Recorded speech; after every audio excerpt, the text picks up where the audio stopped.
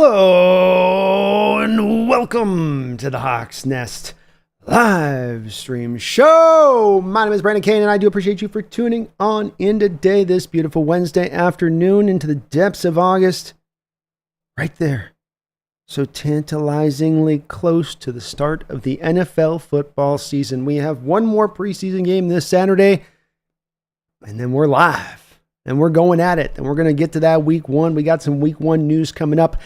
This, of course, is your Seahawks weekly roundup here on the Hawks Nest. This is going to be a continuous show we do throughout the course of the year on Wednesday, 5 o'clock p.m. And it is just a rundown of not only the news of kind of the last week, but a little bit of a recent look back, a deeper look back at the game, and any just general ongoings with your Seattle Seahawks team. So, purpose of the show, what we're trying to do here and what we'll continue to do. I do appreciate you guys watching today. It's been a very good training camp for our Seattle Seahawks.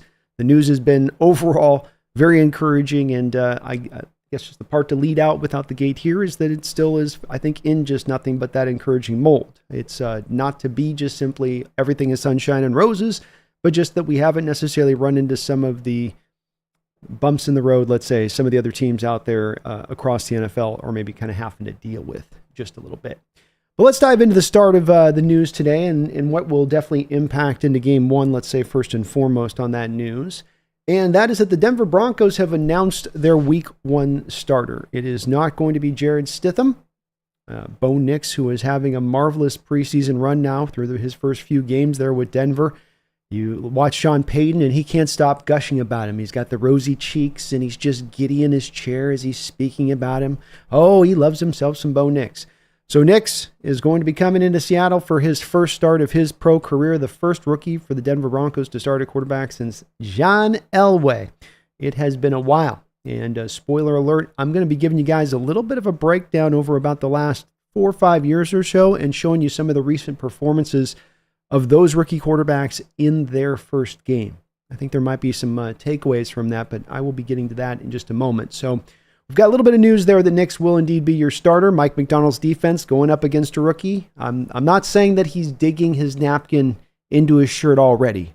I'm not saying he's already got the fork and knife in hand, okay? But this defense is not the most funnest of defenses to go up against if you're a rookie quarterback. It can be a bit of a handful. And Payton's going to have a lot of scripted stuff in there for Nix, but heavily scripted stuff even isn't necessarily the thing that will save you in this against this defense. And one could say this is going to be a tough matchup for Nix right out the gate, but he's played so well, made it so hard for Payton just to not deny the fact that I got to let this guy have this role. And we'll see what Mike McDonald might have cooked up for him come week one. A little bit of Lucas news, if you want to call it an update. This is going to be one that people are definitely very much worried about and are wondering about on the often. I wish I could give you guys a little bit more kind of an inroad into this, but it still remains foggy, unsure. Abraham Lucas is been not yet practicing throughout training camp. He's not wearing a brace. We've not heard about any setbacks. We've not heard them talking about a chronic condition this year so far. It just seems to be a bit of a waiting game for him to get fully ready and right. And it's not a stretch to say at this point that he's not going to make week one.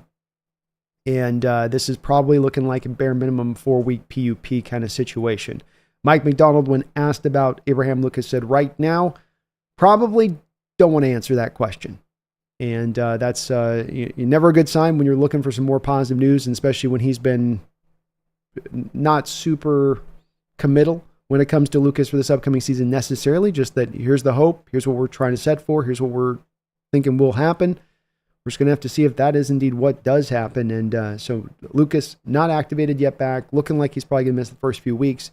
Still just don't know where that situation sets, unfortunately, as it currently stands. Farrell Brown, our guy that we signed in free agency on a 1-year, $3 million deal to be basically a blocking tight end for the most part in this offense, is looking better maybe than initially thought that he would. He went and got a second opinion at a different doctor. He's posting an Instagram video where it looks like he's got a miraculous recovery that he's undergone. Pretty bad bruise on the underside of his foot that he showed off that looked like it hurt. Didn't look like it felt well, and that looks like that'll take about 4 weeks. But not a season-ending injury on Farrell Brown, and the Seahawks have done a good job through this training camp. Shout out to their training staff of now making it through August 21st here, and we haven't yet had the guy go down for a season-ending injury or something like that occur. So that part is at least good news from the Seahawks standpoint and how this has played out so far. But Farrell Brown at least will be back at some point. Hawks looking pretty good with the tight end position, so there's not a huge rush on this one. But good to hear that he is going to be able to be brought back into line. As I said, injury situation's been pretty healthy for the Hawks. So outside of Draymond Jones, who they're trying to bring back from the hamstring injury, and a couple of their guys dealing with dings and pings, there's nothing really major out there right now as far as on that side of it with any other injuries. Those are really just the two notable ones as it stands. Last season, the Seattle Seahawks were a very stagnant team to me. If you looked at their bottom line motion numbers, it would show them a bit middle of the roadish. 18th, I think, is their final motion numbers pre-snap on offense. But if you watch the games, you'd understand that those motion concepts were really increased on the back of mainly these, what they call orbit motions with the running back. So you have Zach Charbonnet in the backfield with the quarterback. Charbonnet goes in a circle. This is the orbit portion, like a planet orbiting. So he orbits around in motion, goes in a circle. Theoretically, it's to tell the quarterback whether the defense is in man or zone or better instruct them on that. I don't think it really worked that well in that manner of things, but it's not pure motion.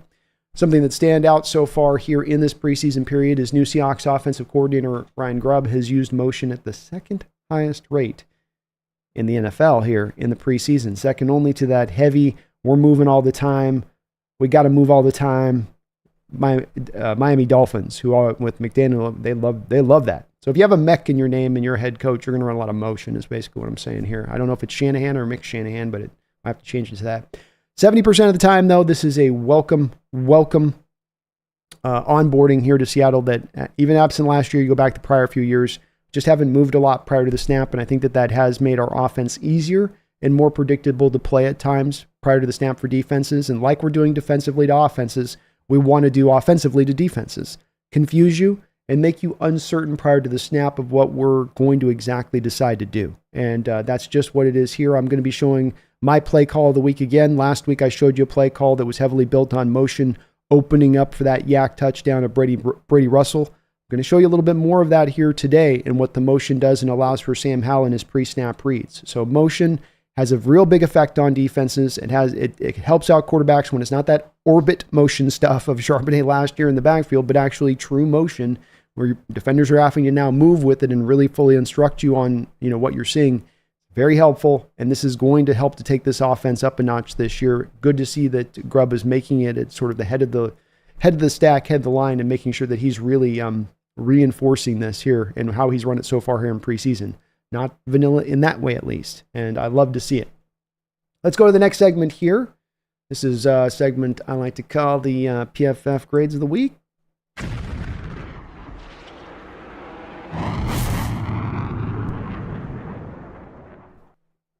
So we're going to take a look at some of the grades of this past Saturday's game against the Tennessee Titans. Some of you guys have maybe already seen some of these grades already, so it may be just a revisiting, if it will, for you guys on that one. We're going to start out with the offensive grades here on this one. Some interesting stories to be said. We got Aesop Winston Jr., one of those kind of undrafted rookie free agent receivers who came here last year, balled throughout preseason, has continued to play really well through this preseason period, and by all accounts within training camp, highest rated defender coming out of this game with a 90 grade on his side of it.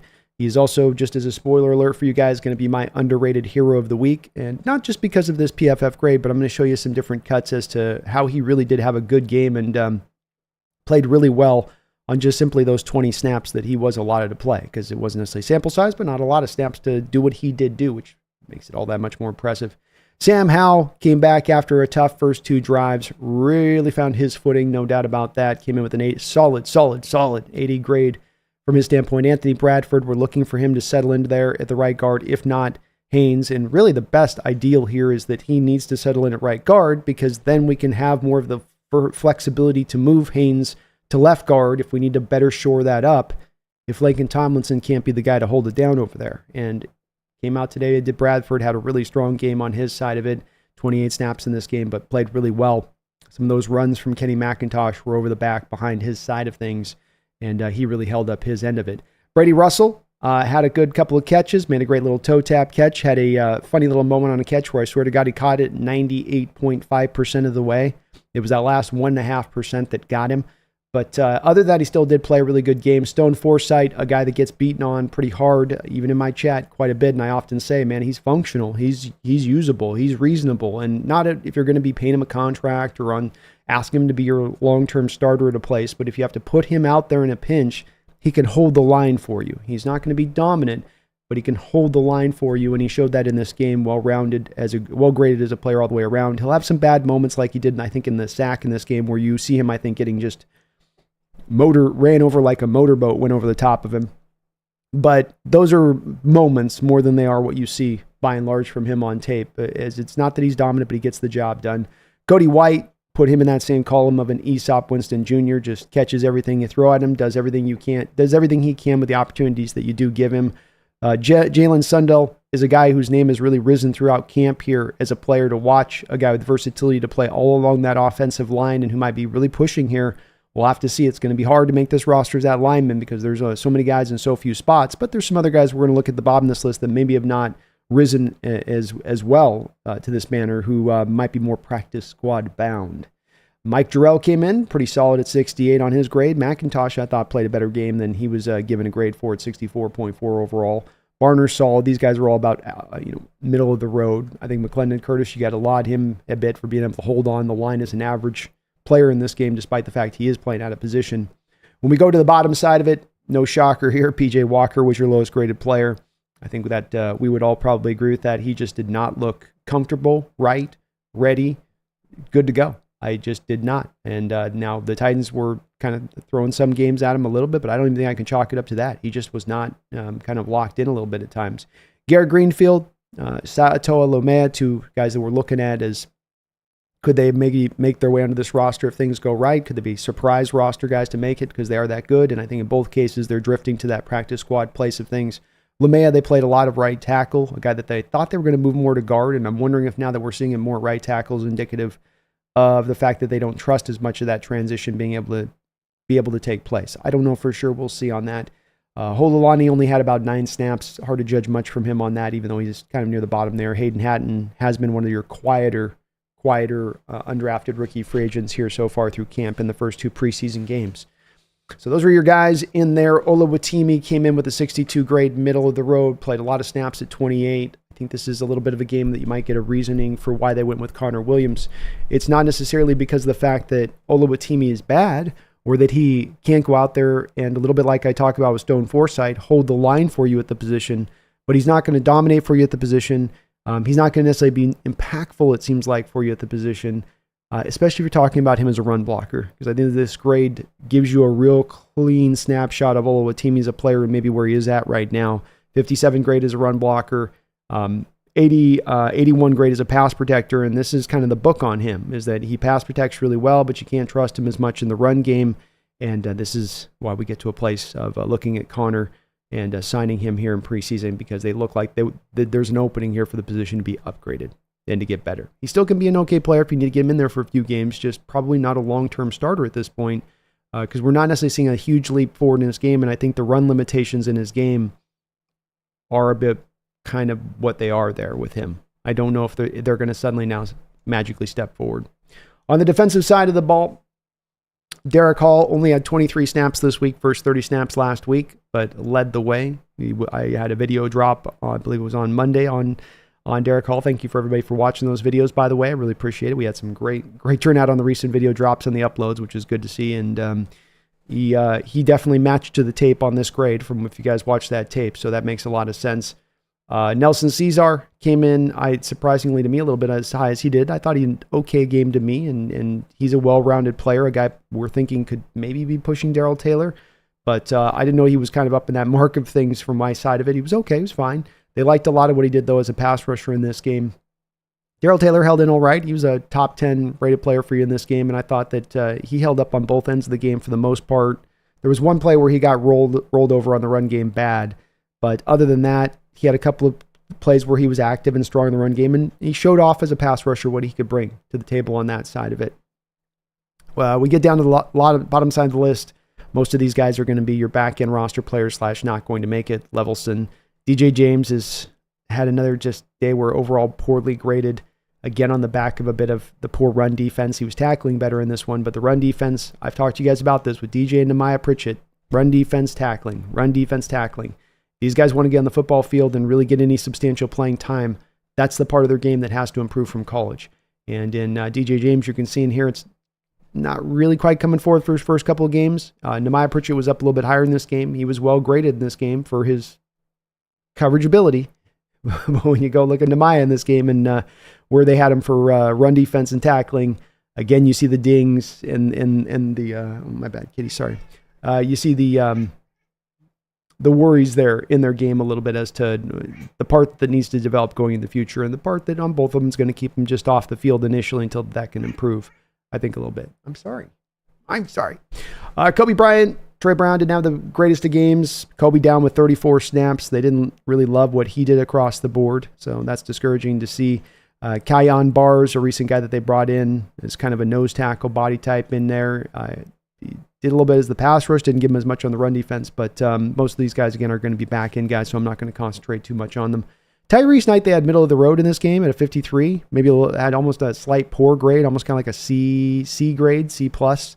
I did think he played a lot better than that. He certainly held up to their mind as a tackler, but they had him in other parts of the game they didn't like as much. He's not much, I will give him this when you do send him as a pass rusher. That's maybe not as good a part of his game as other parts of his game.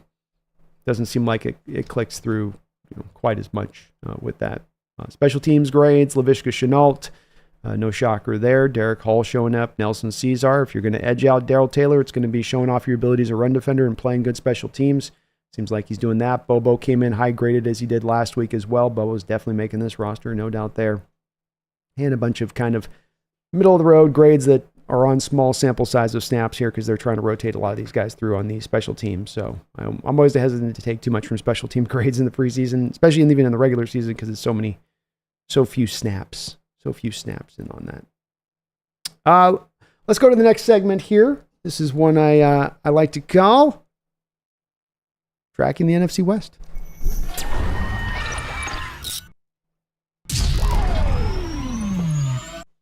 It's always good to keep an eye on your enemy. See what they're up to. See what they're doing. Make sure we're in full preparation. And this past week, we did have some more low-scoring games like we did the last week here on your opponents here in the NFC West. The Niners going up against the Saints, 16-10. They pulled off that win. The Cardinals fell to the Colts, 21-13.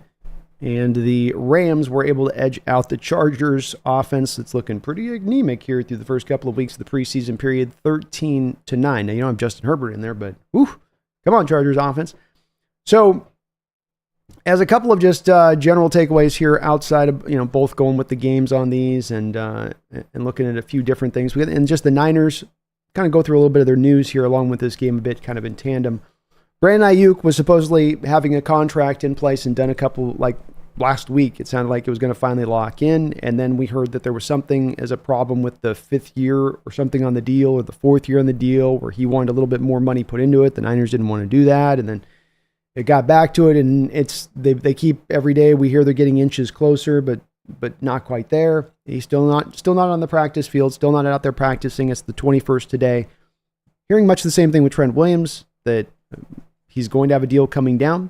It's a matter of time on this as well. But another guy that has not been on the field here throughout all of training camp, and I know that this is always something that's going to make coaches just a little bit nervous when you're talking about that much camp missed, that much practice time missed, even for vets like this that, they're keeping themselves in good shape. There's just only so much you can do in a weight room to prepare yourself for an NFL season. And I think it is an interesting thing to track with this Niner team, especially they end up bringing these two guys in and physically something happens to either of the two of them that could have been on the back this year of not having been in training camp. That then has to a little bit reflect back on the Niners and lack of planning on some of these players with how they push some of these negotiations to the end of the world a little bit. Part of what they have to do because they're in a bit of a cap strap situation, but it also does, I think, reflect on them a little bit if it does kind of blow back in a way in that manner here. When we look at the Niner game, Joshua Dobbs and Brandon Allen are the two guys really duking it out for that, I think, number 1, number 2 quarterback spot here for the Niners. I don't know if either of the guys really separated themselves. Dobbs had a fantastic couple of runs in that game, really showed off his legs and did enough as a passer there too. We'll see who maybe ends up kind of winning out on that, and maybe it's Dobbs with the mobility might be enough to kind of edge out there on that side of it.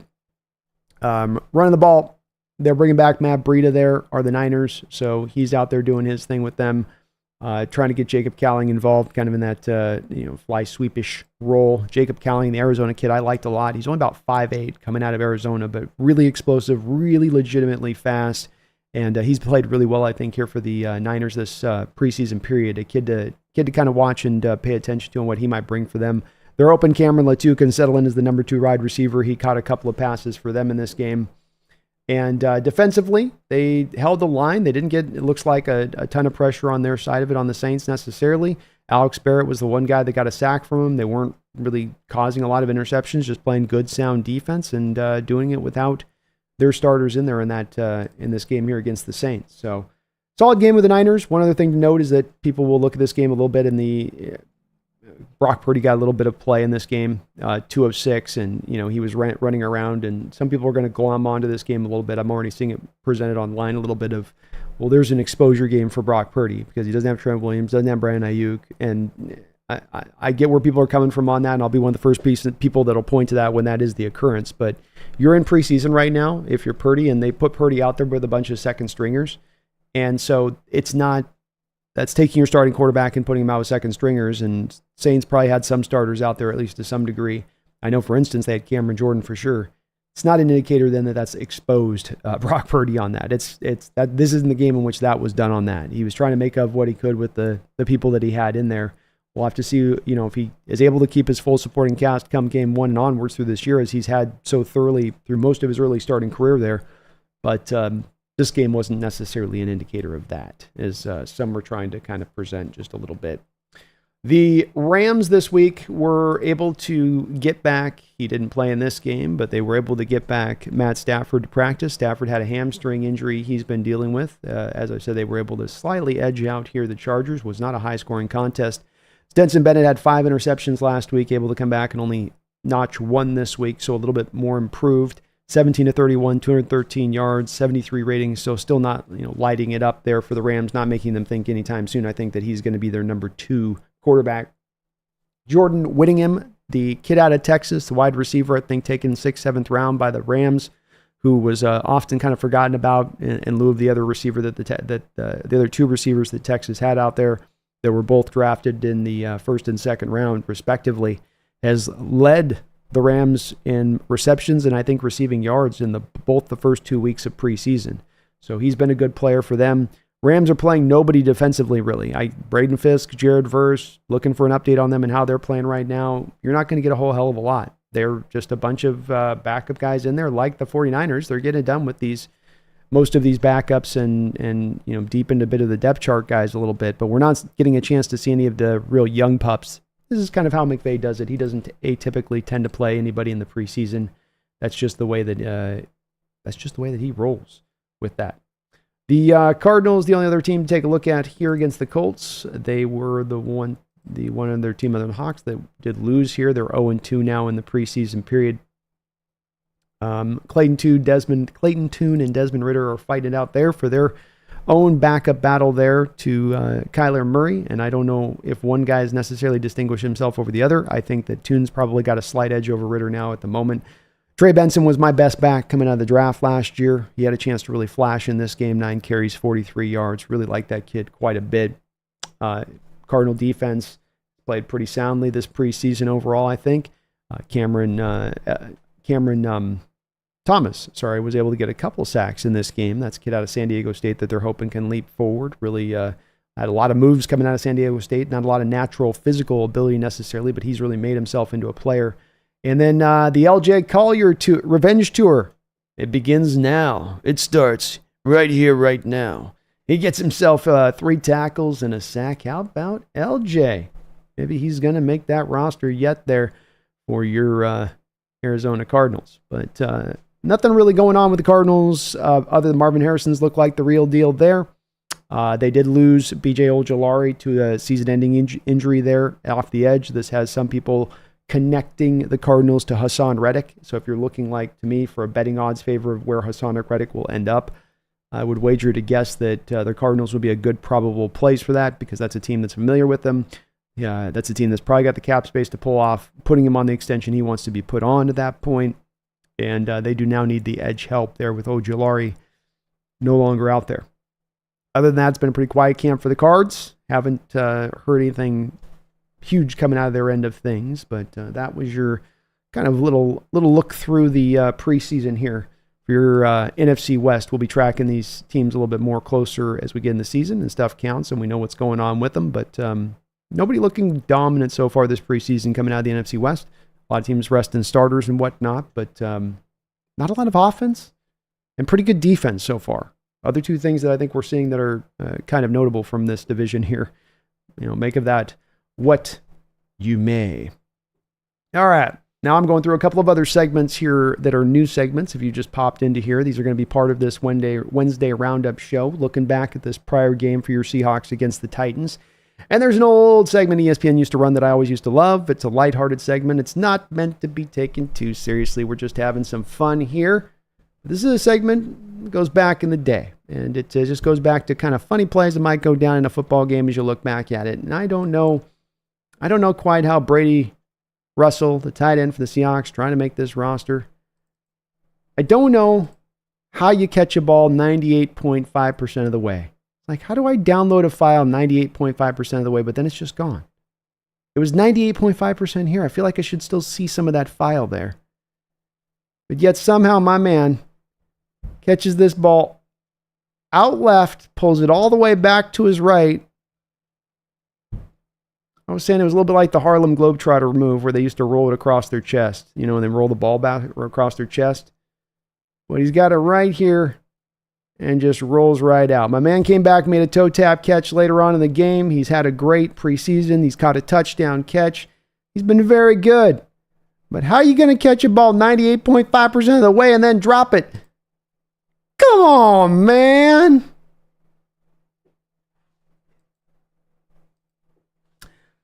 All right, next segment up. This one is one I like to call that play call that hit different. This one hit different.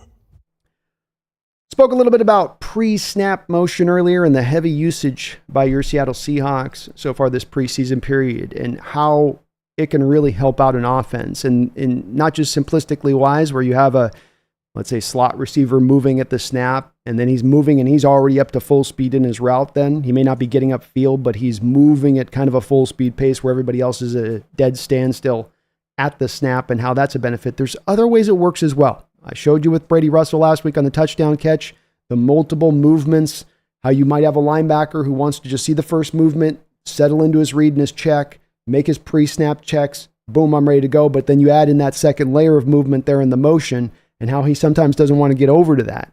This isn't exactly that, but this is a different one that definitely is going to be wrapped around, again, the pre-snap motion angle of this. And so this is going to be the 9 route throw to the top of the screen and Aesop Winston Jr. And I'm looping here the pre-snap motion for a reason, because what you're seeing prior to the snap here is going to be a cover 2 shell. It's a cover 2 shell before 81 Laviska Shenault goes in motion, meaning that both of those two safeties at the top of the screen are even until that motion starts to come down. And then when the motion comes down, it pulls the safety down. Do you see that? So that's why I want to loop this to you guys. I want you to watch how the interconnection goes on between the safety on the bottom left-hand part of your screen and Laviska Shenault going in motion.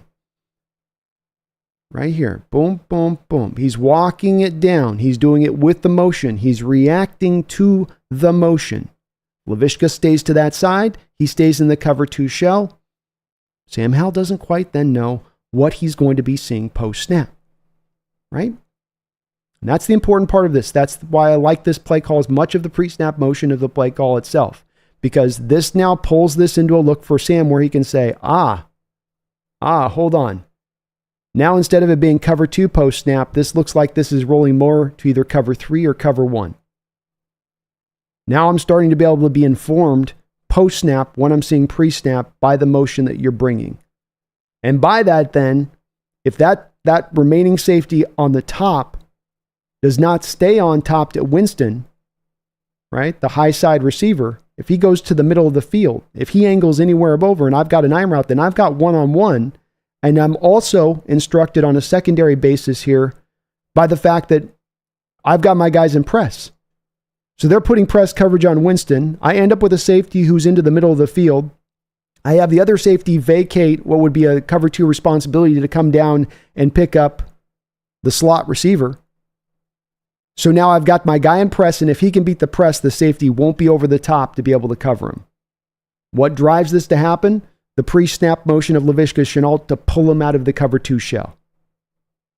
So watch what happens now post-snap. If I'm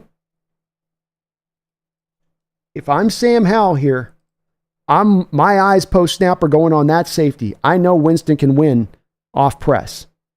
I'm watching that safety. And if that safety starts to do anything but stay to that high side, I'm going to go and attack this 9 route over the top.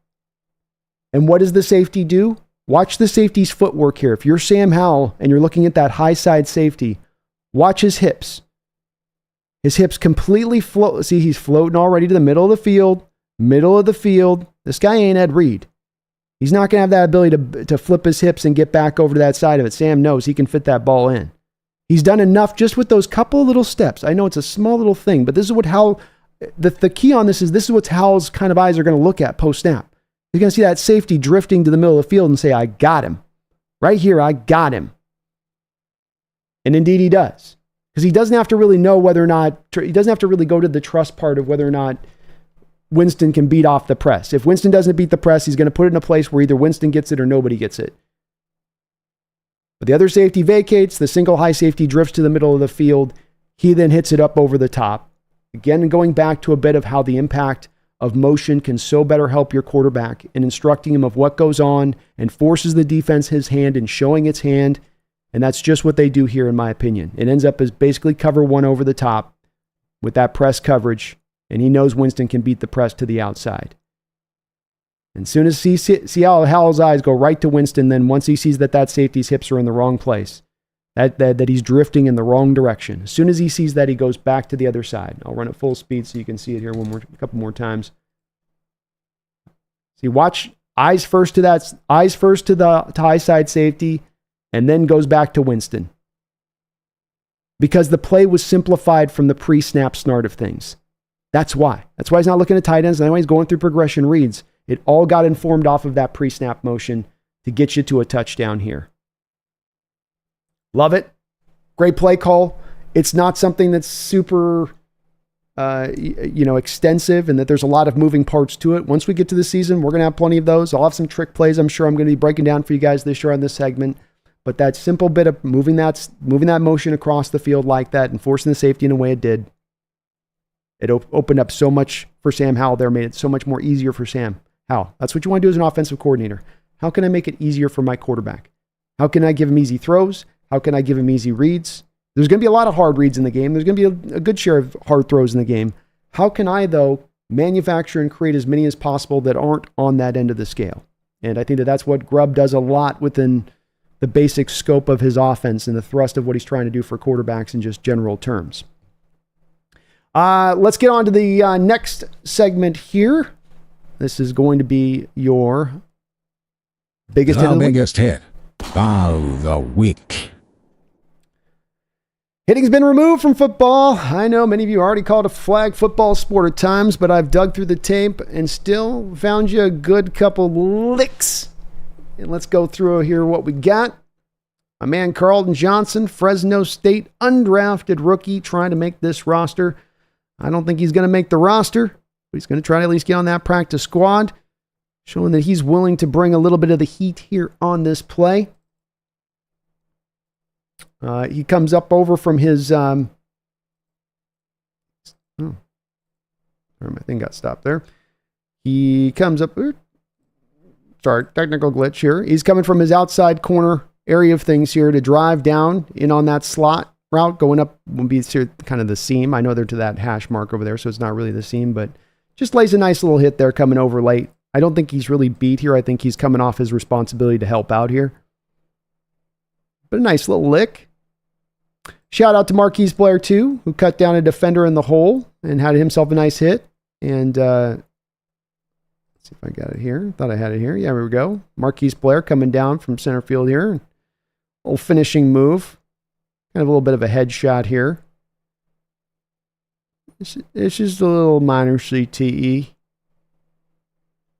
But a nice little hit there by Blair. He had a good hit in the backfield, too. You can feel with him, he's still very physical and still very violent in his natural way. He plays that way.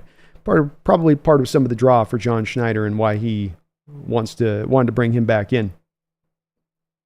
But this is your biggest hit of the week right here. Coming out from the high side corner, driving down on the route, and giving a little bit of whiplash to the slot receiver there. All right, next segment up. Got your underrated hero of the week. And who would that be? Well, we all love, when we talk about underrated heroes, when we talk about plucky guys that we want to see make the roster, it's those guys that haven't been given everything easily. They've got to work for every last little bit that they've got. And who's more like that on this roster, or who's not, maybe more of the epitome of that on this roster than one Mr. Aesop Winston.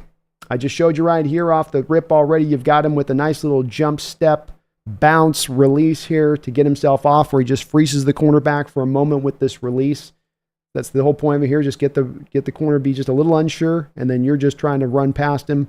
Does so. Shows you he's got some wheels to him. Nice little bounce hop step to get open there over the top. Good play. That's his first catch of the game here. But he had a good overall game in addition to this. We got him coming back here in the late second half. You're trying to get this ball down the field quickly. 39 seconds to go in the game. You have 3 timeouts, but you got to get the ball up the field here. Sam Howell, very smart, quick in his decision making. Nice little laser beam here throw, but a very good job on this play of sitting down in the zone. This is a read it play. So when you watch Winston here, as I'm kind of seeing it here, he's reading where he can kind of sit in this zone, where you see the 3 defenders in a triangle around him, looking between the 50 and 40 yard line, bottom of your screen.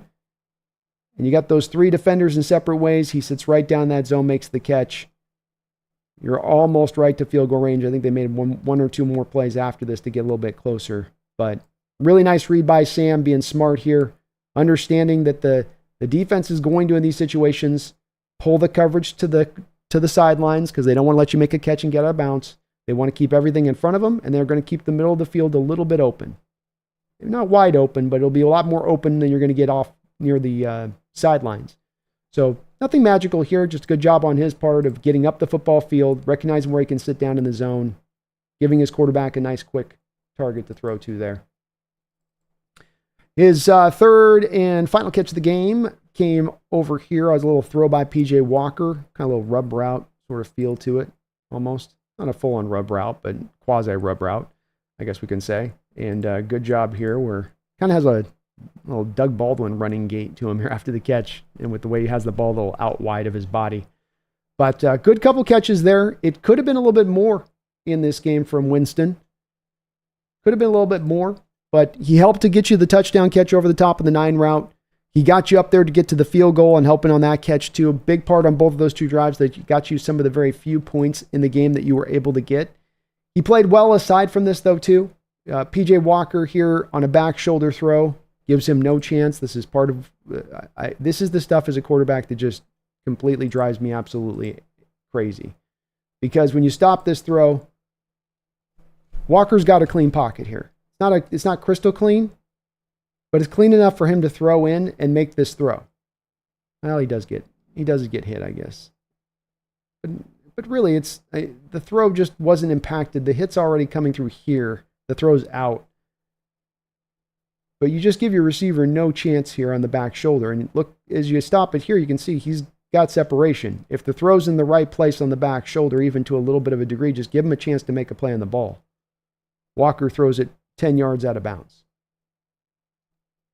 But if that throw's on time, what do you folks think? You making that catch? I think he's making that catch. The other one was this one. Might have been his best play of the game, actually. Another 9 route throw over the top. Stop and go route. And Walker actually does put a pretty nice throw in here. He does a good job of making the catch. The throw just is a couple of things going on here. Is Walker's trying to make sure he gets this throw away from the closing safety. I would argue the throw probably kind of just sits in the air for a little bit, right? It's a little bit over the top and kind of it needs to be a little more on a line there to fit that in. And he could have maybe dragged his foot. Still a good catch. He tries to get it in. It's just pulling him a little bit too much out of bounds, but got the separation there. You can see on a ball placement side of this, if this ball's placed a little bit more with just a little bit more velocity and out in front of him, he's making that catch. Gives him a kind of a double stop here. Watch the route. He gives him off the line, bottom of your screen. Bounce, go, stop, go. Just can't quite get the feet in. But the 3 catches he did make were important. 2 of them, the bigger catches in the game for what you needed on that route there, especially to get the touchdown, to get the field goal. You didn't score a lot in this game. So, he was the guy that went to my mind as the one that stood out. Could have also have given it to Derek Hall in this game, who played a good game. And then Kenny McIntosh, who also really ran really well for your Seahawks in this one. Tip of the cap to him, as he has, I think, solidified himself pretty well here now into that third running back role. If not, him and Holani are neck and neck at the very worst case scenario for him. So even Stop Winston Jr., probably not going to make the roster, but having a great camp for a second straight year, having a great preseason for a second straight year, and at least we'll probably get onto the practice squad. If not, maybe he's making the case to some team out there to go Bo Melton him. We'll get Bo Melton again, like the Packers did with us with Melton and stealing him off our squad when he couldn't make it to the active roster, and having to go that route with it. We'll just, I guess, have to see. Let's get to the prediction side of it. Quick prediction side of it. We've got another hot Seahawks fan in the ranks of things here. He's been a Hawks fan for a while, but he's in my family as a Hawks Nest family, and that's my nephew. And this is a little segment that I'm going to call Little Hawkeye Predicts. That's my nickname for him. He's going to be our resident psychic expert. I've told you guys that he's got a bit of the gift on this side of things. He didn't land last week, but that was just a little bit of a minor bump in the road.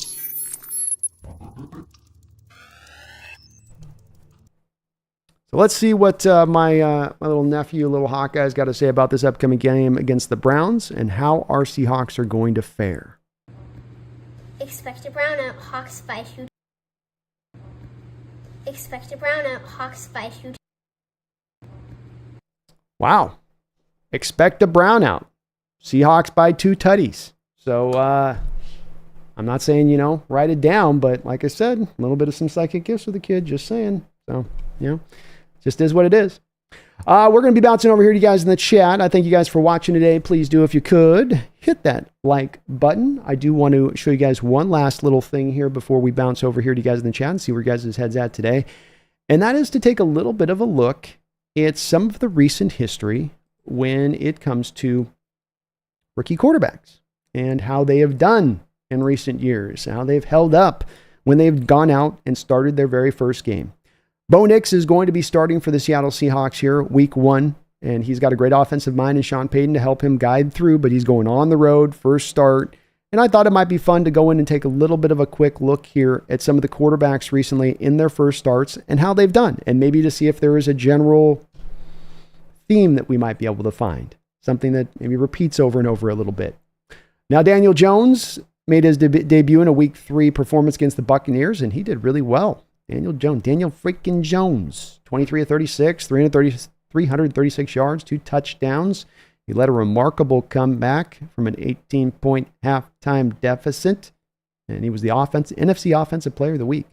Dwayne Haskins, first start, Washington Commanders, 15 to 22, 144 yards, 0 touchdowns, 0 interceptions, 3 carries, 14 yards, lost 24-9. Joe Burrow, 23 of 36, 193 yards, 8 carries, 46 yards. He lost 16-13, or they lost 16-13.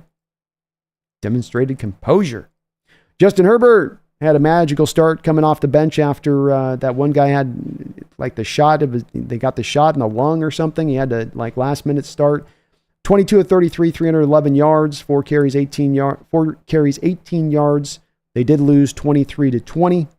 Tua, his first start, 12 of 22, 93 yards, a whopping 93 yards. Dolphins were able to win that game 28-17, though not a lot by what he seemed to be doing. Trevor Lawrence, 28 of 51, 332 yards passing, 3 touchdowns, 3 interceptions. The Jaguars lost that game 37-21, though. Zach Wilson, his first game, 20 of 37, 258 yards, 2 touchdowns. The Jets lost 19-14 in that one. Mac Jones was 29 of 39 for 281 yards and 1 touchdown. The Patriots lost 17-16.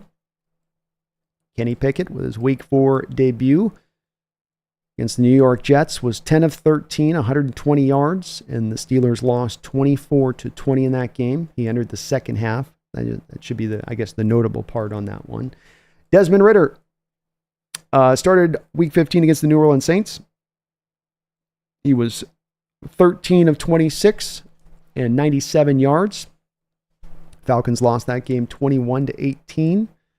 We've got Brock Purdy with against the Miami Dolphins, 25 of 37, 210 yards, 2 touchdowns, and a pick, where the Niners did win that game 33-17. Bryce Young last year, first game of the season, 20 of 38, 146 yards, 1 touchdown, 2 interceptions. The Panthers lost.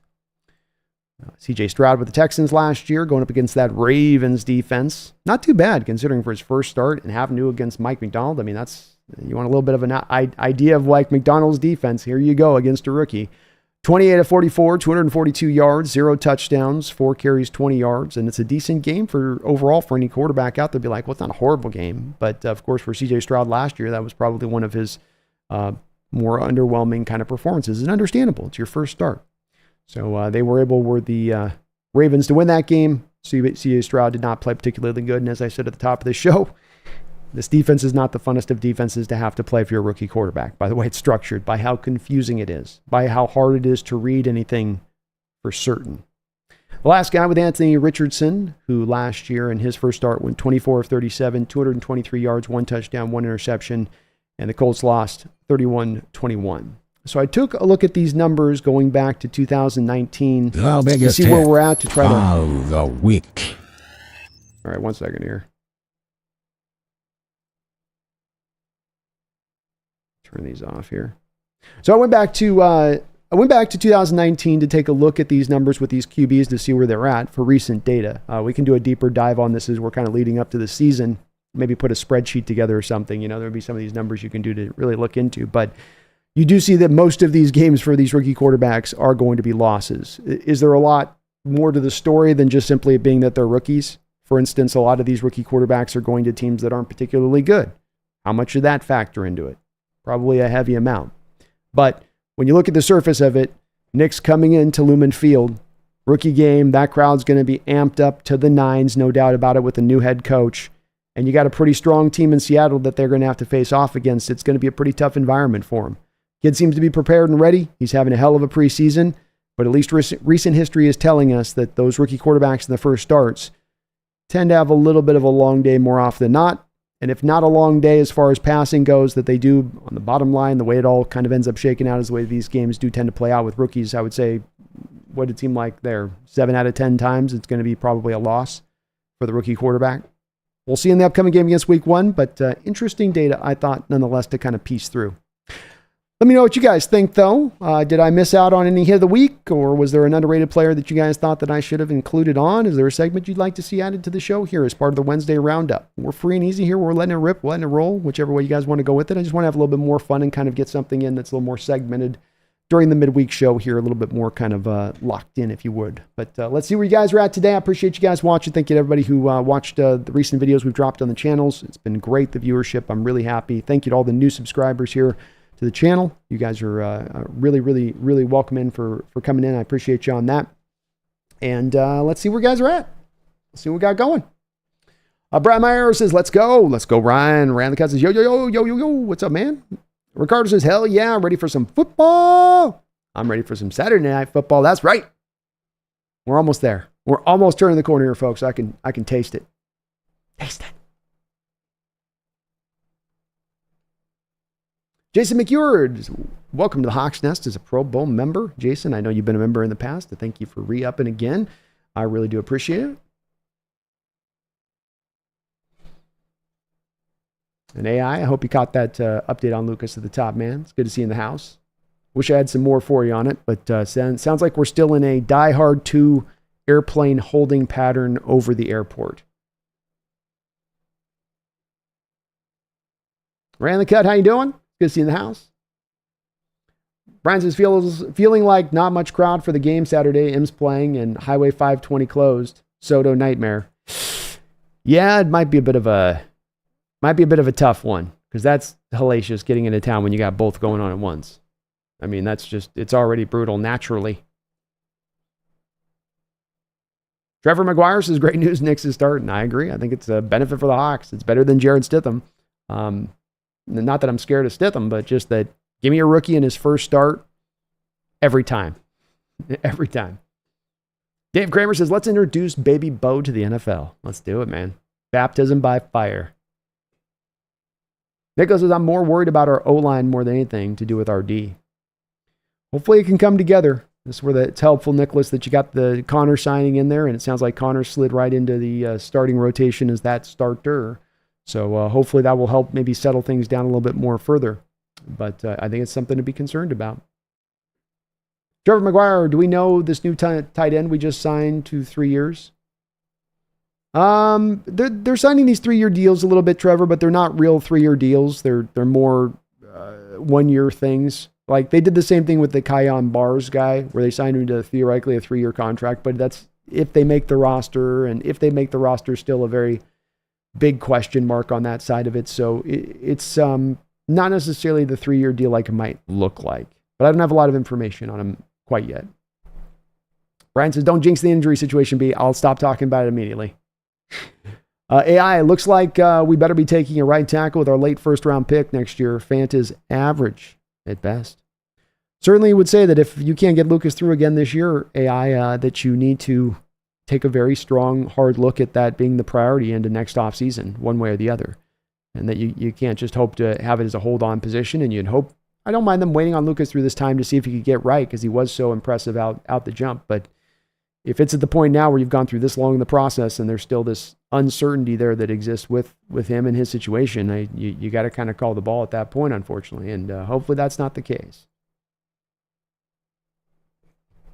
I think Fant can kind of hold on out there. Certainly Lucas gives you actual true impact potentially from the position, but I think George can at least make it happen. Daniel Barry Sports Highlights, how you doing? Kevin O'Connell, what's up, man? Donnie in the house, what's up, Donnie?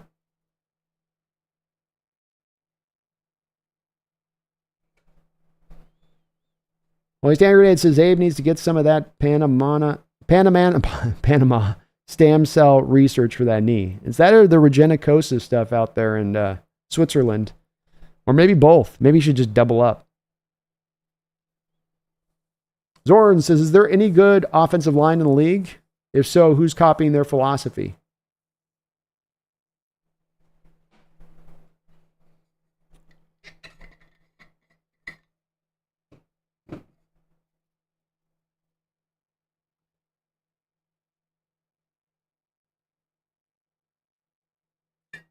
Oh, it's hot as hell down here. I'm so thirsty. Yeah, there's been there are good offensive lines in the league. We could go through, where I'm at with these. Zorn is, when I backtrack this before, I tend to come back and look at it, and it tends to be one that presents itself in this manner where those that invest in the offensive line get the good offensive line returns. The Cowboys, when you've seen them have good offensive lines through these last 5-6 years, from your Zach Martins and Travis Fredericks and Tyron Smiths and the kid whose name is, I'm forgetting right now, that is the current guy that got playing really well for them, I think at the guard position. I think they're going to try to kick him back out to tackle. But they went back and they drafted Tyler Guyton in the first round. And that's a team that commits heavily to restocking up its offensive line over and over again. They've had a very good offensive line.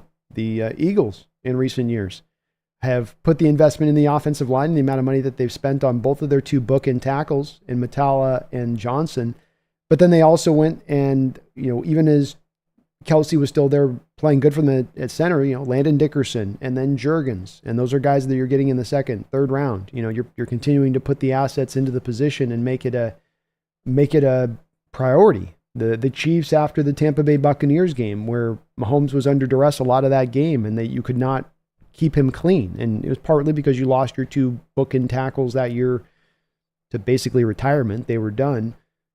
But you learned the lesson from that to the Chiefs, and you did just what I'm talking about, where you went back through and put the investment in. And the investment can be either, Zorn, putting money into the line, or it can be putting a heavy amount of draft capital on the line, or it can be a bit of doing both of those two things, which I would say is what the Chiefs did, where they said, okay, we'll go get Creed Humphrey, and then we'll go and spend money on Joe Thuney, and then we'll go out there and get Orlando Brown and bring him in. I think that was technically a trade. But you've got to decide it's a point of emphasis and hammer it, and not make it a thing you just kind of get around to if it's, really a convenient thing for you to do so. So I would say that if I look through the league, there's not the league that's taking guys in the fourth round onwards and just train them up. It comes back time and time again to me to putting the investment in. And I think part of the reason, Zorn, that there's not the creative solution to doing this, like let's go find guys that are just the super scheme fits of like the Broncos in the mid 90s that would look for those 290-pound offensive linemen, where every other team in the league might look at him and go, I can't work with that. And they're like, yeah, but it's perfect for us.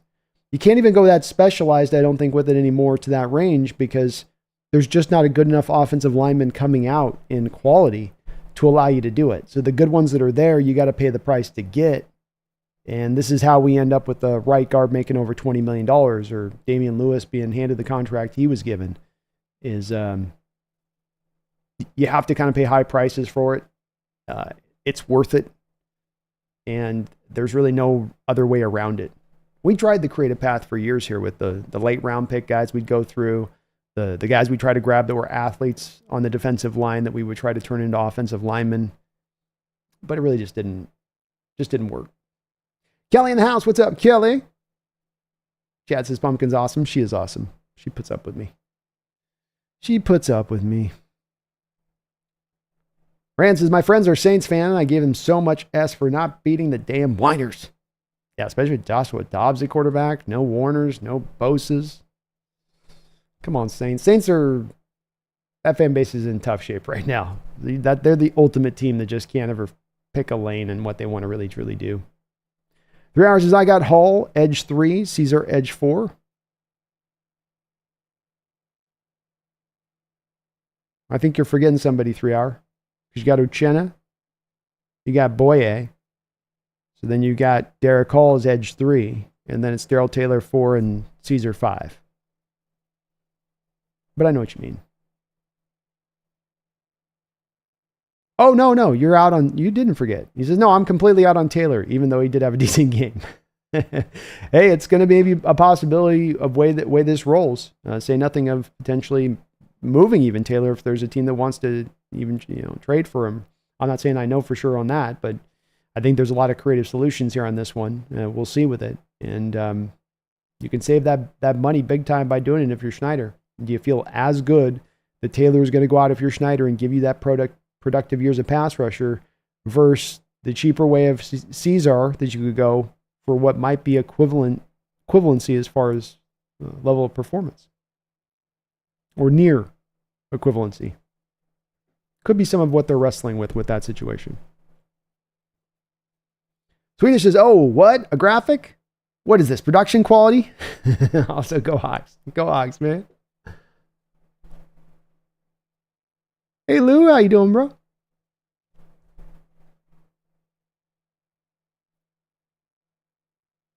Always Hand Grenade says, think we'll put our starters out on Saturday for a few series? I kind of do, yeah.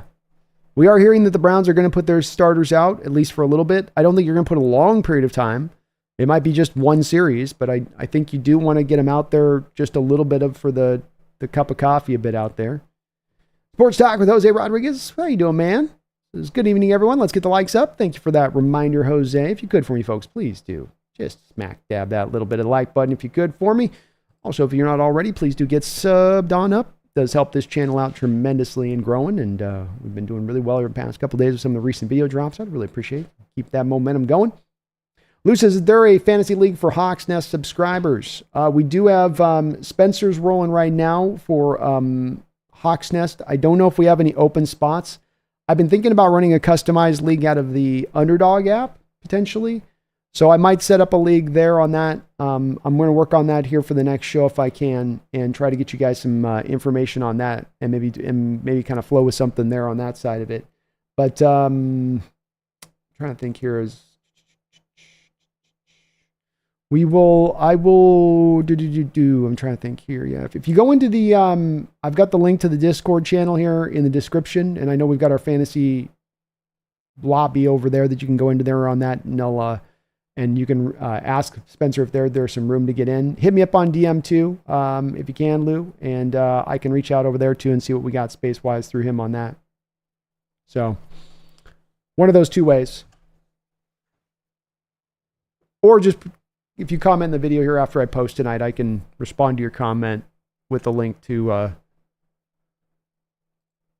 the fantasy league on that. I think we got probably some spot or two. I'd have to check with him. I think we're doing it this next Sunday.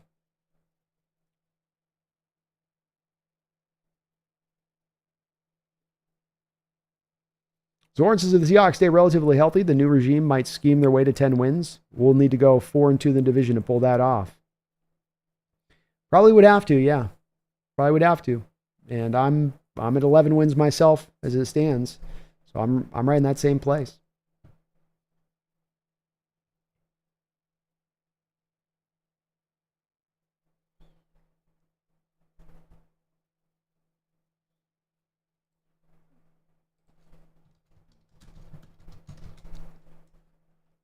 So the Seahawks signing this Devon Garrison guy, I know some of you guys are looking at the 3-year deal. It's really kind of camp fodder. You're just signing him to kind of fill in for the Pharaoh Brown situation, so you have enough guys that can run through the reps during practice and that you can sustain if there's an injury situation. You're probably not going to want to run a lot of your guys out this week, and we have got Fant's been dealing with a little bit of a situation, right? Like he's not been out there 24/7. Pharaoh Brown's dealing with his foot injury. So you got AJ Barner, and then you've got Westover, and you've got Brady Russell. And so they're just wanting to round it out until they've got the guys all healthy so that they can run their full allotment of their offense, I think, in practice. But he's not going to make the roster, and he's not going to, I don't think, be super impactful in his place here on that. Brian Myers, thank you for the $5 donation. I really appreciate that, Brian. And he says, Brandon, can we expect a pumpkin record prediction party soon? Need it for sure. So the way I'm going to do it this year on that, I've been thinking a lot about this, Brian, because we had okay traffic, but we had a couple thousand views on it last year. I'm going to put it as a segment in tandem with my nephew's prediction for the show on Wednesday.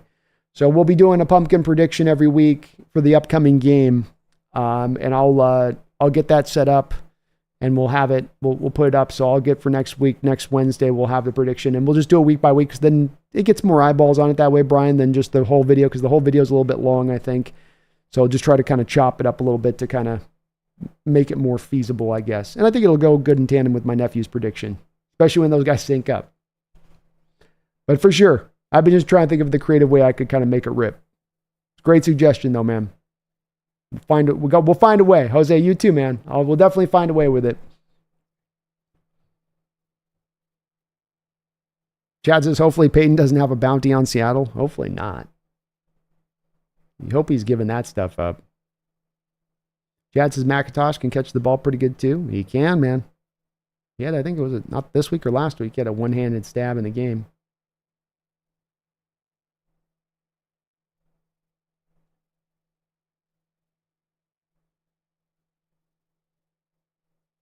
Swedish says, I hope Brandon Perna has to start up the new worst game ever series again because of Mike McDonald. That would be awesome. 55-0. Perna going, it's not getting better. Steele, I've been seeing Sharif flash, but it's been against lesser competition, I think. Do you think there's potential for a starter after some development? Basically, does he have the skills to be a starter? I don't know if I've seen enough to say that. Like you, it gets a bit tough because he's coming in at the point of the game when your third, fourth stringers are out there and he can beat third or fourth stringers. I think there is a reason where he's at as far as the amount of playing time he's getting, meaning what he's necessarily showing on the football field in practice is not one that's a guy out there, balling. I think that the answer on this one, Steele, will really be by if he was that guy. There's such an opening there on the 4 spot. Darrell Taylor's making $3 million. Schneider would love a pull not to have to go and pay that $3 million. He's going to only be here for 1 year as Taylor, and even a best case scenario then by that scenario. So he's not a long-term guy here for you as Taylor. This is a 1-year rental situation. So why I say that, and I harp on that so much, is there's plenty of reason there to want to pivot off and go in a different direction, especially a much cheaper direction. And Caesar could be that guy. The Sharif guy could be that guy, Steele. And if you get to a place where we have Taylor and Nelson Caesar both end up cut, and Sharif ends up being the guy that makes the 4th guy on the roster, you'll find me maybe a little bit more open to maybe there is some real true upside with this guy, that's the guy they go to versus the others, because the others haven't been bad in this preseason necessarily, especially in Caesar's case. But I don't know if I've seen enough for that necessarily. Like the sack that he had in the game, Steele, this is an interesting place to speak on a little bit, is the Seahawks and how they're dealing with a little bit of the 2 tight ends. I'm going to talk about that in a second here because something interesting to watch for as we get into the season on this one. But you brought down a 5-man defensive line front. I think the blocking scheme for the Titans was anticipating that it was only going to be the 4-man front, and you brought down the 5th guy like it would be like a Sam linebacker, and then he goes unblocked on that play and then just doesn't play the run. He just makes the beeline right to the quarterback and takes the quarterback out on the play action. It's good play, but he's unblocked, and it's a little bit of a freebie there. And how that then shows up necessarily on the stat column versus something else. But he has been good. I have liked how he's played, Steele. Hand grenades is the NFL's taking forever to get a jersey. Hang in there. Mr. Isaac, how you doing, man? I'm doing good myself. We got Isaac in the house. What's up, Isaac? It's good to see you too, man. Seahawks, 4th and goal. We're going for it. Who do you want the ball to go on? Who do you want the ball to go to on our offense? 4th and goal.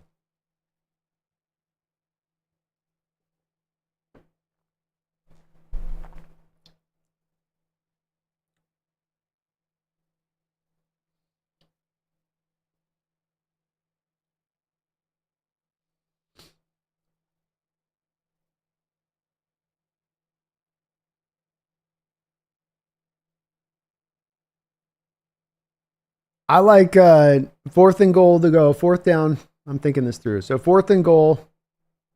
Kind of depends a little bit, Century Hawk, on where we're going to go for this from, but let's just say that it's from the 2-yard line so that running the ball is in play. I would run a read option look from shotgun with the quarterback, rolling out to then rolling out to his strong side.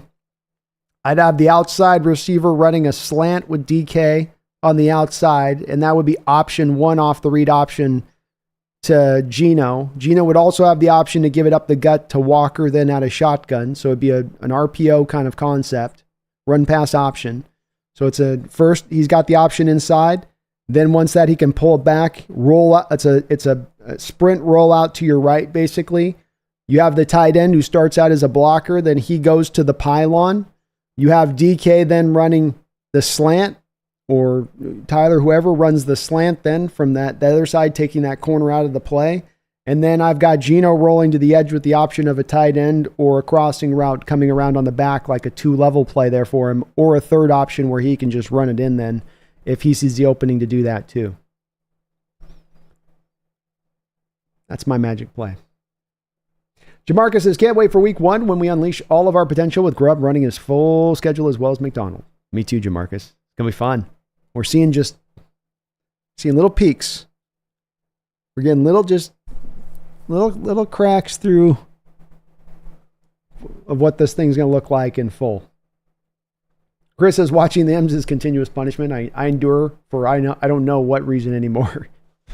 Somebody was asking if it was not a toxic relationship, abusive relationship. And the answer is yes, it is. It somehow just totally is. And It's brutal to watch. The only thing I take comfort in is the fact that I jumped off this ship before the season started, kind of anticipating it was going to happen. And so I feel a little bit better. I've just been able to stay out away from it because I reached that place that I think a lot of Mariner fans are getting to at this stage of midway through the year. And I was there at the start of the year where I went, oh, okay, I see what's going on. You know, you're not clear on something for a long period of time and you're sort of looking at it and you're going, I think this is the, oh yeah. Oh, it is that. Oh yeah, it's that. And maybe the good news is that finally it's reaching that point where you're not just going to be able to rely on these fans just showing up for the sake of showing up anymore, where they're going to start to hold this organization's feet to the fire and insist that they start to do more than they've done. The thing I don't get is the lack of the fence stuff and moving the fence in thing. And still is like, you hear Teoscar Hernandez talk about his time here and trying to hit in that park. And I don't know any person that can hear how he speaks about hitting in that park and not walk away from it going, yeah, this is as big an issue as just about them not spending money. I mean, it's right there and just about tandem with it. But the organization's hard-headed as hell. Save the Geese is the 2025 draft. Should be right tackle, linebacker, wide receiver, safety, quarterback, more O-line depth.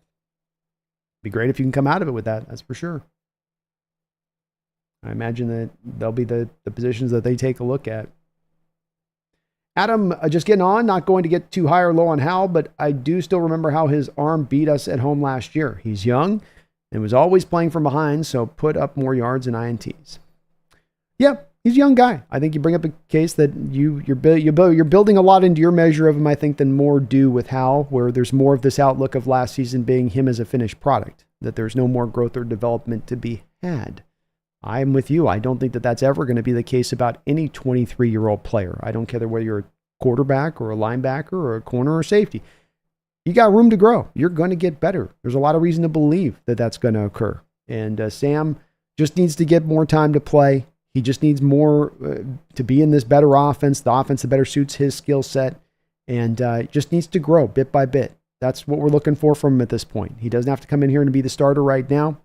Hopefully Geno can get through this whole full year, but he certainly can still be potentially, Adam, to your point on this, a bit of the outlook of a guy can be a quarterback of the future for you if he can continue to take these steps forward. It's about the developing. It's not about where he's at. It's about where he can get to in that development process and that he's not a finished product.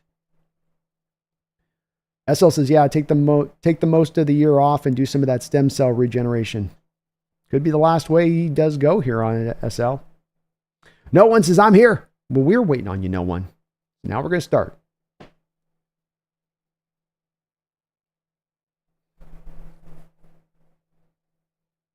Ran the Cuts is crazy. Our game's at 7 p.m. Yeah, that's going to be a late night for my butt.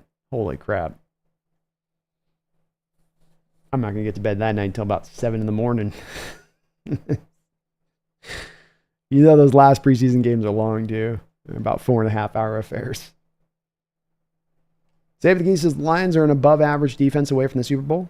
Well, shoot, they just missed out last year. If their cornerback could catch and didn't let the ball bounce off his helmet into Brandon Ayuk's hands, they might have had it last year. Would have been an interesting matchup of the Chiefs against the Lions, too, then at that point, because remember, the Lions took down that Chiefs team at home in Arrowhead week 1. Would have been a good fight. I don't think that Lions team would have been necessarily a good matchup for that. That Chiefs team would have been a good, Lions team would have been a good matchup for that Chiefs team, I don't think.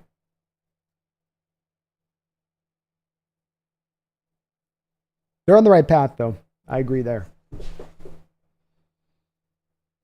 Every day I get off work at 6, I can actually watch it and stream. Let's go. Let it grow more. Lions are going to be beasts for the next few years. Very interesting. They do look good. They do look good. Penny Sewell did go off the practice thing today and had to get his foot evaluated. That's worrisome there. He's a lot of like their Abraham Lucas.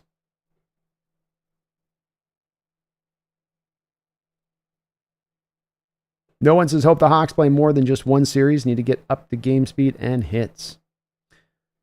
Be interesting to see how McDonald plays. Hard to predict on this one. No one, just because so many different coaches have so many different philosophies on how they want to do this, and everyone seems to have their own different way of going about it. It used to be you kind of had the tried and true and you knew how it was going to go. Third preseason game, starters through the second half, fourth preseason game, one series. But now you're to 3 preseason games, sort of changes everything up. Sports Talk with Jose Rodriguez says, I don't get the love for Caesar. Can you help me understand? Well, I mean, I can only go off of a little bit of what I saw from him on the college tape with this Jose, and then the little bit I've seen from him in preseason games. I don't know that he's popped a ton for me in the preseason games. He's been okay.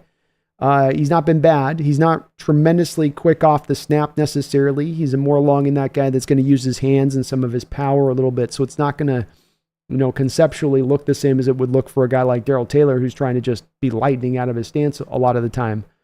But he's a well-rounded player in what he brings, so he can set the edge, hard edge, and he can play the run.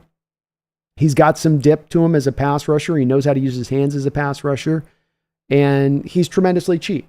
It's a little bit of, you're not getting necessarily a lot from Darrell Taylor. Darrell Taylor 2 years ago was by PFF most proficient pass rusher, but that was with like a 70 grade. It was on a team of really bad pass rushers. He was the best one.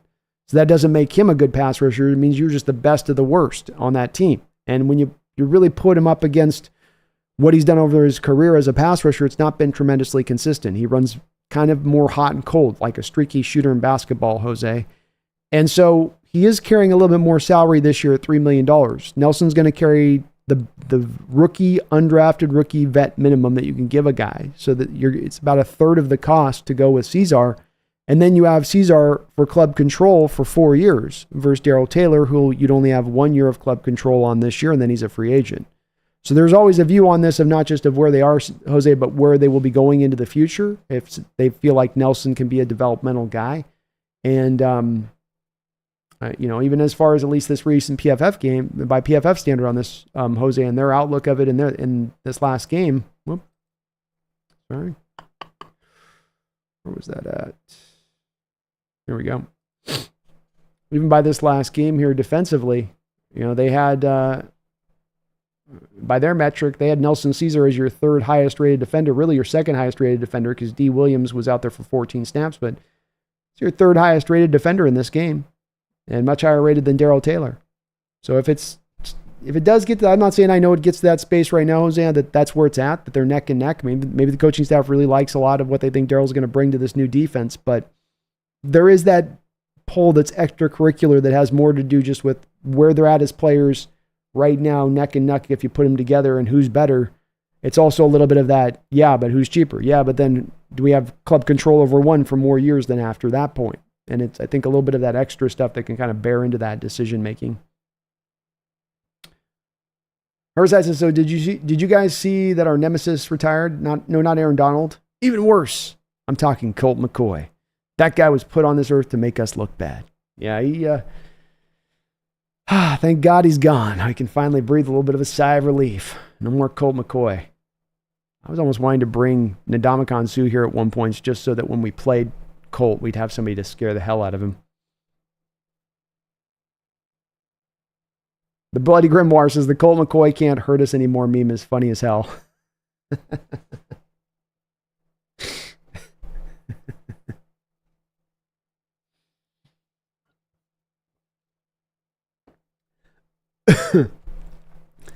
Jamarcus says Pumpkin's going to look like Garfield by the end of all these salmon predictions. She's already getting pretty thick, Jamarcus. She's quite a little ball of fur right now as it is, man. She's heavily salmoned, if you know what I mean. A couple no-nos here. My bad, guys. Nolan in the house. What's up, Nolan? Thank you for the $5 donation. I appreciate you for that, Nolan. Says, do Caesar and Sharif play the same position? Sharif seems to make plays, even if it's against the 3s or 4s. Yeah, they basically play the same position. I don't know if Sharif... In Nelson, you have a guy that's more what I would say would be kind of able to be more of your strong side outside linebacker. I think in Sharif, I don't know this for sure with him again because it is a bit of the sample size stuff with him a bit, but My thinking with Sharif is that he might be a little bit light, and you'd have to run him a little bit more of a weak side outside linebacker, but they're both outside linebackers at the end of the day. Nelson's got a little bit more of that ability to root down and hold up at the point of attack. I think you could kind of attack Sharif a little bit like that if you had him running strong side or teams attacked him a little bit more in the running game. But Sharif's also a lot more explosive off the edge. He's got more bend around the edge, than Caesar does. So they are kind of they are really two different kind of players, I think, a little bit in their stylings. Thank you, Nolan. Appreciate the $5, and good to see you in the house, brother. No one, thank you for the $5 donation. Appreciate you too, man. Says, I want to let you know I live and watch you because you are real and informative to me. Thank you. I love LID. I live and watch. Well, thank you for the donation, man. Thank you for watching.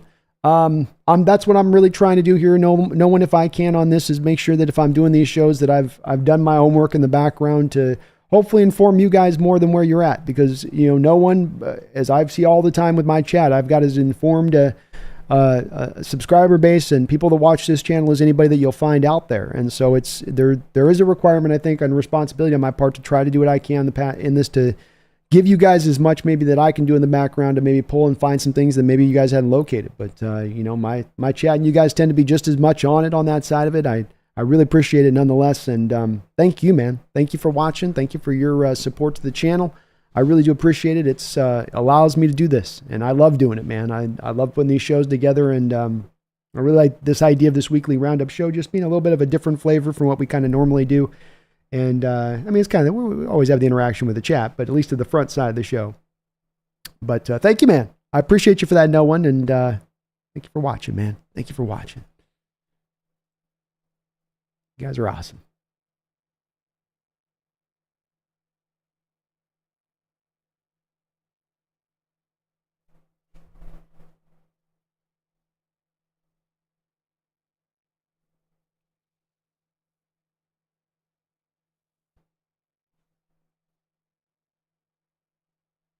Jordan says, Scott Service needs to go, but ultimately the ownership is what's stopping the Mariners from succeeding. It's at the point where I just don't care anymore. You rely on Cal and Julio to do everything. The park is hard to hit in, but I feel like the coaching should get the players to hit for contact rather than power at home. M's injuries didn't occur until after the downfall started to happen.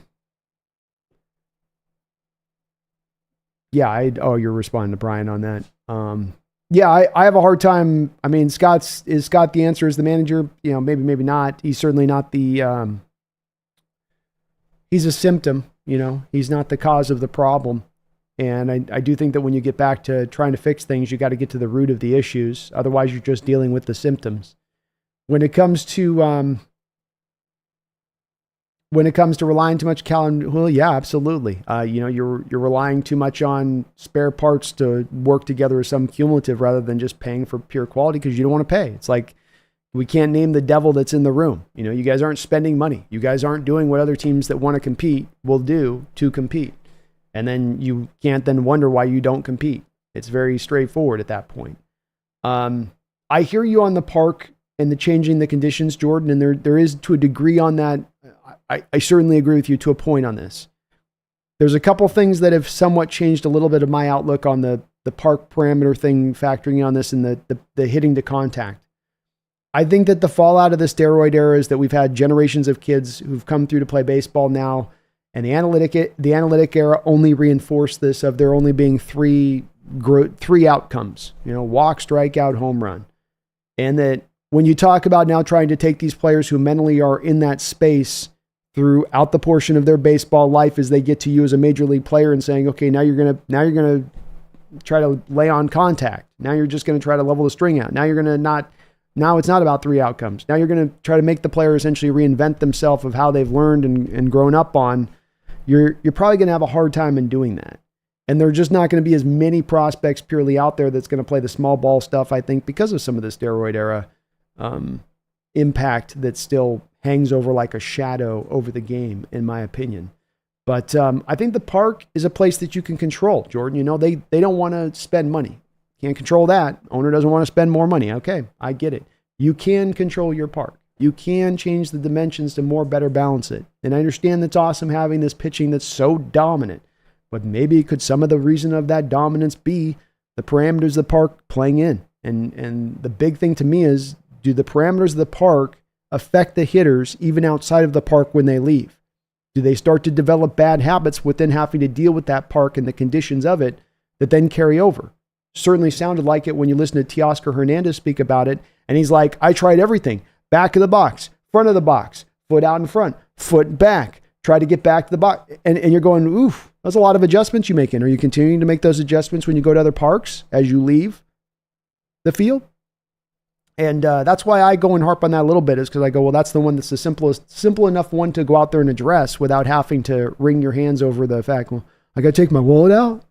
Oh, okay. How much is this going to cost me? A little bit of that sticker shock stuff they try to pull.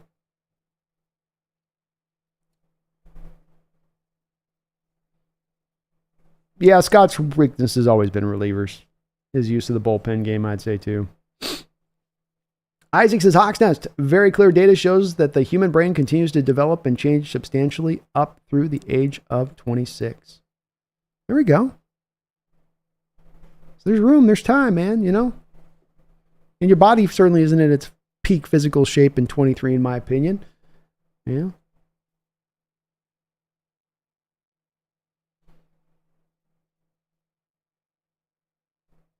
Chris says 99.9% of the country, or as I tell myself, we're pulling for the Lions over the Niners.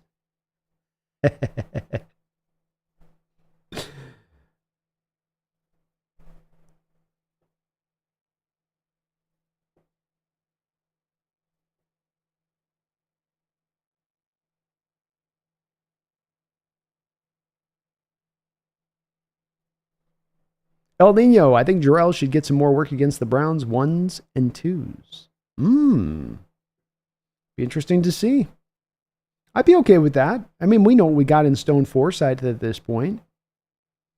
And we played him at... Where did we play him at here?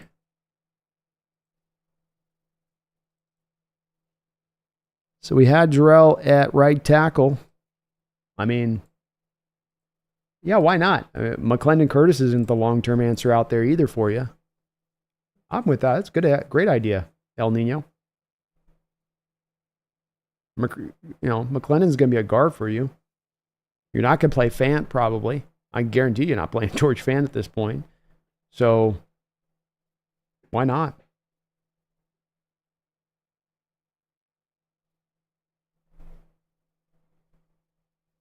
This is the best of the worst subtitle to my autobiography. JL says, I'd rather fire Dipoto. Let's see what Scott can do with a good team. Well, I don't know if you can put a different general manager in there, but they're going to still be guided by the same porous ownership group. That's why it's hard for me to really go to either. I don't love Scott, but he's not the problem. I don't love Dipoto, but he's not really the problem. Problem really comes down to the lack of commitment by the ownership. These other things are just ancillary issues.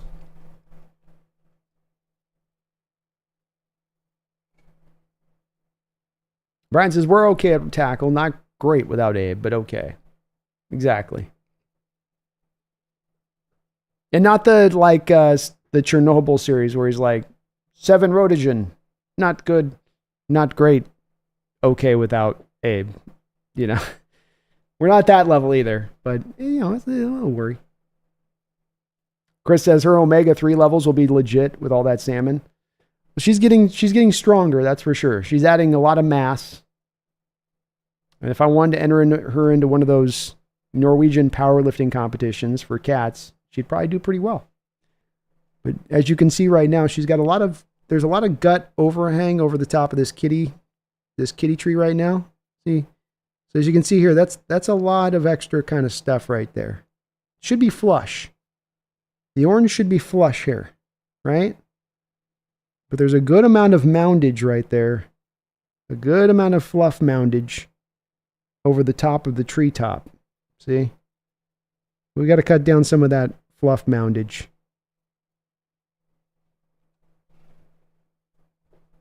Rise has got to eat. Hope to see you later. Sounds good, man. Nick says, never forget I drafted Julio 3rd overall in my fantasy baseball league, and I'm not even a Mariners fan. Feel so sorry for you guys. Yeah, Nick, it's brutal as a Mariner fan, and it's brutal just for decades and decades of the same story kind of playing out a bit over and over, and we just can't seem to turn the corner on this one, man. Maybe at some point. Maybe this will be the one-up shot of this season, as it'll be enough to finally drive some kind of real, true, substantial change. Herbicide says, oh, dang, Rashawn Jenkins went down today. Anybody hear anything? Let me see.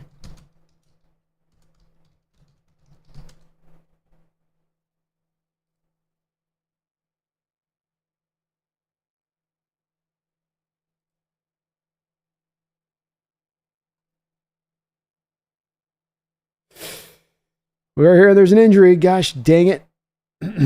Hopefully nothing bad. He left practice today with an injury.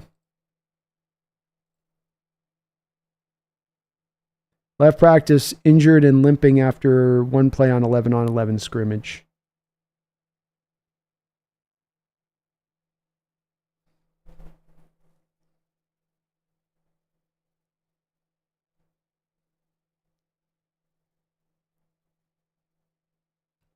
Hopefully he's okay.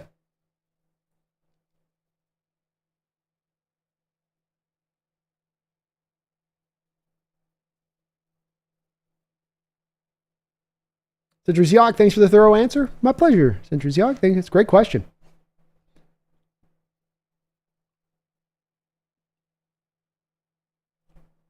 Matthew says a little more depth would be good, but Cross and Fant should be decent. Agreed. Yeah, I think those guys can hold the line well. I think Fant, well, I don't think he's great. He's, I think, going to be a bit of an upgrade over what you had there at the position last year between Forsythe, Curhan, and Peters. And those three guys really collectively at that position all together, it wasn't good. And he can at least get you above where those guys were at as a baseline. But Lucas gives you a little bit more of the impact, that's for sure. They can hold the line. And you're going to get where, if Lucas can't go, I would imagine this year, if it comes down to it, to where they find that out, there's probably going to be another deal you make down the line at some point.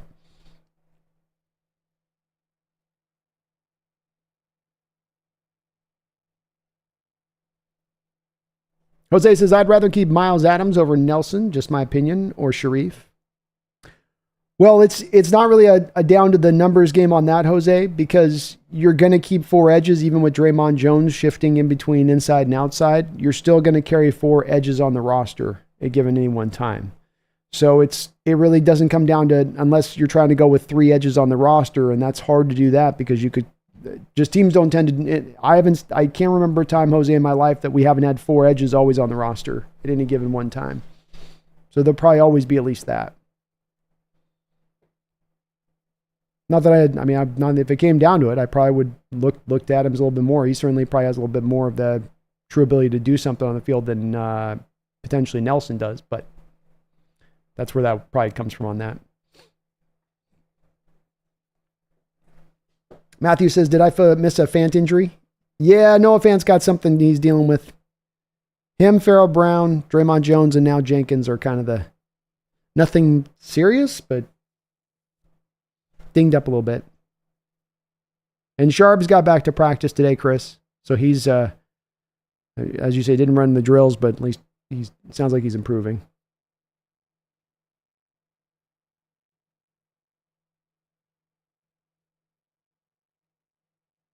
Yeah, Hazard, if Lucas is out, you're going to need to go get something else behind Fant, if that is the way it goes. They'll make some move with that.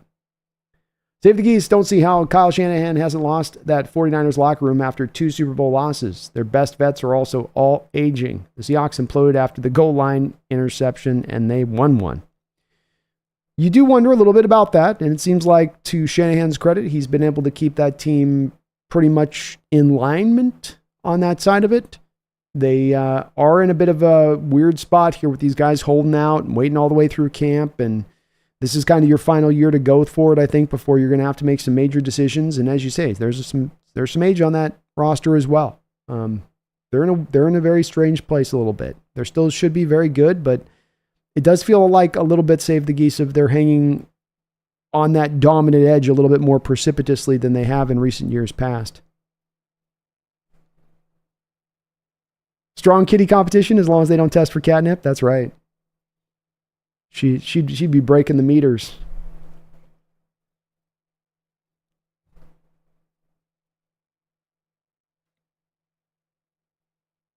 JS says they should bring back roids. Baseball is funner with roids. JS says, yeah, but DeBoto has shown he can't get it done with what he has to work with. Maybe a different GM can. I guess the same could be said for Scott. I mean, you can do it as a try with it. I'm not saying that he should be let off completely of the hook without blame, Jo. I wouldn't say it completely in that way.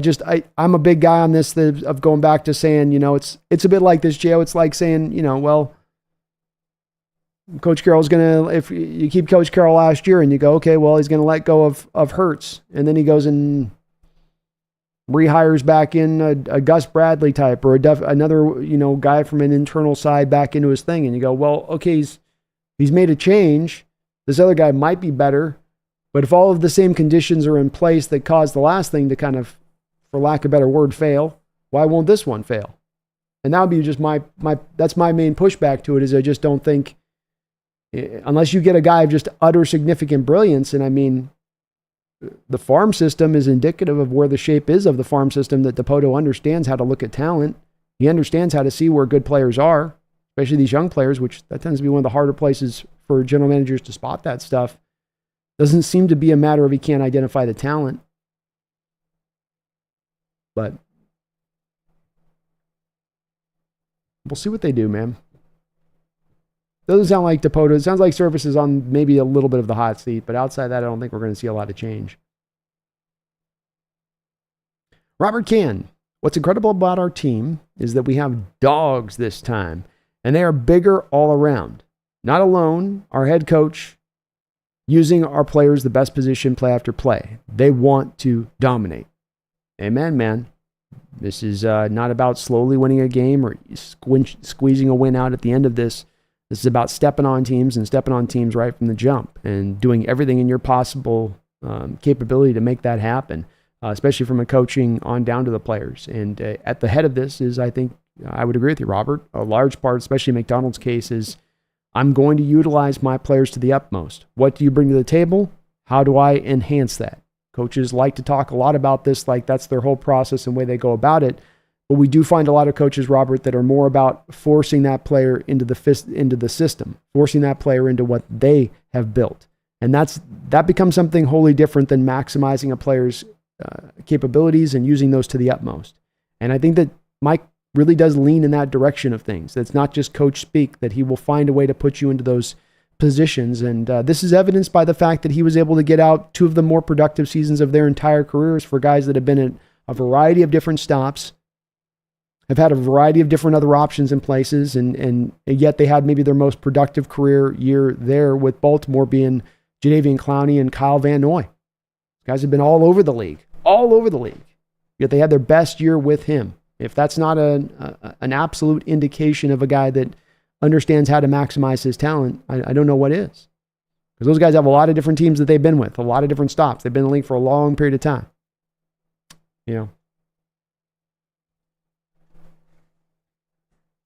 Isaac says, Chris, catnip is not a performance-enhancing drug. Also, pumpkin never inhaled. Exactly.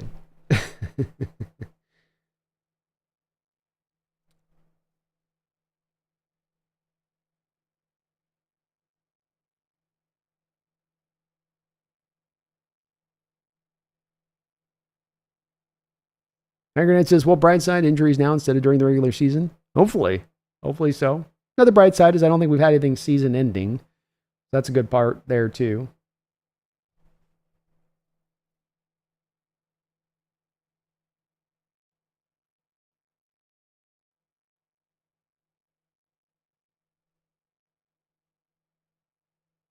DVN says Saints fans feel like they're really going to go to the Super Bowl this year somehow.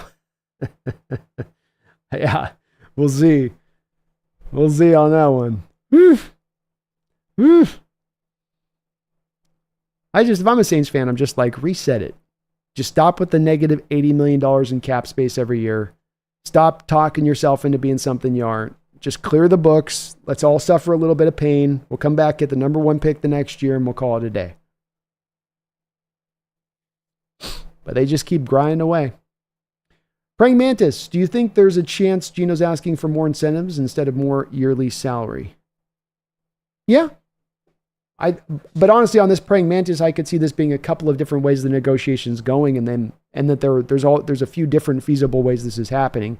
It could be Gino coming to them and saying, look, I just want a little bit more security. We don't have to make the cap numbers hurt you anymore this year or next year. If we can just kind of push a little bit of money into that third year. It could be this year, like you're saying, just build some incentives for this year a little bit more. It could be more of a chance to make up that money. It could be somewhere in between. It could be just wholly, I want a whole new contract, where he's just coming in saying, look, I've done my part. You guys really undersold me. The quarterback market's gone out of control, and I'm in a shade of that. It could kind of be all three of those. I don't think he'd be doing the hardline version, the last one of those, Mantis. I don't think it would be that. I think it'd be more akin to these first couple of options we're talking about, but probably just trying to see where he can maybe get the team reinforced a little bit more on this not being a year-to-year deal, because this is essentially a year contract for the Seahawks. They're going through this year and they can get out from under it after a year from now. There's no real long-term commitment here to them, to Gino from their camp of it. And that's where I could understand Gino wanting this from his perspective. But I think from the Seahawks perspective on this as well, they really can't increase the offer. They're in this position. They've earned the right to be in this position. And Gino really doesn't have any leverage having just signed this contract. I mean, they even, I think, converted his base to bonus or something like that. So it's just not in a place of you really being able to do that for him right now, unless he makes it really maximized out to making it beneficial for the team to pull that off.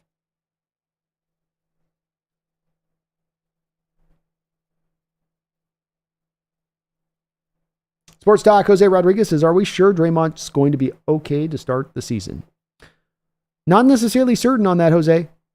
He's not going to play the preseason. It's a hamstring injury. Hamstring injuries do tend to be the ones that linger. They are ones like calf injuries where you have to wait for him to be 100% before the guy can come back. He can't just kind of gut through from 92% onwards on the field.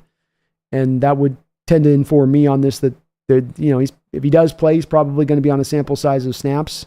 And I'm not sure on that though. We haven't heard a lot of updates in regards to Draymond on the progress of it. And he did sustain it. He sustained it when I was there the 27th. So Jose, he's still about 3 weeks into the injury. It can tend to be one that's a 4 to 6 weeker. So it's right on that line. Right on that line.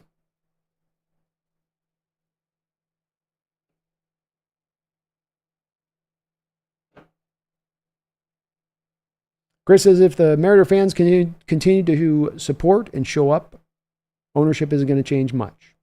I agree. I concur on that. And that's been the way that this has been going for the last 20 years. I mean, the fans have been showing up for 20 years in that stadium. You haven't been good for 20 years. You've had one playoff run year in that time. And why will it change in the future? I don't know that it will. And you're right. Then nothing else will change in addition to that. And that's sad to see because the Mariner fans and Seattle fans, they've earned the right to have a winner there. They've earned a right to ask their ownership group to step up to the plate. We built you a stadium here. We've built you 2 stadiums here. We've shown up more than any other fans in baseball outside of a couple of different fan bases over the last 10 years, over the last 20 years. What marker do you want to take? We've done all we can to support you. Why can't you love us?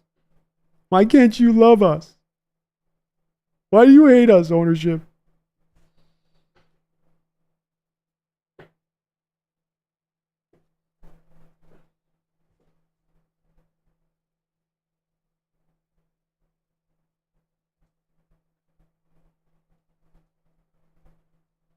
Ricardo, how do you all feel about Kayvon Wallace? I've been really impressed about his play this preseason. Can't believe that no team wanted to sign him, and we got him for $3 million. Kayvon's been very solid, and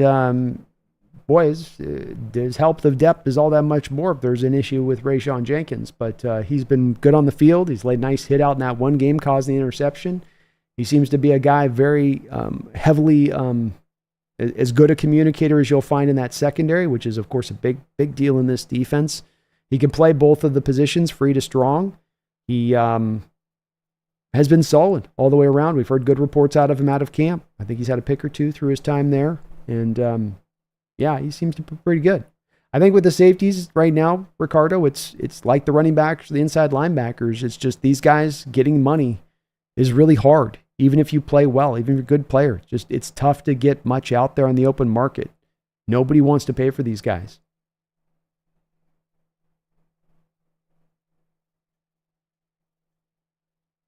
Jose says, as an Angels fan, both the Angels and Mariners have the same problem, ownership. Yeah, I don't get the reasoning behind ownerships buying these teams and then not willing to, spend the money. I mean, even this owner right now, Jose, I want to say when he first bought the team years ago, and there was a push at that time to almost get in the World Series, there was a willingness to open up the pocketbook and spend a bit. And it's become more and more and more restricted with time. And the same is felt true with the Mariners. If I went back to 2001, I feel like your salaries and what you were spending at that time was more akin, at least closer to the mid-upper tier of spending in the Major League Baseball than it was to the back-end tier of things.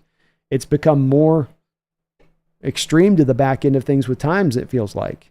It's gotten worse with time, this lack of spending money thing. Angry B, you should have the Black Cat pick the record, but she just curses the other team, not picked. Eric Alonso, how you doing, man?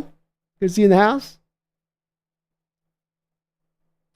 Eric says, who's the top Seahawks player of all time? My opinion on this, Eric, is it's Steve Largent. I know Jerry Rice came quickly after Steve Largent, Eric, and sort of took all of his records, but it's oftentimes not remembered that when Steve retired, he had amassed all of those receiving records that were out there that were separately receiving touchdowns, consecutive games with a reception, this record, that record, this one, that one, this one. And he had really fundamentally all dragged them underneath his umbrella. And then Jerry Rice drug him under his umbrella. But no Hawk player has ever retired having set such a high bench water mark of play for his position, in my opinion, than Steve Largent because of that. So Steve's my guy on that one, Eric. Matthew says, haha, baseball ownership, step up to the plate. Good analogy, B. I got some pearls every once in a while. Eric says, top Mariner, top Supersonic of all time. Ken Griffey Jr. is the top Mariner of all time, in my opinion. I guess we got to probably go with Gary.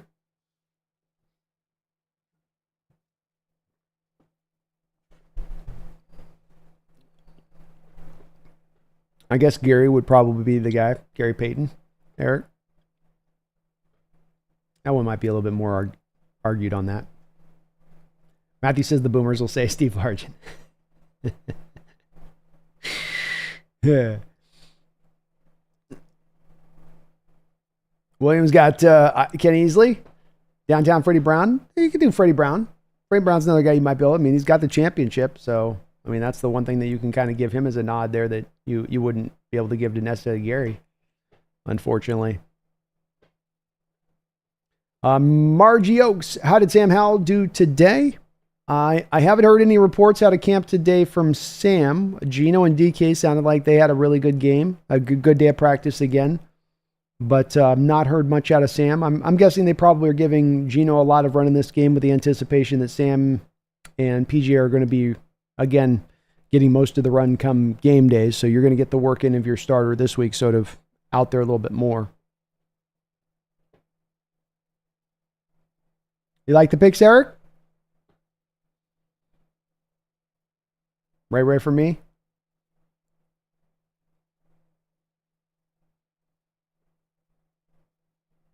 Ray Allen? The Seahawks? For the Sonics? JL says Ichiro would probably be our best hitter if he was still on the team. There was somebody making a joke about earlier in the season, and I mean, I don't know if I disagree with it even at this point. Like, if you brought Ichiro out, just a DH for you versus where you've been at it versus some of the other hitting, like, really? He couldn't go out there and hit 250 for you right now? I mean, some of these guys can't even get up above the Mendoza line. It's like, I'll throw a 60-year-old Ichiro out there over some of this stuff and trust my chances if that's the only other option. Kind of joking, but kind of not, too.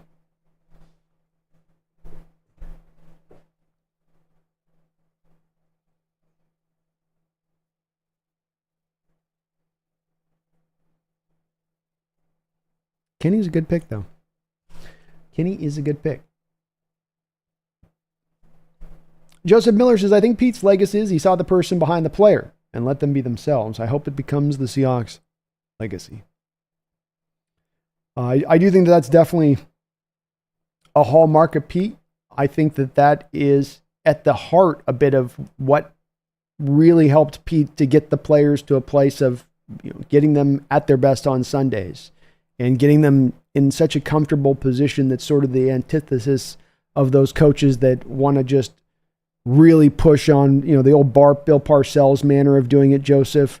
We're hearing the stories of Flores right now, and the way he dealt with Tua, kind of same cut from that same kind of cloth of if I just beat the kid up, just beat him up. If I just like I eventually harden him and he'll be hard as he can be, and nothing can break him at that point. Versus Pete, I think that was more about you don't have to do that. You can get them to that great state as well of playing without having to be reinforcing negatives and hammering them to death. And he showed you that. And I think a lot of coaches for a lot of years had kind of only one path on this one, Joseph. And if they saw Pete kind of coach doing it this way, it was, well, he's just a player-friendly coach, and he just wants to be friendly with them. He just wants to be their friend. And it's like, no, it's just I don't need to use negative reinforcement to instruct and teach. And was a creative methodology by Pete, and an opening he found in that methodology that was not there in large part, be it at the college or at the pro level, Joseph. I think it will be in the way that they use the players on the field. I don't know if anyone's going to, in certainly McDonald's case, can quite do it to the level that Pete did it. And that is, I speak a lot about things that you gain with McDonald, with Pete losing in the schematics. But I've also said there's the other side of this too that does exist. And I don't talk about it as much, but it's there, which is there's going to be things you lose to the other side of it with Pete going. It isn't all just everything's to the positive side of this. I think the net is positive versus what you lose. But I think that is a part of it that you might find trickling a bit out versus where it was at prior. Not fully gone, but just maybe not as much a mainstay of how it had been prior.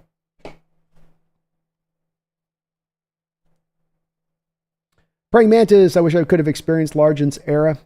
It was a great time when I was growing up, man. I got Largent I got the end of Largent kind of 80s, and as I was growing up, mid-80s, and that was awesome. You had Griffey into 89 coming out as a rookie, Peyton and Kemp right about late 80s, early 90s as well. In addition to that, all about the same time. It was a hell of a time to be a Seattle fan, especially for a Seattle region at that time, which was never known for any type of ability to win or be even spoken about on the national scene at all.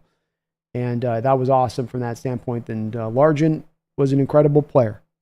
He retired with all those records. He amassed all those records, and he did so without being 6'4" with 35-inch long arms running 4.3. He did so at a time where he was small in the football field, even for his day and age. He was a guy that, by all accounts, the way you look at him, it should make no sense how this guy was able to be as dominant as he was. The way he was built, how he went about his business. You can't say, well, he's an undersized receiver that played slot, and so he just ate up a bunch of slot catches, and that's how he manufactured extra production. He did his stuff on the outside. Whooping the ass to double coverage. Let me say that again. Did it on the outside, undersized guy, whooping the ass to double coverage. Real quick, Seahawks fans from the 80s. Who was your number 2 wide receiver taking attention away from Steve Largent in the 80s? Nobody. And he still went out there and got it done. That's part of why he is my favorite, not just because I grew up with him, because that kind of player to dominate that way, to dominate that thoroughly, and it was never made easy. He didn't have John Elway or Joe Montana throw him the ball either. Craig and Zorn weren't bad. And Craig carved him out a real long, productive career. But both of those guys also had some arm limitations to him too. And he still thrived. Jose, we can absolutely collab before week 1. Hit me up on DM if you can. Because as soon as I go offline, Jose, I'm right wrapped into next work, next project, next video. So I am not good always about like jumping out ahead. Just hit me up on DM to give me a note, and that'll remind me to respond back to you, and we can set up a time if you can on that. Or hit me up at heyhawksnest@gmail.com. I'll respond over there as well on that. I sometimes just forget once I'm offline because I get through if I don't see a note.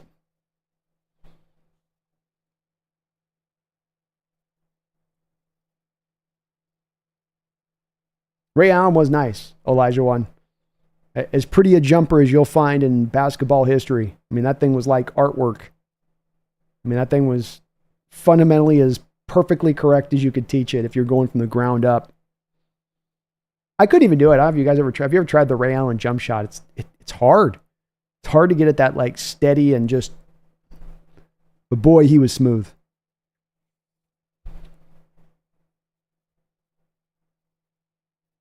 King Zhao, Ichiro just needs to kick his legs again and he could honestly do it. I'm just saying, it's like if you're filling a lineup full of 200 hitters with no pop, the worst thing we can do is go say, hey, Ichiro, I know you still want to play. I mean, at least it's 250. He might not get on base a lot with the walks, but if we could just tell him to just walk a lot too, then we'd be all right.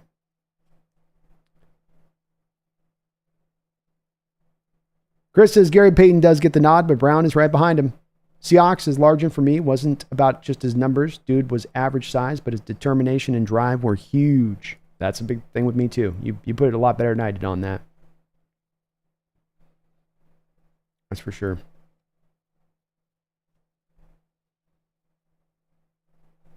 Deleted says extend Geno now while Seahawks have the leverage. I'm betting Geno has a monster year. I'm betting he is well, Deleted, and there's certainly a bit of an argument to be made on this that if you don't do it now, the price is going to go up, and maybe he wants to be paid maximum rates next time versus the discount he gave you this time. Could be the way that it plays out, and that'll be interesting to see where Seattle stands on that, if that is their thinking with it. It's going to be hard to do the deal. You just signed him to the contract extension. I mean, this just occurred like a year ago. He's got 2 years left on the deal. The team does not like to renegotiate with 2 years left remaining on the deal. There's a lot of bonus money still in this contract, so whatever new money and new bonus money you're giving him goes in addition to the other bonus money, and now that's going to inflate the numbers up on the cap too. It's possible they get this done, but there are some things on this that make it a little bit sticky to pull it off right now at this point in time. King Zhao, so how about that Tyrese Knight guy, huh? Looking good for being a non-name player on the draft. Mike may have an eye for linebackers, and that might be beneficial in the long run since our secondary's good. Well said, King. Well said. And yeah, you're right. This is a pick that by many accounts seemed to be given to kind of Mike, where John said, which linebacker you want? Who do you like? And Mike said, give me the Knight kid. And Knight has looked really good. He's got good size, good length. You can see that he moves really well on the field. He's been an awesome, sure tackler. He's got a little bit of pop in his pads. His instincts have been on point, a place that I wasn't as sure on watching the tape with him out of UTEP, but have been very strong, very strong. So it's been encouraging to watch him do what he's done here, and it's made me feel a little bit more comfortable with the depth of the inside linebacker position, King, from where we walked into this offseason, where it's like, I don't know how this is going to really shake out.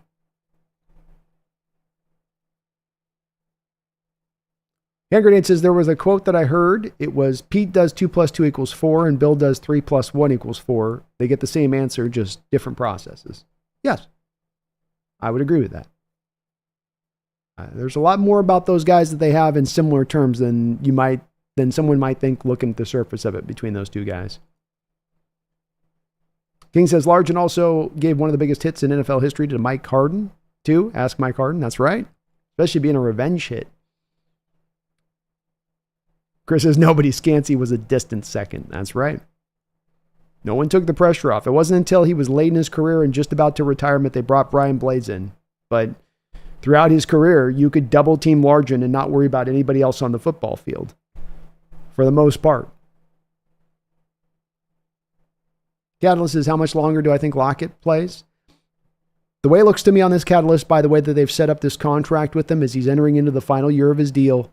They move the numbers around to save some money this year, but it also and make it easier than next year to move off of him. My instinct on this is that he plays one more year, which would I believe I don't think it's his 10th year here, but he's getting close in that range. I think at that point he probably calls it a day after this. He's got his real estate business rolling.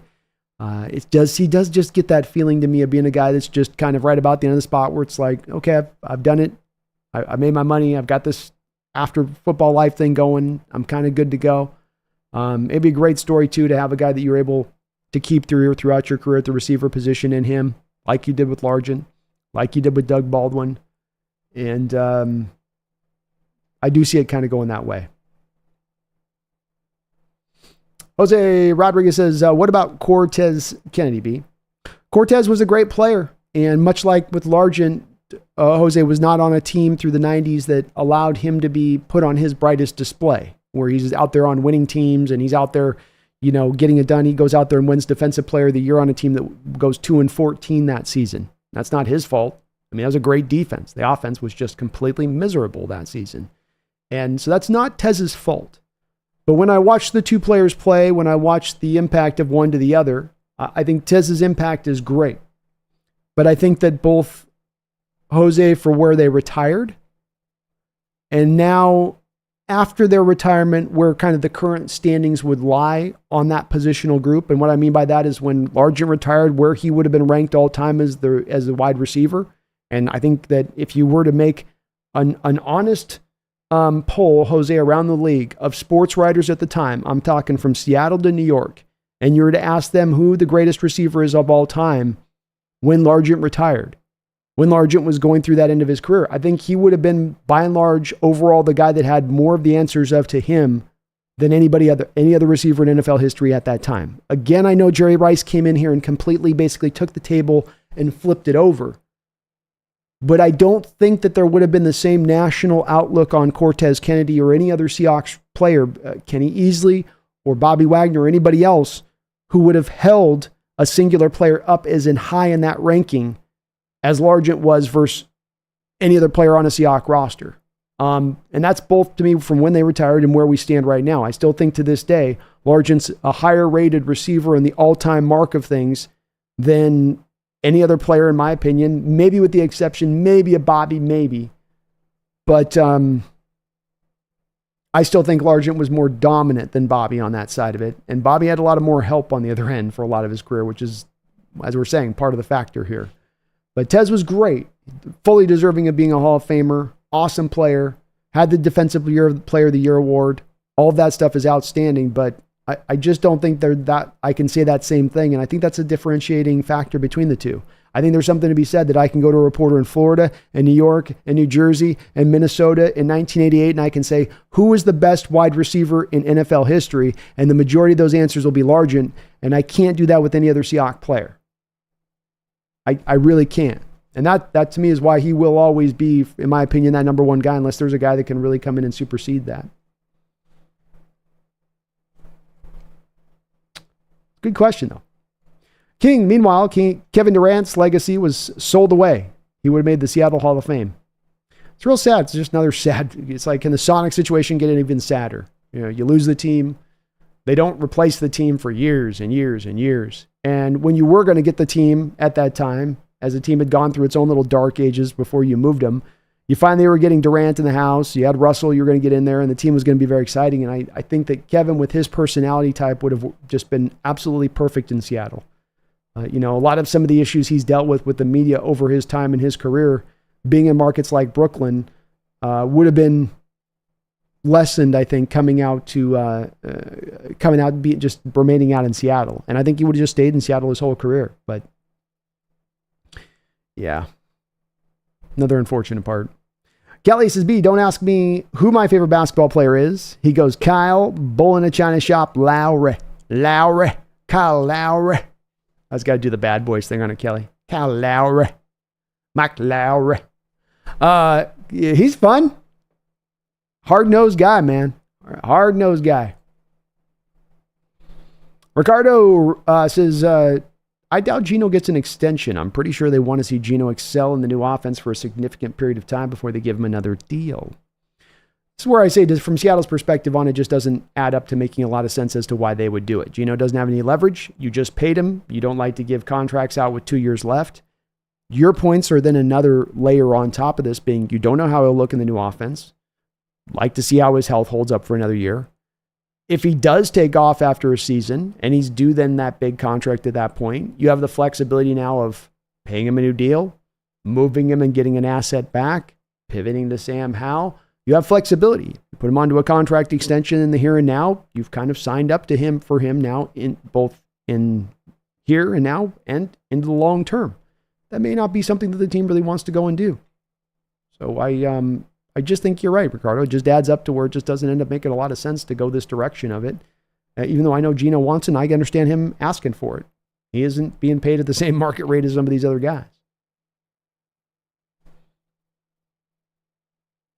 Thomas says, seeing the predictions for this year is crazy. They range from 5 wins to 10 wins. If this team improves each game and is injury-free, they should win 10 games. Agreed. And I think that's a little bit of a representation, Thomas, of that thing I've talked about being the variance. Because I think then even in the national perspective, you see the variance out there that I've talked about. It's different in the games that they're putting. So I've said in my opinion, it's a 7 to 12 win variance. For them, it's maybe 5 to 10 wins is their variance on the outlook of the Seahawks season. But I think there is that sort of weird 5-game kind of, it just feels a little uncertain of where exactly it could land at. It could be anywhere along that track and it could make sense. King says, definitely in terms of the linebackers this preseason, Knight has shined, similar to how Bobby did too, minus the size, but his finishing on the tackles are very Bobby-like, and he holds on to you. Yeah, he does get you down. He's going to get his hands on you. He's going to pull you to the ground. He's got some good size. He's kind of got some of that. I like the Bobby kind of comp a bit there, King. He's got a little bit of that Devin White kind of size to him too, where he feels like a big, thick inside linebacker. So many of these guys now feel 220, 225-ish, real light. And then this, I think, does affect them when they go to try to make some of those tackles against them, especially some of the bigger running backs you'll get in this league. But he's got some good size. He's got some heft to him on that. And he has been very impressive to me, King. He's making me look bad on my pre-draft outlook of him. Definitely looks like maybe one of my misses coming out of this draft. And I'm happy that that's the case. Prezon, has Mike Mack answered a question where his complicated defense deals with how loud our stadium is?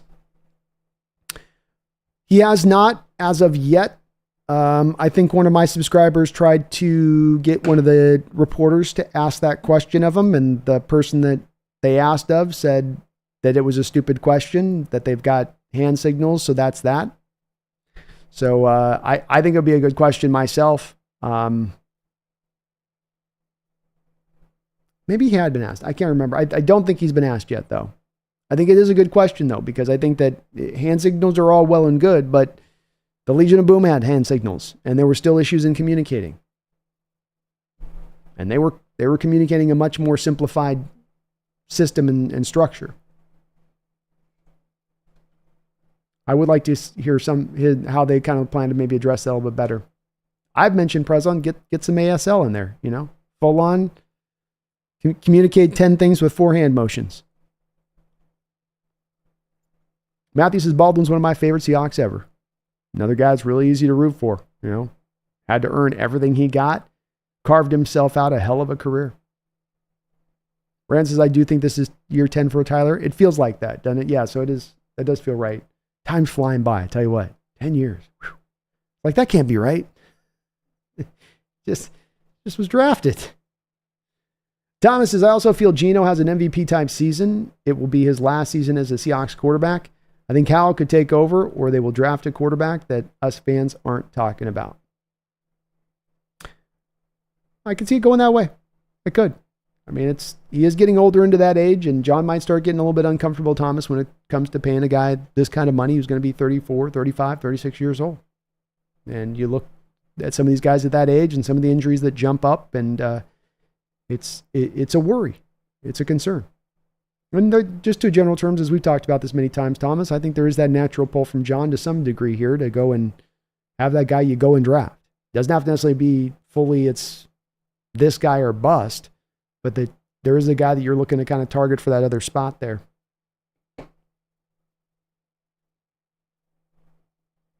We'll see on it though, man.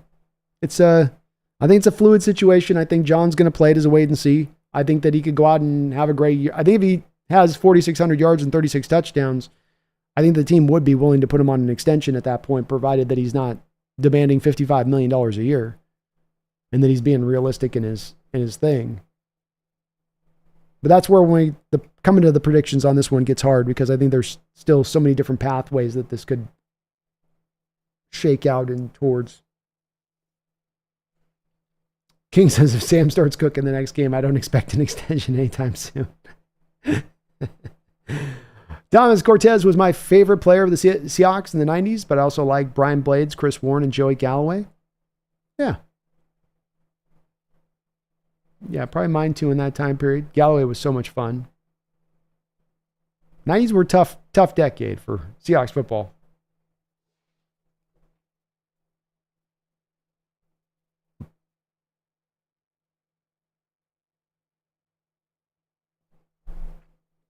Thomas says, I doubt Geno isn't going to take a discount like last year.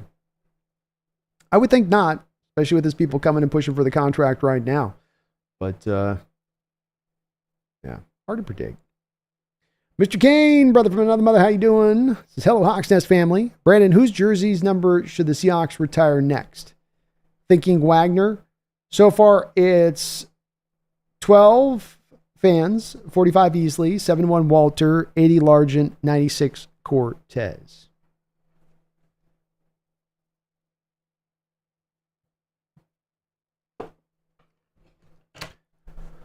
I do think you're right, first off. Bobby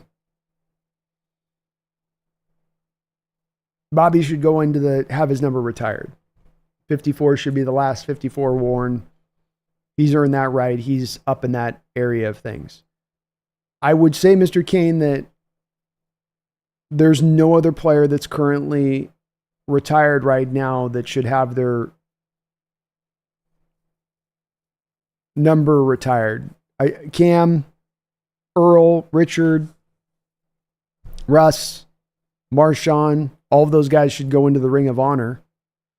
But when it comes to retiring numbers, I think that should be for very select players. It should be for Hall of Fame players. It doesn't have to be for all-time great Hall of Fame players, but it should at the very least be for a great Hall of Famer. Not a fringe Hall of Famer, but like a no doubt about it Hall of Famer. And all of those guys I know easily took a little bit of time to get in. He should have gotten in much earlier than he did.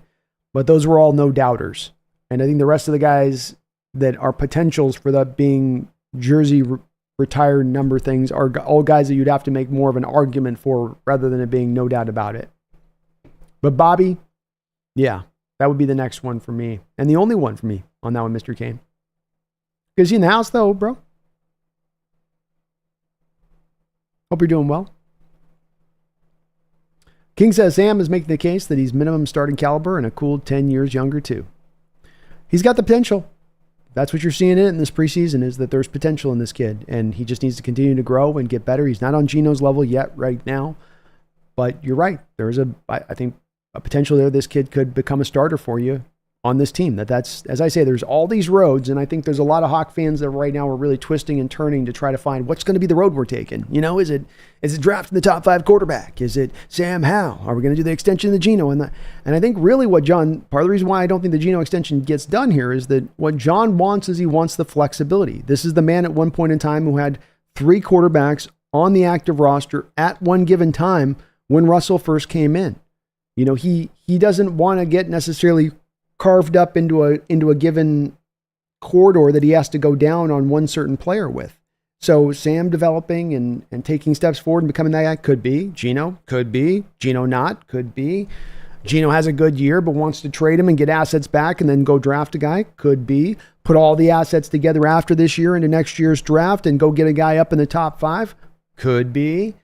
These are all the could be's, but I think that what I'm seeing in the questions and some of the back and forth on this is that bottom line on this is that making any kind of predictions on this is a little bit of a false exercise because it is so open-ended right now. There is no like, well, this is the sure path that's emerging thing right now. It's all possibilities are kind of in play. on the way that they could address this quarterback position moving into the future. And you've got to laud John Schneider in my opinion, setting the stage for this in this way, because he's kind of slowly built the whole team up around from a talent perspective, and the coaching and everything else is now kind of in the right place to then go make that last deciding move, so to speak, in the long term.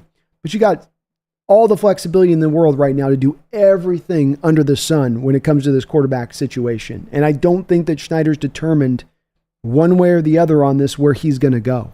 And so us making the prediction, I think, is foolhardy on this, because if he hasn't decided, then we certainly should be acting like we've decided on it for him, or that he's not. I think he's letting it play out a little bit, as he should.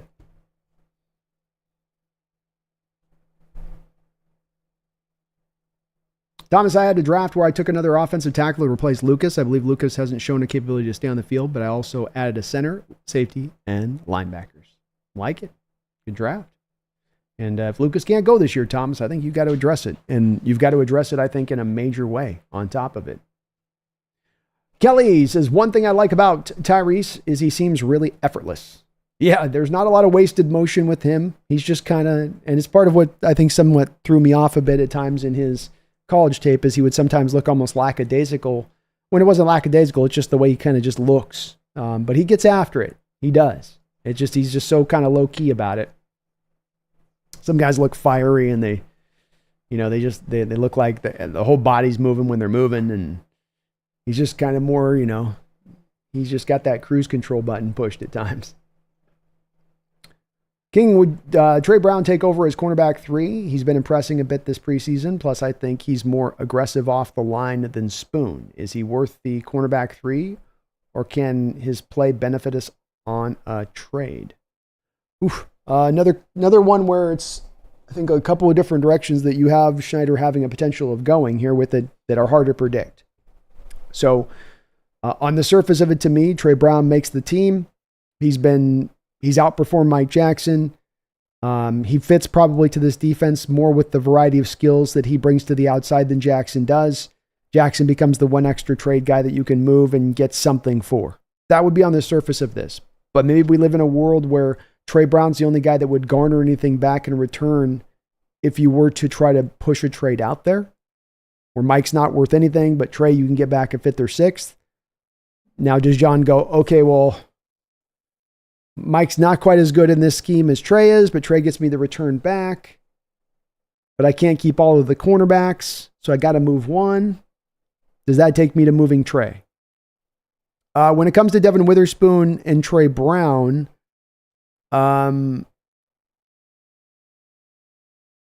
more aggressive off the line. I'm not sure what you mean by more aggressive off the line than Spoon on that, King. Devin Witherspoon is one of the most aggressive players you have on the football team. I think that Trey Brown has settled in as your outside corner when you're in 3 wide receiver sets, when you're in base coverage, and when you're in 2 cornerbacks on the outside. Devin Witherspoon and Tariq Woolen are going to be your outside cornerbacks. Trey Brown will then be off the football field. And then Devin Witherspoon will be your inside slot guy when you're in 3 wide receivers. And if I misunderstood your question on that, I'm sorry with that one. But I think that's what you're meaning on that. But Witherspoon's he's hyper aggressive. But Brown's looked good this year so far. He's looked solid.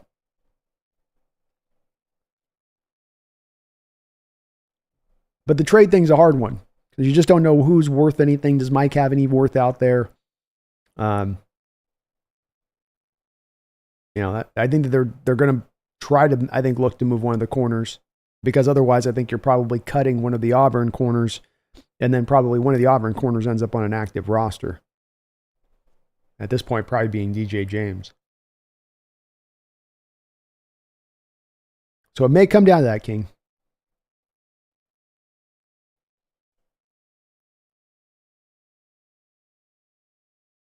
Kelly says, worried Baker's another Adams project. He might be. I think the nice part about it is you have him only on a 1-year deal now. So if he is that, you're not. That's the problem with the Adams deal there, Kelly. Is, you're flipping him for a 1st and a 3rd, and then you're making him the highest paid safety in the league, and now you're stuck with him for a couple of years when it doesn't work out. Baker doesn't work out after this year. It's a 1-year contract, so you can just piece your way out into the next movement if you have to on that one. And Dodson's been impressive. King says Mike Jackson hasn't looked like his regular self, and Trey Brown's been slowly climbing the cornerback room. He could be the DJ Reed type underside, but great player like we had before. Yeah, 100%. He's got that DJ Reed upside to him for sure. Very similar players. I like the comp. And he's, I think, definitely overtaken Jackson through this both training camp and preseason period. So he's your starter, and you're going to be a nickel, 60, 70% of the time, King. So he'll be getting a lot of run. Chris says, if Geno has a great season, I could see us still draft someone in the second or so. Koff, Cam Board, to sit a season, assuming they move on from Howell. Good. Yeah. That's that whole multiple roads, Chris. That's where there's about 20 different roads that we could go down individually on this as potentialities for the quarterback position. And in my opinion, they all equally have as strong an argument. There's not one at this time where we're standing, August 21st of 2024. There's not one future quarterback proverbial situation we're looking at that wins out over the other. And that's why I'm sort of tapping the brakes and asking folks just on this one before we try to reach for some making a prediction on the way this is going to go thing. Let's keep that in mind that there's too many roads opened up to us at this point. We got to let some of this settle out. Let's let some of it play out before we start to try to come to figuring this out, because we're trying to make a guess about something with so many different outcomes to it. It's kind of like there's not a lot of smarts in doing that, because you're not likely to land onto what's accurately going to be the way this goes. So let's just let it roll. But it's got everything is in play. Let's quantifiably say that everything's in play here as far as the position goes. You're not locked into going this way or that way. We just got to let it play out. See how it goes from there.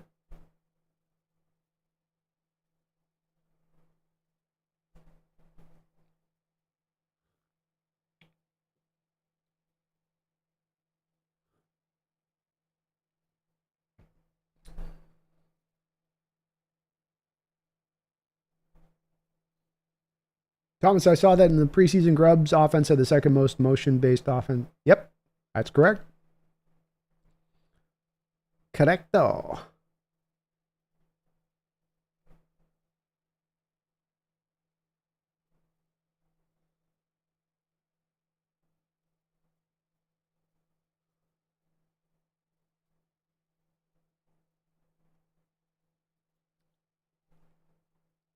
Matthew says, I do think we do or draft O-line in the first round next year.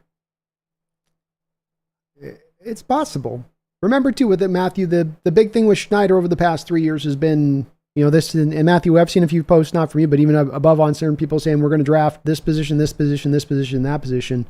And let's always remember that if we're doing that, we're saying, well, we go into this next year's draft and we have to come out with this position, and that position. Or we say, okay, next year's draft, we're going to take this in the first round. The thing we have to remember with that is that that's a need-based draft model. It's exactly what that is where it's, okay, we're going into the draft to go picking for need. And the big thing that Schneider has said over the past 3 years is that we changed our model 3 years ago. We lean into value. And when you go through the last 3 drafts, the proof is in the pudding. When you go through pick by pick, draft by draft, you come back and you go value, value, value, value. So when I do hear like, we're going to go take this position, that position, that position, that position, or I hear we got to go take this position for the first round, it doesn't always add up to me from my perspective on that, Matthew, because that's not the value-based model that Schneider's been operating in within the last 3 years. If there's a first round worthy tackle or a guard or center, yeah, I think he'll be open to taking it.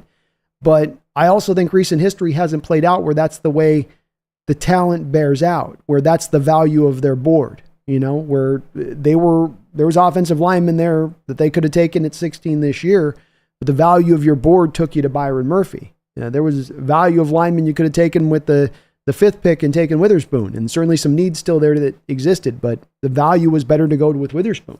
He was the best player on your board. And so that's more of, to me, the determinant on that based on what John Schneider's done over the last 3 years is who's the highest value guy on my board. And that leaves you, that takes you starkly outside of need completely. Like you're in a whole different country at that point than from need. Thomas, have you looked at Josh Connerly from Oregon? I've been behind on looking at I was going to start doing it last night, Thomas, and I've been holding off. I got to start diving into my prospects, though I'm due to do it. but I have been a little bit slow to get around to it. So I don't know if I'm going to be doing as much draft coverage stuff the upcoming year because we just have such a drop off once we get past free agency. Like, doing all that coverage stuff with Brendan and getting those positional group stuff. And like, I know that there's the folks that really do love it that will watch it, but the turnout is just not there for that. So I don't know if with all the work that sometimes requires going with all those prospects, if I'll do as much this year on that. I'm still kind of trying to decide.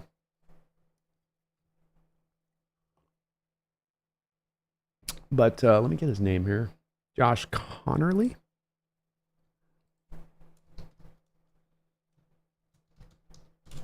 Connerly. We'll take a look at him.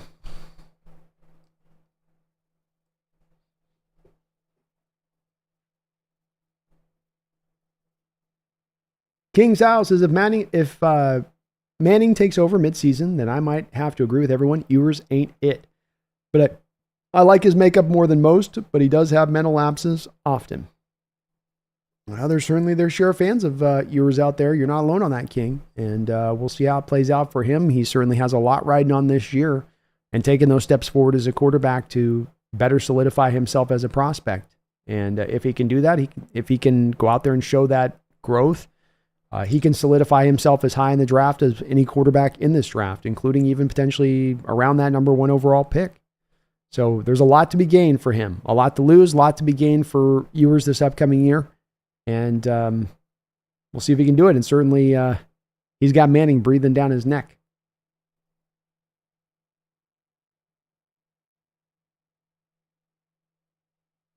Kelly says, yeah, B, even this hard-hitting tackle, he just kind of threw the guy to the side laughing out loud. Yeah, it's tough sometimes. You read the body language, and it can sometimes lead you astray, Kelly, where you're like, hey, he's kind of looking like, is he loafing it? Is he kind of just, is he not into it out there? But he is. He's just got that kind of laid-back style,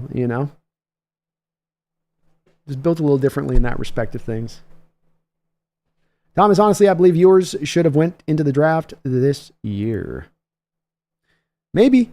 I do think, Thomas, those guys have the committees that they go to that give them a very accurate assessment of where they're going to go in the draft. And I would probably maintain a guess here that Ewers got told that he was going to be probably a 3rd-round pick if he came out in the draft. Maybe a little higher. And I think that's part of what instructed him to come back to Texas, because if you think about it, to your point, I'm going to go back to Texas next year. I'm going to have to face out with Manning. Texas wants to get Manning on the football field. He's going to be, like I say, breathing down my throat, or I can just go out there and get myself in the draft and get this thing going. And I think it took a response back of him being so low in the draft from the committee to force him back into Texas and force him back into that fight there with Manning, I think, a little bit. Or he just thinks he's better than Manning. Could be that too.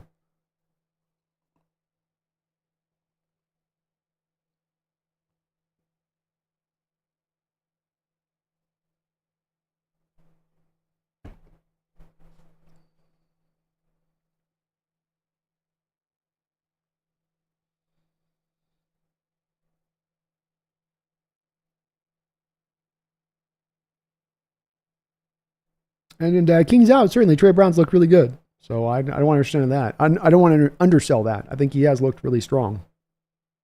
He's having a good training camp, and he's out there trying to go get that same DJ Reed kind of contract. I think if you can get the DJ Reed season that you got prior to him leaving in free agency to the Jets, you'd love that.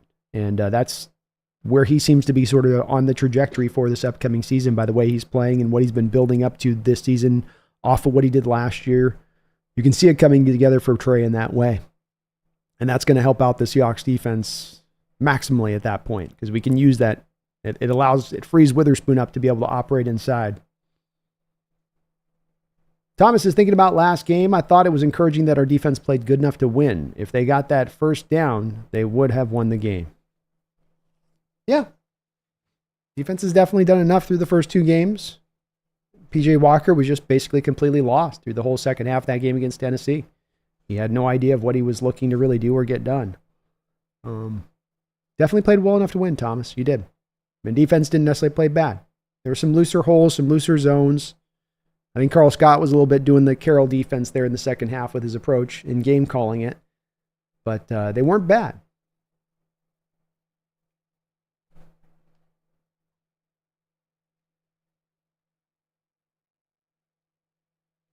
Brian says, John Snyder giving up the draft capital that he did for Sam. He has to have at least the lead for the next up by a nose.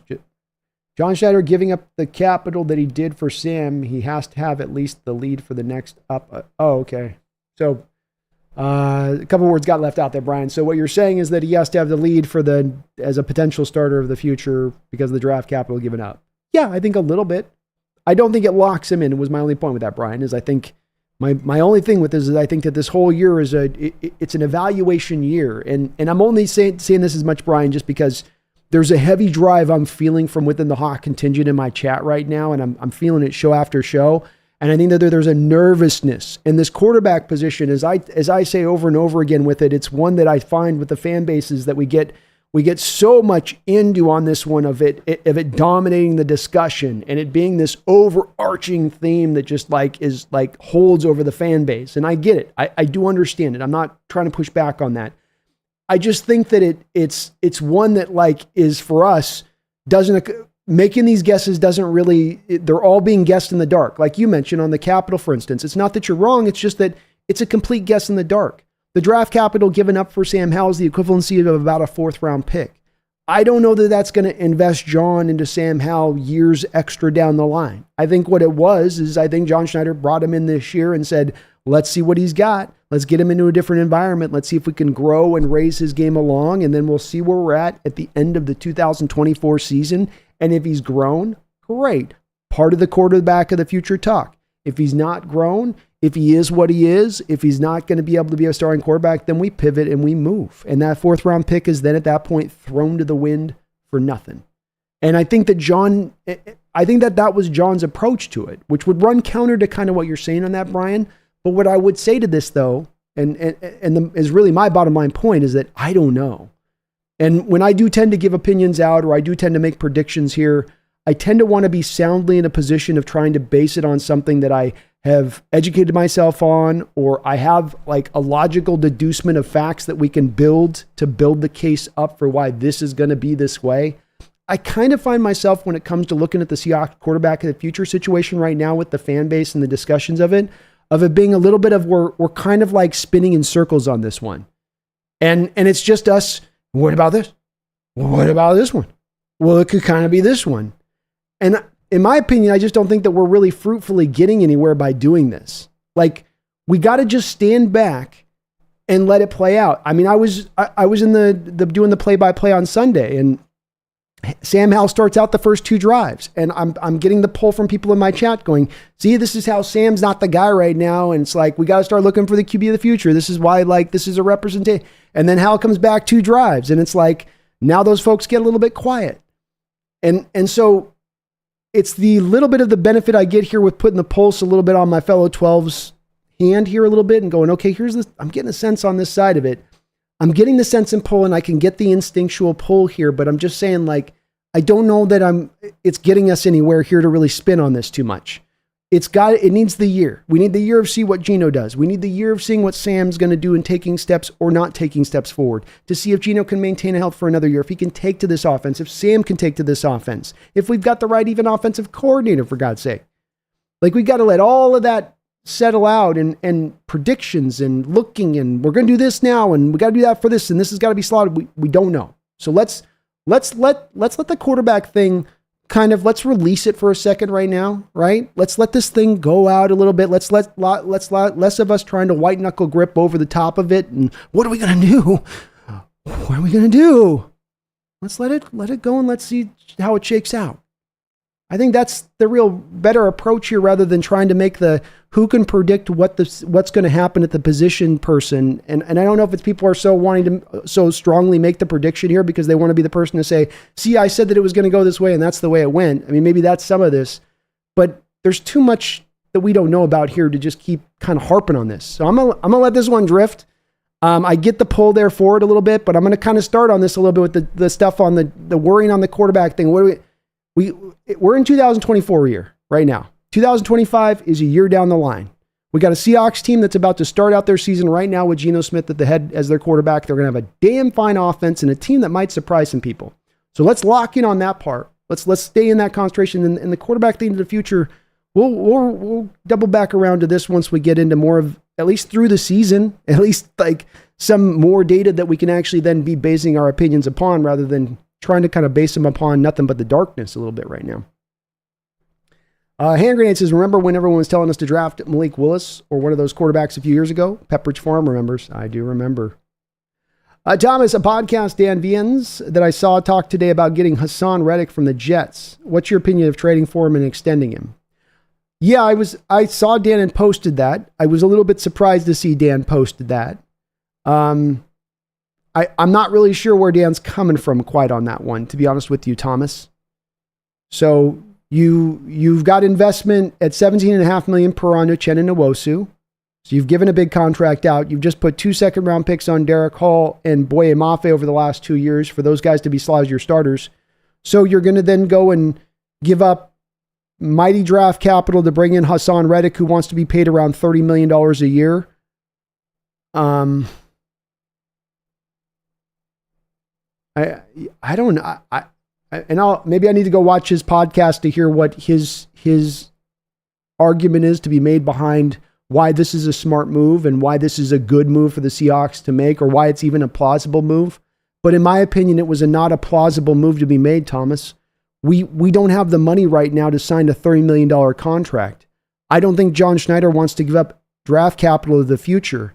I don't know that Hassan Reddick is a player that John would even look to want to target right now, considering he'd have to give around $30 million.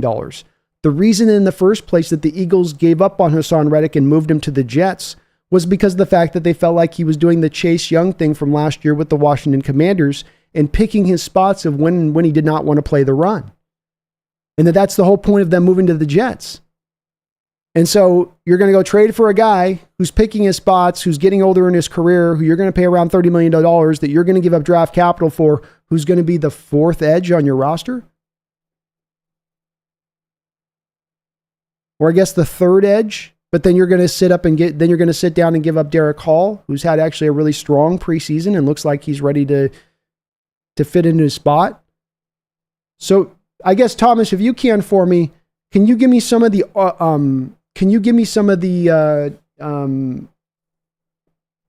like, how does this get pulled off from his perspective of it? How do you, from a cap situation, pull this off from his perspective of it? If you give him a 3-year, $90 million deal, okay, we're coming up with an additional minimum $20 to $25 million in bonus. You split the bonus up on that, that's 3. So that's $9 million a year, $8.5 million a year on the bonus. Then you have the base on top, which is $2 million, which is $10 million. So you give up all of you don't even have $10 million, I don't think, in cap space right now, but you'd give up all of your remaining cap space. You'd have no reserve fund for the year, which you need to have the reserve fund for the season. Again, give me some of, if you can, give me some of the baseline on what he was building up of here's why you make the move.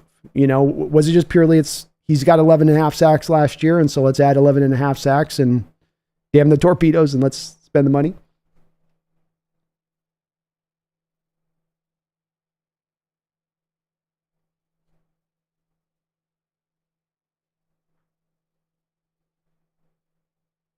Praying Mantis, by what week could you see Byron Murphy taking on a significant role in the defense?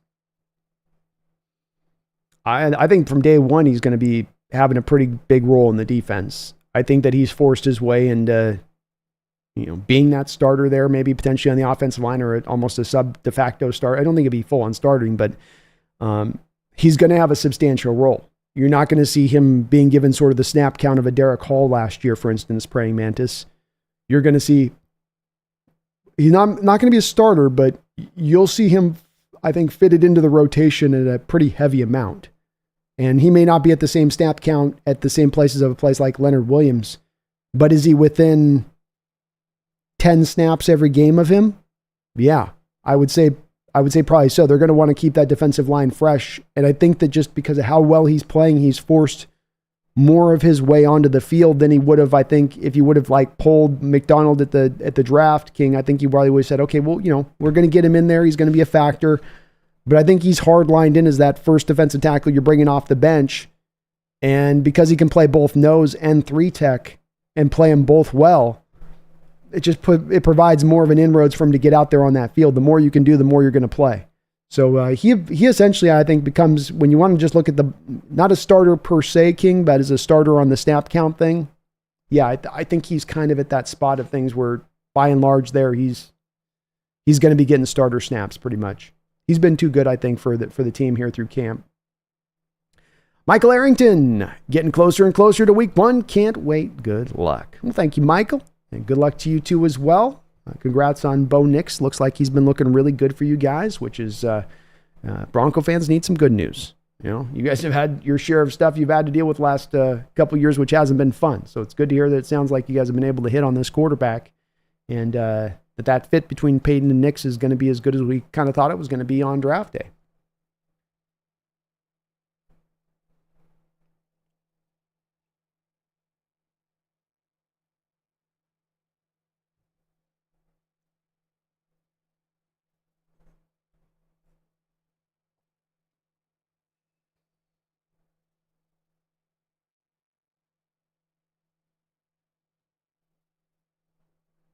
King says, I feel real good about Murphy. Honestly, he's already showing why he was my number one defensive player. And honestly, he had him as a top 5 to 8 pick easily, but at 16 is just John Way robbery. I like that. John Way robbery.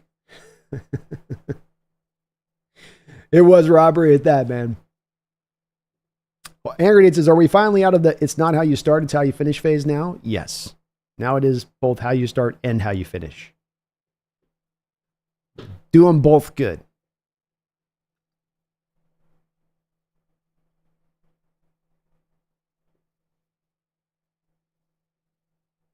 Yeah, I think Nix has played well. Nix is a good fit for what Peyton wants. Peyton's really reinforced the fact that he's looking for players to play on script on time, especially his quarterback position. And that's not what I think he was getting from Russell Wilson. I'm telling you what to do. Do what I tell you. Do what I tell you to the letter of the law by the way I tell you to do it. I think Bo Nix showed that at Oregon, that's what he can do. And people do look at it as a big negative to him at Oregon, that so much was scripted up and prepared up for him to do what he did. But if you have a smart offensive coordinator, then that kid at the quarterback position can be successful fitting to that role. And certainly rookie Bo Nix is going to fit to that role heavily, in that it's going to be scripted and you're not going to see probably as much improvisation from him because Peyton's going to really, knock this into his brain. But I do agree with you, King, that this then doesn't fit necessarily really well to the Hawks defense, because I tell you a play, I tell you what I want you to go do. Go to that first read on the play. I'm telling you it's going to be open. And the Hawks are out there fluctuating their defenses and what they show you prior snap and what they show you post snap. And now your brilliance as an offensive coordinator gets a little bit upended, I think, unless you were essentially right on the play. You out chess matched it a bit. And that'll be part of the fun of week 1, I think, between Peyton and McDonald. But also the part that's going to make it a little bit harder, I think, on Nix, because he's not going to be able to just get away with the one read stuff and that with this defense necessarily. He's going to have to do a little bit more thinking from the rookie quarterback starting his first game position than I think Peyton would like, ideally.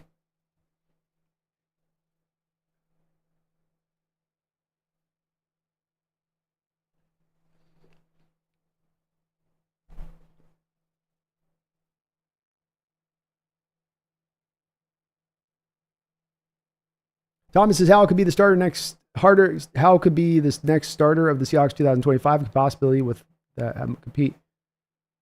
It could. Yes, sir.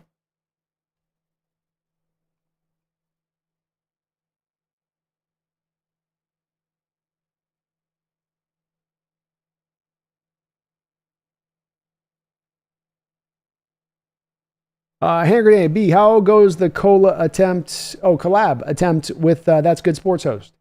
I reached back out to him. I haven't heard a response back quite yet from him. So I'm hoping he told me to back up in August and say what's up. And so I'm hoping that he responds back. If not, I might have to find another Bronco content creator. He's really busy, I'm sure. So it was kind of a hopeful Hail Mary to get him on if I could. Catalyst, I would obviously start Nix over Stitham and Zach Wilson. Yeah, you might as well there. I mean, at the end of the day, if you're going to make an argument that there's one quarterback that's ready to start day one, and I'm a heavy guy on saying let the quarterback sit day one, but if I have a quarterback that's damn near 25 years old and has started 56 games at the college level, and you go, okay, maybe I'll let this guy get out there and let him run day one. And especially with Denver, where this year there's not a lot of expectation on them. he can just kind of go out there and learn and ride out the ropes a little bit. Thomas's correction. Vienne's take to Michael Thomas from 12th Man Rising. Thomas mentioned trading Draymond for Reddick, but wasn't really Vienne's who was pushing for it. Ah, okay.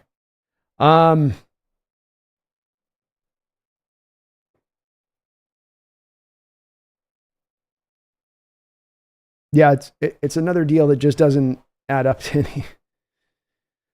Whew. People mention stuff sometimes, and you got to go through when you and you're not doing it, Thomas. But if it's Thompson on this, and no disrespect to Thompson, but when we bring up proverbial trade scenarios, we've got to go through all the details of the trade scenarios to make it hash out and work and be feasible. I mean, the word is really feasible from my perspective on it. Draymond Jones, you just activated the base to bonus this year for his contract. You already had bonus money on the books. So we come back to, it's like this becomes a very clear and quick and easy exercise, which is part of why I don't know if it's like for these folks that have sites or they have the content thing, it's like becomes, well, this will be a good content thing. Like that's what I wonder about on some of this stuff where I go, is that the draw there? Is that what like pulled this up to be brought up? Was that you thought that this was like just something to be fun content and you can put a thumbnail together with Captain Fantastic and call it a day? Let's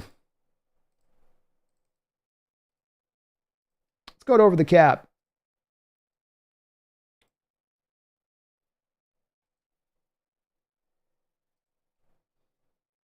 Okay. So Draymond Jones is currently the third highest cap hit that we have on the team this year. Why is that the case? Well, if you look at the left-hand column with Draymond Jones, you have $1.125 million is his bonus, is his base. That's the base salary. That is the amount Draymond Jones is no longer on the team that you would save versus the dead money. The dead money on this is going to be the bonus money. So you're going to have to eat $8 million to get rid of Draymond Jones. Okay, so let's go back. These teams got a lot of cap space. Niners, 51 million. Patriots, 50 million. Lions, 42 million. Commanders, 37 million.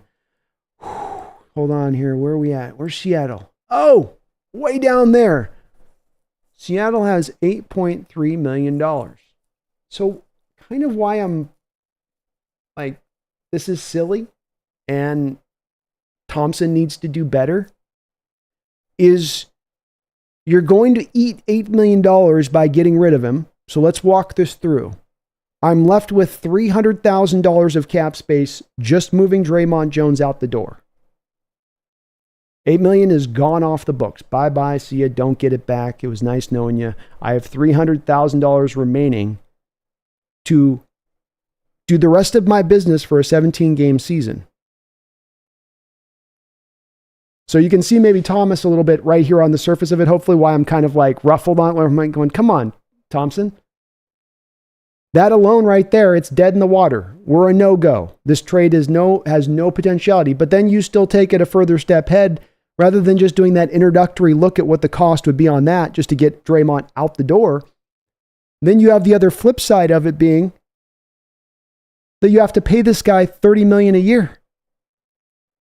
So if we have $300,000 in cap space, how do we sign a guy to a 3-year, $90 million deal for the year of 2024?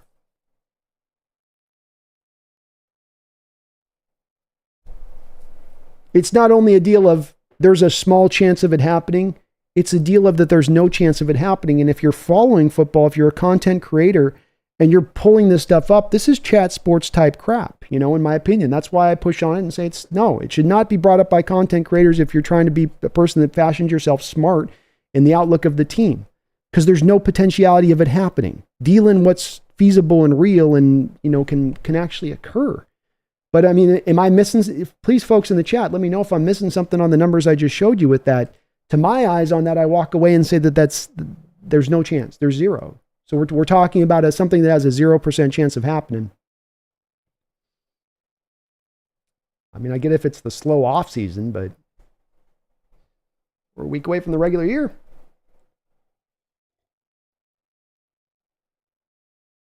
Matthew Phillips says, okay, honest opinion, predict game 1, Seattle versus Denver. I think Bo Nix is going to have some plays that work well with the unscripted stuff and some plays that are not, where the defense is going to overload. And I think that's more often than not the case of what's going to be happening. The crowd is going to be turned up to 11. I think the offense is going to flourish against that Broncos defense. I think it's a 10-point win. I think something like 24-14, 27-17, something in that area is what I would see for this upcoming game. I think it'd be a lot closer potentially on the road in Denver. Trying to play Denver in September in that thin air. Oof, no thank you there. But at home, first game for McDonald, crowd turned up to 11. Good as far as your health-wise for the most part. First start for Bo Nix.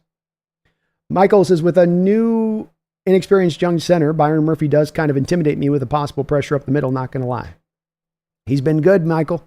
And we've got a good defensive line around him, too. That's the fun part for our standpoint, is that it's a little bit like, Michael, your Denver defensive line a couple of years ago, where you had a Draymond Jones and Shelby Harris and Von Miller and Bradley Chubb. And, you guys were running, it just seemed like, you had waves of defensive linemen you guys were running through there a little bit at the time. And it's a bit of what we can kind of do now, too.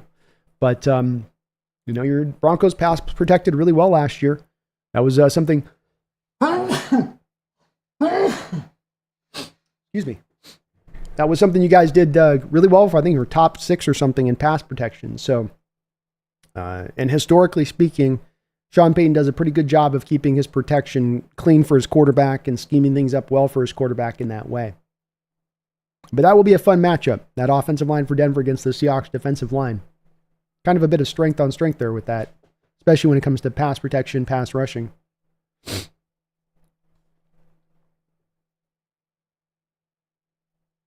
King says, with Bowles and McGlinchey or whatever, they really haven't helped as much as they're being paid to. They're not maybe stars for the position, but they're solid. Solid. And besides, Murph's looking like a badass. He is. And finishing's where he's got to improve. Riverside, that's something even he himself's mentioned coming out of college, is I got to work on finishing.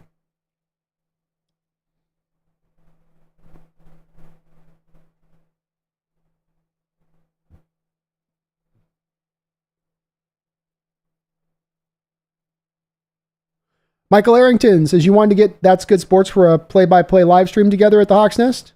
Well, I would love to do that if he was willing to do that. I just always figure he's got something going at that, during that time for that. So, yeah, if he wanted to do that, I'd love to do that. I felt I was asking a lot of him, just having him come on, do a behind enemy line session, because I know that he's got to be pulled. When you get to that size of a channel, you're being pulled probably 15 directions at once every single week, and especially with all the collabs he's got going across the board. So, but yeah, I would love to do that if I could. Daniel says, I think Murphy will have a very strong year, and the plus 900 bet on him being Defensive Rookie of the Year is very tempting. We have been consistently shafted in the Rookie of the Year picks. You stole a little bit of what I was going to say with that, Daniel, was like, yeah, he looks good, and certainly if everything was an even keel ground and you knew there was no East Coast bias on this, then I'd be all over saying jump on that bet. But that bias exists, man, and nothing would be worse than he's earned it. He should have won it, but then you had it stolen away because some guy out in Miami had to win it, or Buffalo or something. Or New York, not Buffalo. Catalyst Cross does, by all accounts here in training camp so far, seem to be a guy going to be taking those steps forward that you're talking about, and whether or not he can. I think he is this year. Sounds like he's come back this camp. He's looked really good and ready to go. And it's great to hear. And Connor already slid into the starting role. Matthew Phillips says, I don't think Perna would collaborate with a Hawks fan. I hit him up in the summer, and he said he would be down to do it. He just said hit him up in August as we got a little bit later on, closer to the game. So hopefully I hear back from him. I'd love to do it. I don't think he hates Seattle fans that much.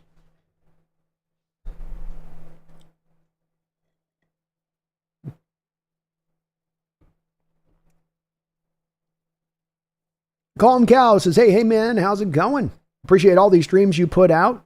Curious on your opinion on the Geno extension talk. If you already spoke about it, no worries. I'm probably going to rewatch the stream anyways. No, it's all good, man. I think it's in the benefit of the Seattle team to wait. I think it's the benefit of Geno to want the deal done now. I can't throw shade at either side of that for wanting either end of it. So it always comes down, as all of these negotiations come down to one clear thing. I mean, as complicated as these things can be, they do come down to kind of a bottom line. And that bottom line is leverage. Who's got leverage? Geno just signed the deal. There are 2 years remaining on this contract. He has no real leverage here to force Seattle's hand in any way. Dak Prescott, for instance, is going through the final year of his contract. You know, they're not going to franchise him after this. He's got that, gives him a little leverage to the Cowboys and where he's at and what he can demand and if he was demanding, which I think he's just going to play it out. But there's just no leverage from Geno on this side of it. And because it's in the team's best interest, Colin Cowell, to let this play out a year, see if Geno can go through another year, good health, see if he can excel in the new offense with the new coaching staff, get another year out from under this last deal he signed. Because Colin Cowell, if you sign him to a new deal, you have all of the current bonus money that's sitting on the current books that goes in addition to the new bonus money, which hits immediately. Or not immediately, at least, because there's 2 years, but it would hit over the next couple of years in addition, and it would kind of compound the costs on what you're having to pay for Geno on the cap. And so it comes down to, from my standpoint, I can't blame Geno, Colin Cowell, for wanting the money, but I also don't think that Seattle should be in a position to feel like they are driven to do this because they have that leverage. And he had his opportunity to get to market a couple of years ago and go get the highest amount if that was what was most important to him. He didn't seem to make that choice at that time. I think that you got to kind of sleep in the bed you made at this point if you're from Geno's perspective on this.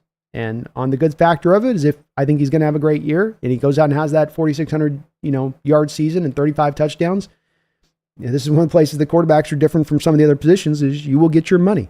If you're a great quarterback, you will get paid. I mean, that's certainly something we're seeing all across this league, time and time again. Doesn't matter whether you're old or young. Kirk Cousins just got paid coming off a torn Achilles. You'll get paid. So, yeah, that's where I see it as kind of the situation. Catalyst, it's been brutal watching Abraham Lucas out, man, because he was so good in his rookie year, like you say. I mean, he was absolutely fantastic. And just hasn't been able to get back. And that's why you remain so hopeful that he can get back, because he can be a almost all-pro level kind of player for you, it looked like, out that initial gate and what he was showing you. So, my man's got the goods. He just needs the knee. Spaces, how in the hell do the Niners have so much cap space? They've manipulated it, is the quick answer. So, yes, it's, as you look at it right now, you go, oh my God, they got $51 million in cap space. But watch what happens when I go to 2025.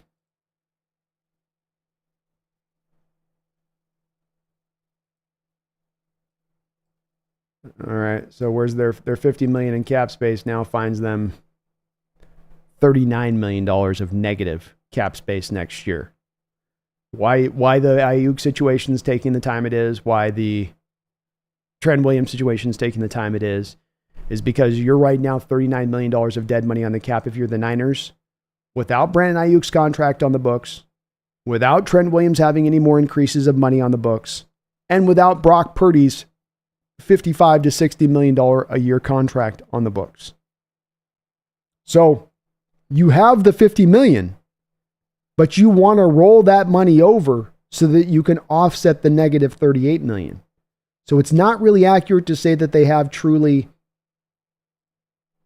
$51 million in cap space, because it's 2025 that they're really looking for in this situation. And that's really what's kind of driving their negotiations right now between all of these players.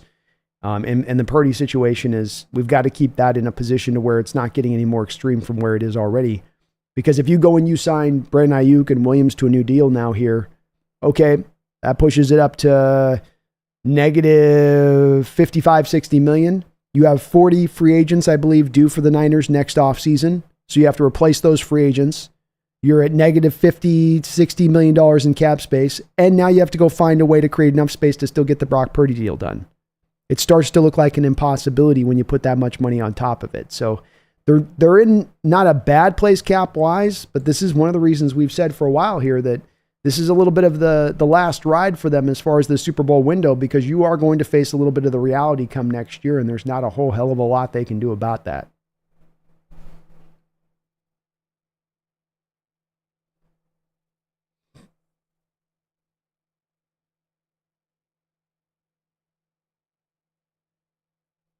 Michael says, I do think Knicks will have a harder time with a really loud atmosphere. It's a tough first place to start, Michael, and it's a tough first defense to start up against him with, too. I think that it's a defense that gives rookies a lot of trouble, Michael, because rookies are going to look for the simple reads. They're going to look for where things can be somewhat easy for them over the course of the game. And if it's always hard, if it's always changing, if it's always tricking you by what you're seeing, it's going to make your day even much more harder as you are starting your first time. And you're a rookie and you don't understand everything from back to front. And so I think that that's going to make this kind of defense specifically is going to make it tough, Michael, on rookie quarterbacks in general. And I'd say to you, Michael, for instance, on this, our prior defense with Carroll was not necessarily one that was going to make it really hard on rookies necessarily because of the fact it was so simplistic, because of the fact of what you saw was what you were going to get pre to post snap with coverages. And bit of a difference that you run into now.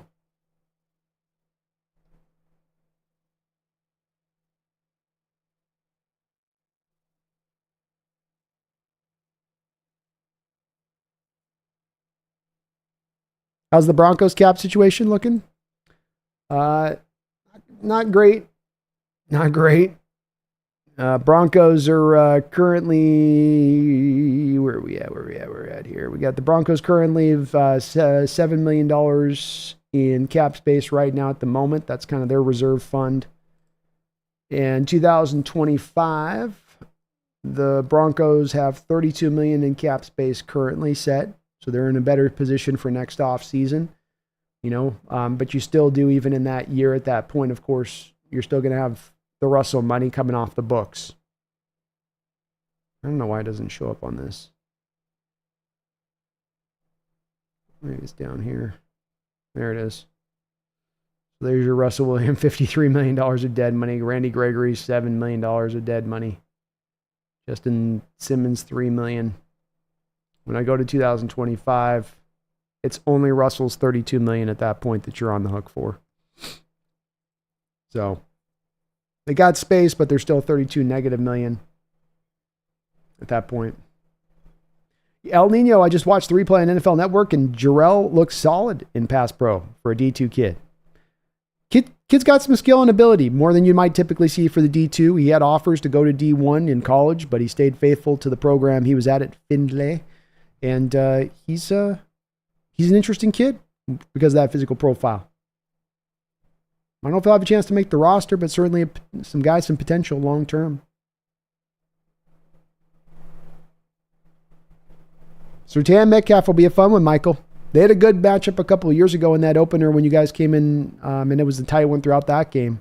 Metcalf got a couple catches. Surtain got the better end on a few of them too. It was a bit back and forth, but it was a fun matchup.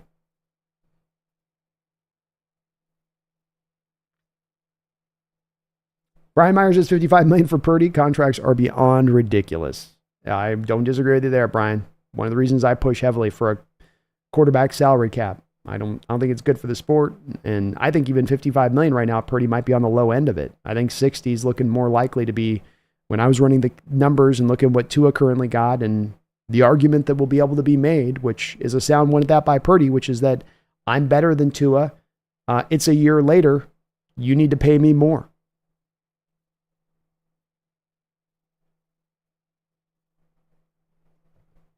King says Kirk Cousins' agent also did the blood sacrifices that Sam Darnold's agent did to get the big contracts. That's true. It did cost them their soul. We should mention that part. Guys, I like Baron Browning and Zach Allen in the plot. Yeah. Zach Allen was a guy we were trying to bring in here with Draymond Jones. We liked him too, and he's a good player. And Browning can be a handful off the edge. He can be, yeah. They got some talent in that defense. I think it's not as strong as it's been in recent years, but it's not devoid of talent. Chris is paying Purdy $60 million is pure silliness. Almost might be better off just drafting and signing a manageable vet. I will be very happy if the Niners pull that deal on Purdy. I'll say that to your point, Chris. If they get trapped into that contract, I will be laughing and clapping because it's not going to be a good contract for him. And I think that they're going to look back at it and they're going to regret it. And so, please do. Not to mention the second you start paying Purdy $60 million, the way that that's going to kneecap the rest of their roster, we're going to feel that. We're going to see that. Part of your ability to be able to pay all these guys like the Niners have been for the last couple of years is the fact you aren't paying your quarterback that kind of money.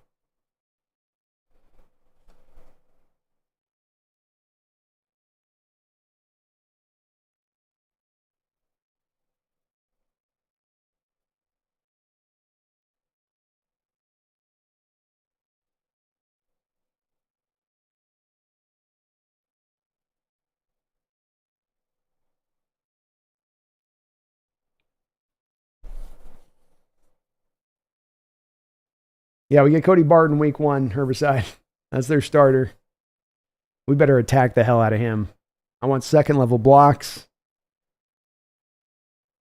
King says Broncos reset button is working. Their time is just now battling time itself before they bounce back.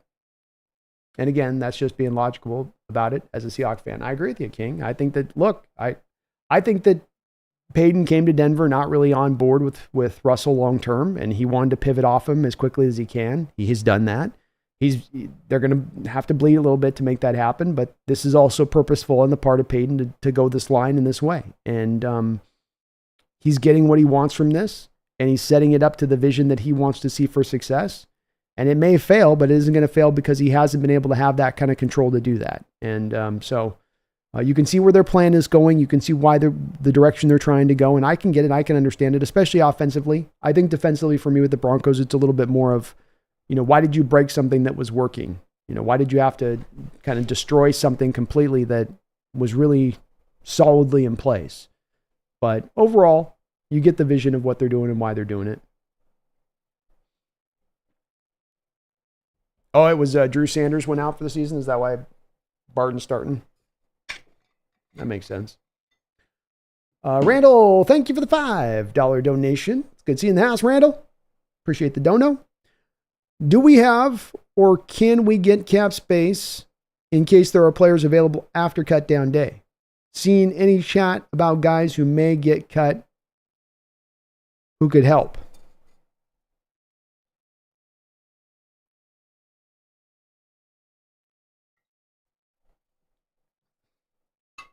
In my opinion, for whatever reason, Randall, recently, there's been less of those players really available on the open market come cut down day that you can go and grab.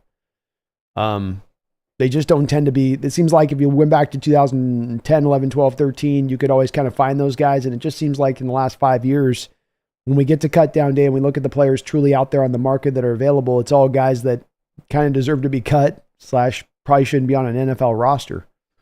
I haven't heard about any rumors of any guys necessarily that are in line to be cut. I think a part of what instructs this a bit, Randall, is if you look here at this cap situation I'm presenting, which is the current team's cap situation. And as you notice on this, from a team's perspective case, they want to come into the season with $6-7 million in reserve fund. So you can deal with the expenses of the year. As we see, our Seahawks are at about $8.3 million, Randall. But as you look at it, you have a lot of teams here that are at 10, 12, 13, 15, 16, 17, 18, 20 million, 21 million, multiple teams with 22 million, 25 million, 26, 27, 28, 34 million, 34 million, 37 million, 47 million. And so what you have here with this, Randall, is if you're going to get a guy that's going to be cut, who still has some value to offer on the football field, but he's getting cut by this team, it's going to be because that team doesn't have any cap space. They're trying to free up cap space to make that happen. Well, then you need usually a good number of teams for that to be the case, to look at there being a substantial list of guys who will be available to you if they do get cut. But I think because of how teams are now managing their caps, they're less putting themselves in that situation of arriving at the end of training camp saying, we've got to free this up to free the space for the cap for us here. And they more have already have done that. Like they already got that work done in June. They already got that work done back in March during free agency and the managing of that cap. So this is a little bit, I think, Randall, of the evolution of the NFL, in that used to be how general managers went about their business. And now it's more of, let's get that work. Let's not do something severe around the end of training camp. Let's not cut away a valuable guy who we could have gotten value for back around, let's say, the draft. Maybe we could have flipped him for a 5th round pick. I think that they're doing a better job of getting ahead of that type of stuff. The Seahawks have $8 million right now. I think that $8 million, Randall, is by and large set up for your reserve fund for the season. So that's really, I think, for if you have a trade deadline deal that you need to make, if you've got to sign guys off the streets, then you would go and do it with that money on that side of it. When you do look through the quarterbacks, or you do look through, the deals that you could make, you could obviously take the base to bonus on Geno's deal here for this season at 12.7. I don't think you'd do that though, because he's going to want a contract extension next year, and you don't want to add extra bonus money to next year's contract to do that. You could do this with DK, but same reasons you could apply to Geno here, where I don't think you're going to want to base to bonus him, because you're trying to get through the second to last year of his contract, so you can get him on an extension next year, and you don't have that extra bonus money, right? Because if I take the base of Geno or the base of DK, chop their base into bonus, it's over 2 years, which means that I'm going to have $6 million of base salary or bonus this year for Geno, and then $6 million of bonus for next year for Geno if I do that. If I do it with DK this year, I'll have $6.5 million of bonus this year and $6.5 million next year versus all of his $13 million base this year. So I don't think either of those two guys are really in alignment to have their base taken to bonus. It's possible. I don't think it's tremendously likely. I think you've already kind of done this with Tyler, taking his base down to 4.6, and you're looking at getting out from under his contract next year. So another guy that you're not going to do that with. And as you can see with Draymond Jones and Leonard Williams and Uchenna Nwosu here over my left shoulder, you've already taken their base down as far as you can take it. You've already converted the base to bonus. You've already done the work you're talking about here in creating cap space, Randall, with other players already. And you technically have players where there's something left here a little bit, but you're not likely to do it. And you've really worked through most of the feasible land there is to work through to clear that space up.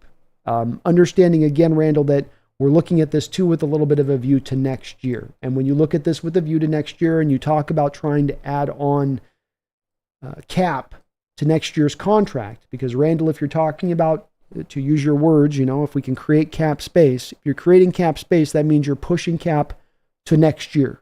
That means you've got to put more weight on next year's cap to make that happen. Well, you're already sitting at, as far as from a Seahawks perspective, 25.5 in negative cap space on the books right now. So do you want to push $6 million more from Geno to next year? Do you want to push $6.5 million more from DK to next year? Probably not. I think they want to manage that. So I think what we've got is what we got there, Randall. And they're just going to have to kind of operate off that budget going forward for the rest of the season, because they've already done all that work you talk about. But it's still a decent amount of money, and it still doesn't preclude you from making a trade deadline deal. You're not going to be able to take on a guy making $25 million per year, but you can still take on a guy maybe who's at, $12 million per year, and he's got half a year of his salary left, and you can find a way to make that work. Maybe you can have the team take on some salary at that point a little bit. We've done that before with like deals with Jadeveon Clowney or Leonard Williams last year. We did this. So, but I don't think there's any more space we can free up. Thank you, though, Randall. Appreciate it. Mr. Dog says, dang, I missed the roundup. Sorry, we missed it, man. It's good to see you in the house, though. Herbicide says, what kind of pay is Geno looking to get? Hard to say on that Herbicide. This is a bit of the guessing game where I'm asked a lot about it, and I feel bad that I don't have maybe a better answer to supply here, but it's one that, quite honestly, could be about 15 different things. Geno could be saying, hey, I took a discount for you a couple of years ago. I deserve to be paid higher now. Look at these stupid quarterback contracts. It could be that Geno's like, hey, just throw an extra year on the end of my deal. Throw some extra millions of guarantee down the line. I'll work with you guys. I'll make this work with you guys. I'm not looking to batter you over the head, but I just want a little bit of extra money.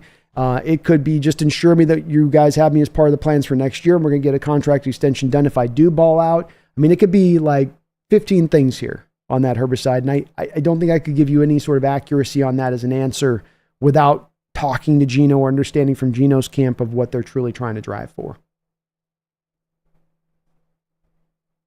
Randall, thank you for another $2 donation. I appreciate you for that, Randall. He says, Haynes and Bradford are starting guards week 1. I think Bradford's locked in as your starting right guard at this point, Randall. I think that Haynes finds his way into the field at some point as your left guard during this year.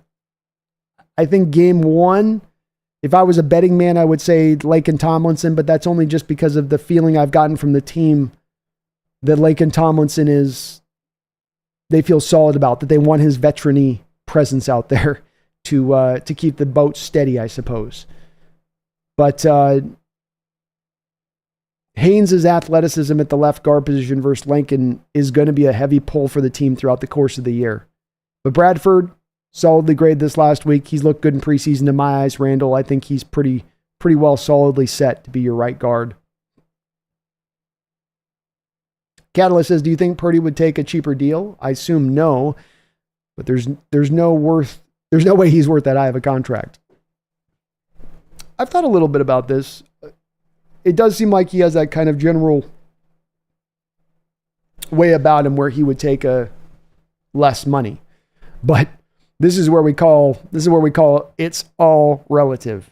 Because if Purdy's people come to San Francisco and they say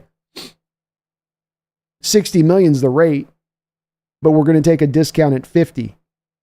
We're going to take 1/6 the value off of the deal of what we should get just to be good to you, just to be nice. In San Francisco, come back to him and say you should take 2/5, 3/5. So when we talk about Purdy taking a discount, I don't think he's taking a $30 million a year discount. Maybe at 40. But then even when we get to that stage of it, you're giving him a 4-year, $40 million per year deal. I still think that ends up heavily disrupting the Niners. And ends up serving basically to cause the same problems that almost the $60 million deal would do. Being that you're paying this much money to a quarterback like he's a difference maker, and he's not a difference maker. And now you can't afford your other difference makers because you're paying the guy who's not a difference maker like he's a difference maker.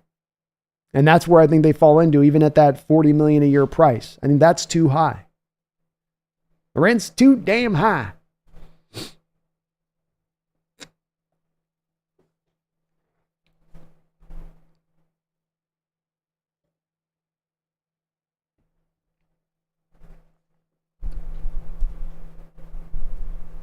Matthew says, I'm just going to say I'm glad Sean Payton's not my head coach. It's been a little bit weird with him in Denver. It has. Michael says, I love Nick Bonito. I think he will be the first 10-sack edge rusher since Von Miller and Bradley Chubb. There we go. The kid out of Oklahoma. He was real thin coming out. But he understands how to rush the passer. Had some great pressure rates coming out of Oklahoma. Browning and Nwosu do play kind of similar. Yeah. Little undersized, work off leverage, power with the quickness. Brian Myers says Mike Tannenbaum suggested that Titans trade for Russ, release Willis, and sign Tannehill because he knows the system they run.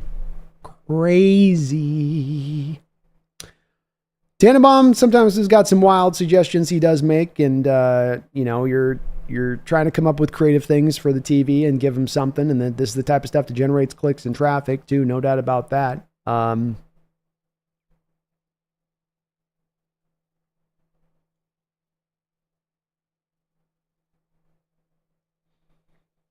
There seems to be a little bit of a feeling out there in NFL circles a bit of Russ with the Steelers starting for a full season.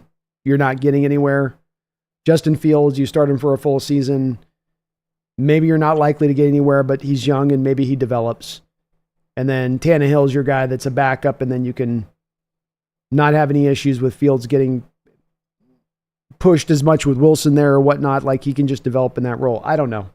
I can see a little bit of shades of why maybe he suggested, but it's still a silly suggestion, and there's no way the Steelers are going to do that.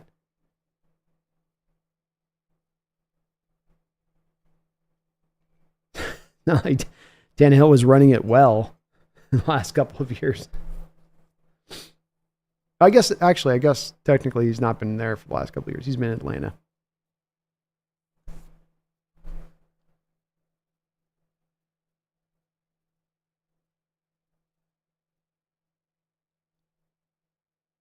Old School Seahawk, what's up, man? War Chief, how you doing? Aloha. Aloha. Michael says, how comfortable are you guys with your safeties, given that you all got rid of both starting safeties? And man, I miss Justin Simmons. Yeah, we did get rid of both safeties. I will say, Michael, though, they were both high paid. They weren't necessarily both playing very well. So you're paying a lot of money, but you weren't getting a lot of performance back for the pay. Julian Love is a really good player, really pure scheme fit for us. I think we're a little bit uncertain at the other safety position, quite frankly. We're not really sure of what we've got back there or how it's going to play out at that other spot. Rashad Jenkins, you signed. He's injured right now. We haven't seen a lot of him out there even in preseason games so far. So it's a little bit of a question mark at our safety position. But Julian Love at the other one is solid. Very solid. Catalyst says, if Draymond Jones can't stay healthy or doesn't play well, I believe we can save money next offseason by releasing him. Yes. And quite frankly, I'm kind of expecting it to happen because the Seattle Seahawks are going to need by 2025 to clear some space off the books. Like it's going to be a requirement. They can do this with some contract extensions. Gino, DK, you can put some extensions there and you can save some money up with those guys because they collectively are counting in base salary next year at they're like $32 million, I think, in base salary between the two of them. You're going to free up, I think, Tyler Lockett gets, I think, oh, wow, I thought that they moved the money to make it easier for Tyler. How's Tyler's cap number in 25 at 30? Holy lordy. Wow, that's a new development. But with Draymond, I would expect there's going to be some consideration to do that. You can save about $7 million to release off of him. And the Hawks are going to have to move some people. I think Draymond and Uchenna Nwosu are two of the guys that stand out to where you could save, you cut both of them, you're going to save 11 plus the 7. So it's $18 million there. You get yourself most of the way of that negative $25 million. And you could do a contract extension with Gino and DK and free up the rest of the money and clear up enough space to get your business done. So I would think in advance that some kind of deal like that is the way that this probably plays.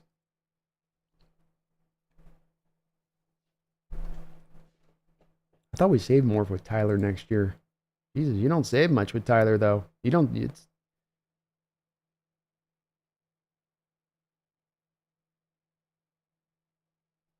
wow.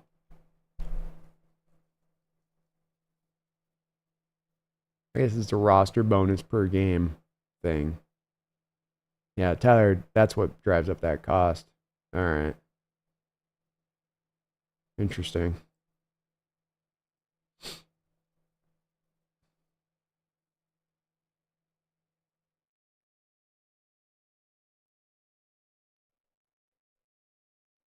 Could Jones start the season on the returnable IR? Asked Brian. He could. He got it's a hamstring injury. He suffered the injury on the 27th of July. It's a 4 to 6 week injury. So that puts him right up around the start of the first game that he would be due to come back. And so you might just go 4 weeks to make sure it's completely healed.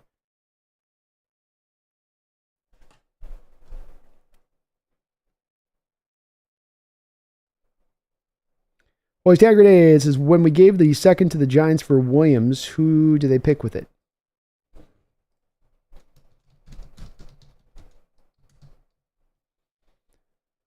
The Giants took, I think, was it...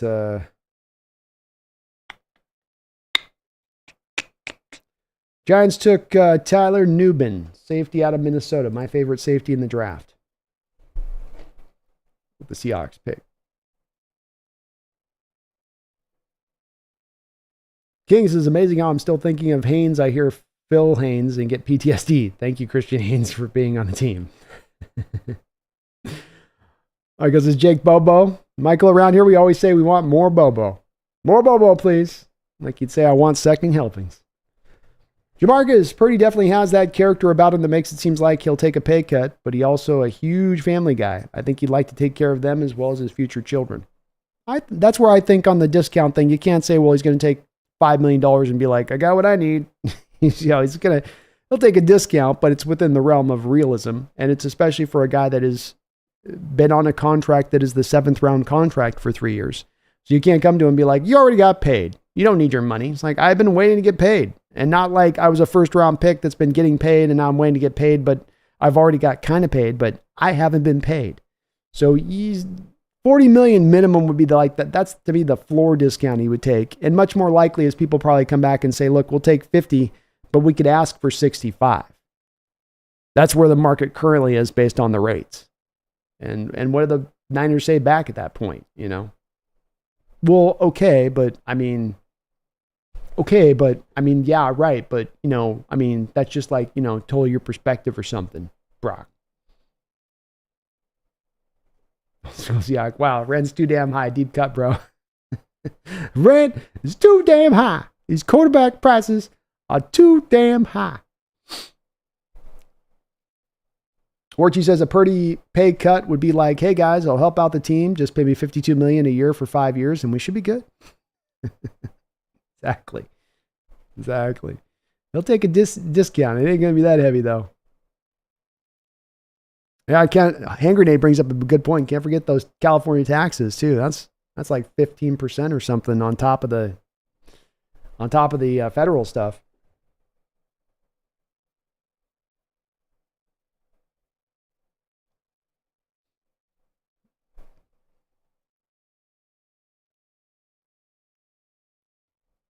Randall McDaniel, thank you for the $2 donation. I appreciate you, Randall. He says, are we okay at tight end? Seems real thin depth.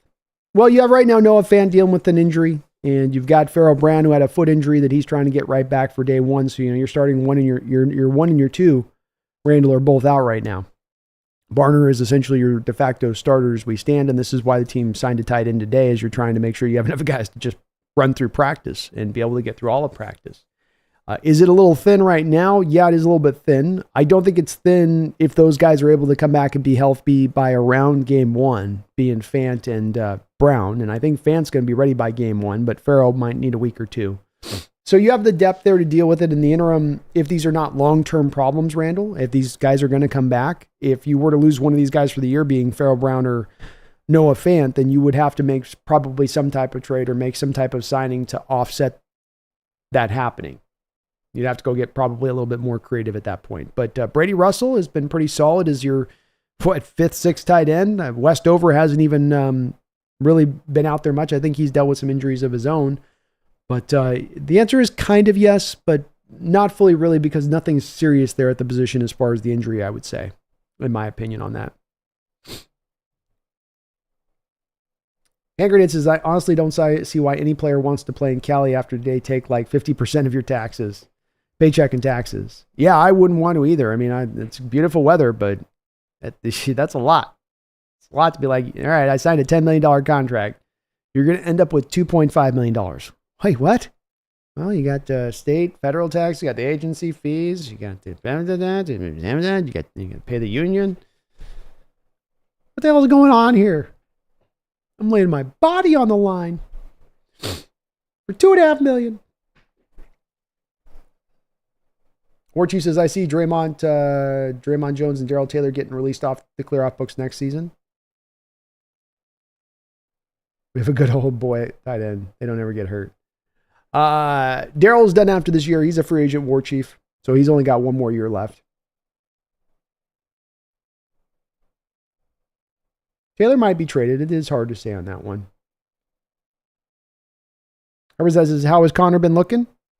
Well, he's only been out there practicing, and I haven't heard any reports on him, but he is out there now practicing with the ones. So the team feels pretty good about his health, I think, to feel emboldened enough to put him out there with the ones in that way, I would say.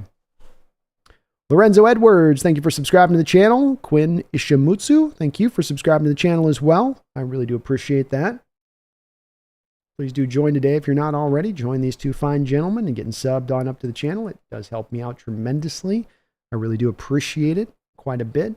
I also do want to thank the sponsor of the show today. The sponsor of the show is going to be Underdog Fantasy. Underdog Fantasy has been so kind today. It's been kind this season and throughout last season to sponsor the show.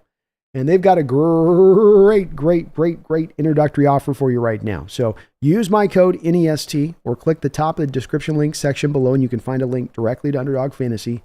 Use my code or click that link and they will match you 100% up to $100, but they also have a 2-to-1 thing going on right now. So that means if you were to do $1,000, they would match you up to $500 on that 1,000. So it's even a better offer than you normally do get with them on this side of it, with the matching of 100%. So if you do 500, they'll match you back 250. If you get up, it's all the way up to basically up to $2,000. They'll match up to $1,000 essentially of your first deposit on the 50% side. So if you drop 2,000, it would be 1,000. If you dropped 1,000, they would match you 500 on that 1,000. So a tremendous deal ongoing right now with Underdog Fantasy. I'm going to try to create a little fantasy specialty league for us here at the Hawks Nest through this app. So if you're interested in getting in on that, I'm going to try to maybe have that set up for the next show for you guys and talk about that a little bit.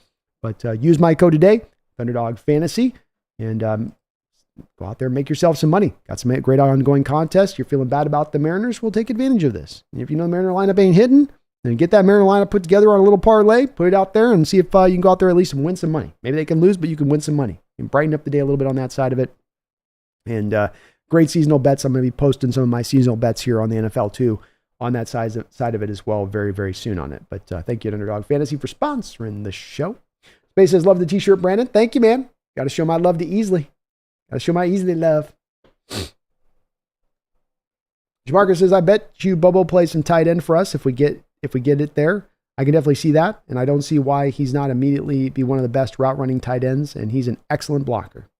He is. There might be a little bit of a draw to play him a little bit like that, Jamarcus, especially because his blocking does hold up so well that you might be able to feel like you can trust in that a little bit. Good point. And I could potentially see that, especially if you have a little bit of a thinness develop at the tight end position. War Chief says, if Darrell Taylor has a decent edge gear, he could get traded, but I think the secret is out. The guy can't play the run for beans. Looks like Tarzan, plays like Jane. I don't know. Yeah, it's just don't know what his market is right now. Another one of those guys, just hard to tell what the league might think of him, or if there would even be much of a market, or if the Seahawks are looking to even move him. Give me 1 second, folks.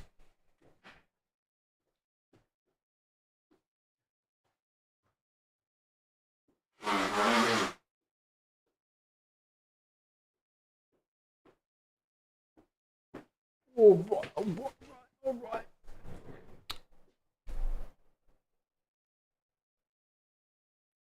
And I don't think it's that he played tight end all the time, Brian. You might just move him like an H-back from time to time, floating Bobo in. So I agree with you. He's not going to play tight end 24/7 or anything, or even have him in line. But could you ask him to do some H-back type stuff, especially if you need Noah Fant goes down for a game or two and just kind of fill in that role? Maybe.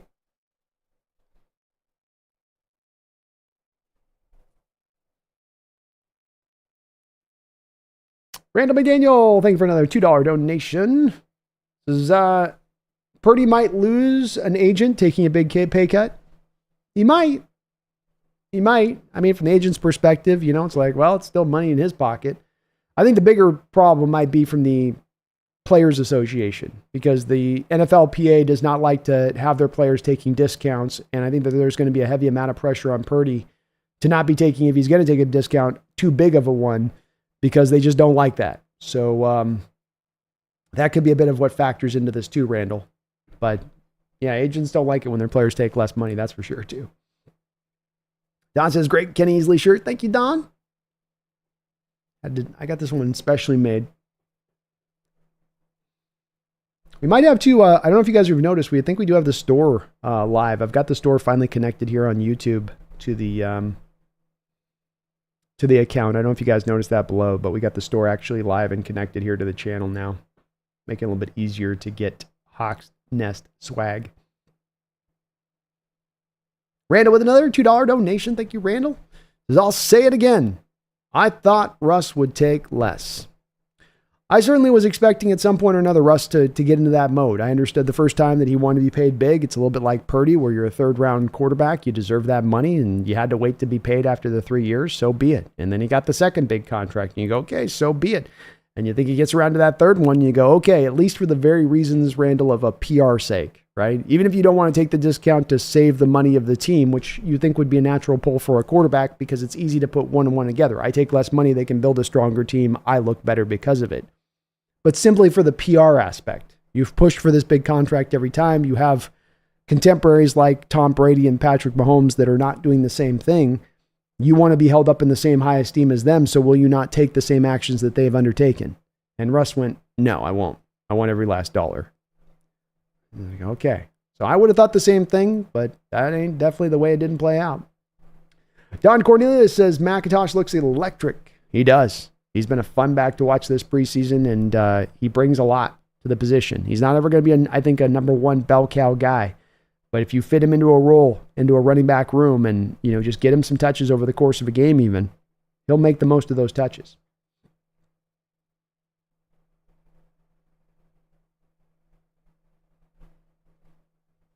Riverside says, Bobo's respect has been going crazy. Other teams now giving him props. Oh, that's cool. Space, did you think Caleb is the real deal? I think my evaluation of Caleb coming out of college here is still sitting and looking pretty right now as we stand, Space. And people got caught up with it being kind of a binary situation with Caleb Williams. Is he going to be great or is he going to be a bust? And everybody got kind of caught up, and it's going to be one end of the scale or the other. Is he generational, or is he just overblown and he's just going to, suck rocks once he gets the pros? What I said is I thought that Caleb Williams is Russell Wilson when Russell Wilson came out.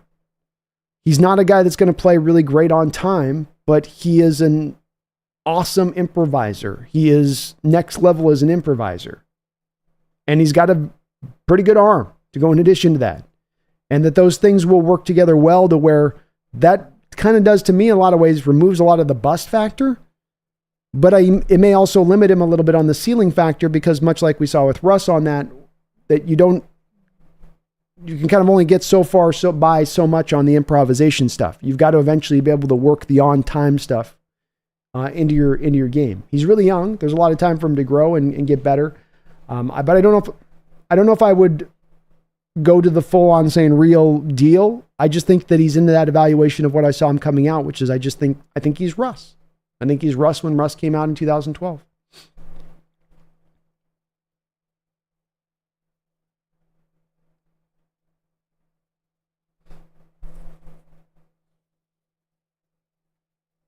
Don says Rome Odunzie, Keenan Allen, and David Moore are going to be tough to stop. Yes, sir. Yes, sir. He's got a lot to work with there, does Caleb. Especially Rome, because Rome he can just throw it up to and he'll go up and get it. Randall, thank you for another $5 donation. I appreciate you for that, Randall. Everyone on 49 got paid. Why would player paid under market for 3 years take less? Not like that's the culture of the team, especially at quarterback. Why would a player under market for 3 years take less? Yeah. That's why. Everyone on 49ers got paid. There we go. Yeah, I wouldn't expect it from him that this is what he should do. From his perspective, Randall, he's earned the right to expect to be paid the market rate. And if suboptimal quarterbacks like Tua are getting paid that market rate, then the team can bitch and moan about it all they want. The going rate is the going rate. This is the same thing we run into at times with the offensive line thing, Randall, where it's like, look, you can get mad at the fact you have to draft these guys where you have to draft them or you have to pay the money you have to pay them, but if you want a good wine, you've got to invest in it. And so they're not in a position to demand that he should take that discount, Randall. They could maybe make the argument to him that you've been made to look as good as you have by the support that we've been able to provide you. And we can no longer provide you that same support if we're paying you at insert this amount. And that if you can get the money on that, but understand that that's the price you're going to pay. And so he's not held to an account to do that, but I think some people are making a little bit of the advanced math on here that he might seem like the type to maybe be willing to do that, but he's not under the responsibility to do it, to your point of that. And like you said, everybody else in that Niner team has gotten paid at that point. Why should he be the one that isn't? King Bomber in the house. What's up, King? It's good to see you, brother.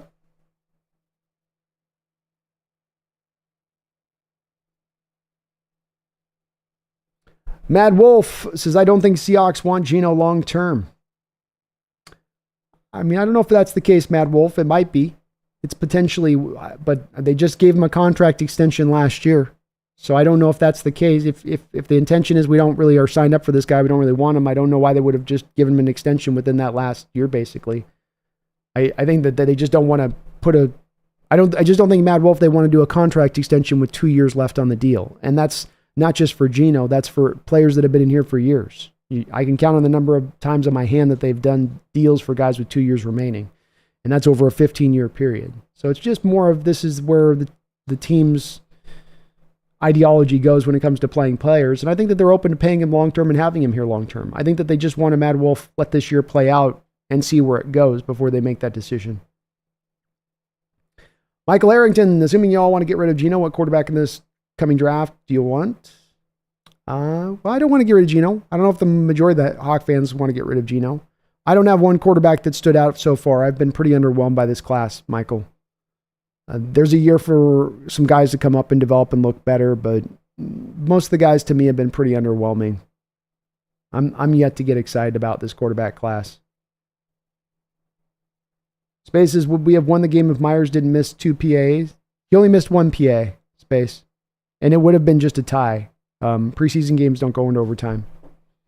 Jamarcus White is an emergency tight end. Why wouldn't we slide Bobo in there? Not saying he's going to start, but I feel like he would be way more effective than picking someone up off the street to fill out injuries. We're not going to have to pick up people off the street. So we've got plenty of tight ends to rock. 3 tight ends on the active roster. Bobo's not going to have to be your active roster. So, okay.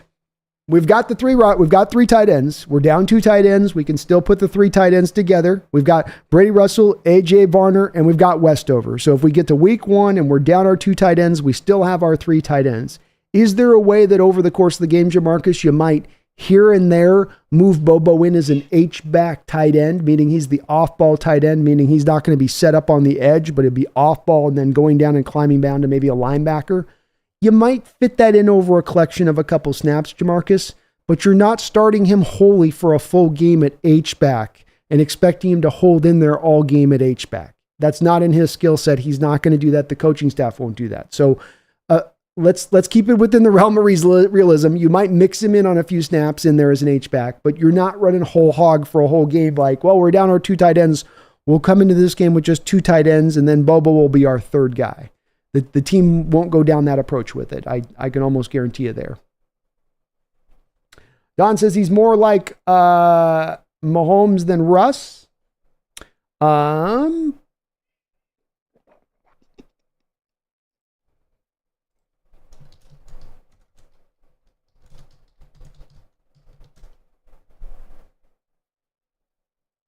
Yeah, maybe. I mean, 3 inches over Russ, a taller Russ. I think the way that less than the size thing, Don, it was more of a way they played the game thing. I think that Patrick Mahomes, from day one of playing, kind of had a little bit more of an ability at times to be on script with stuff. And maybe that's Andy Reid's influence over him, but that's why I wanted to make the Russ comp on this, Don, is I think that there's an inherent difference between a Russ to a Patrick Mahomes on when it comes to playing on time, playing on script. And with Caleb, like we even saw last week, you go back and watch go back and watch the highlights with him. It's what he's doing off script. It's what he's doing as an improviser. It's not what he's doing on script within the context of the offense. So if we're making the comp to Patrick Mahomes, that's where we get to, again, that stage of it, in my opinion, Don, where you're going, okay, I'm making the comp to a generational player. I'm making the comp to a GOAT. That's the place in my own evaluation when it comes to Caleb Williams. I couldn't get to as far as in my pre-draft evaluation of him. I thought he's a very good prospect, certainly deserving and earning of being the number 1 overall pick, but I don't think that he's in the same area and rarefied air that you have a Patrick Mahomes, in my opinion. A taller Russ? Sure. But I think more Russ in my evaluation of him.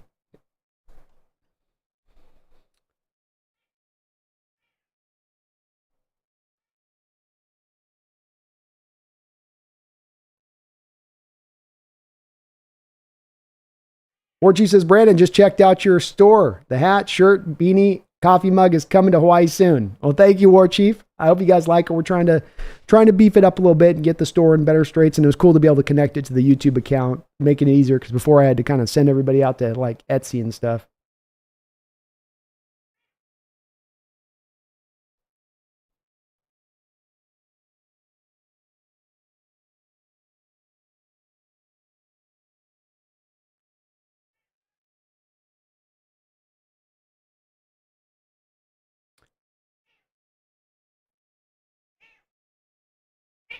Kitty.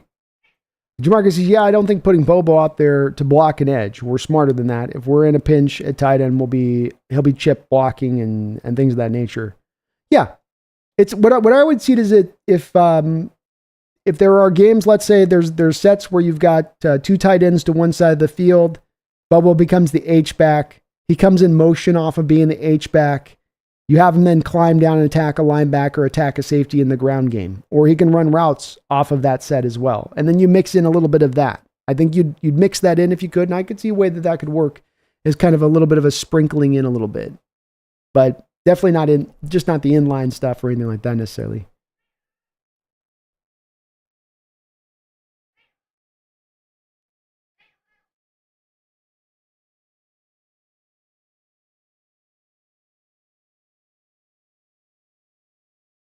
Yeah, Space. It'd be a tie going into overtime. M's down 4-1. Whew. The fall is hard and brutal, Brian. Hard and brutal.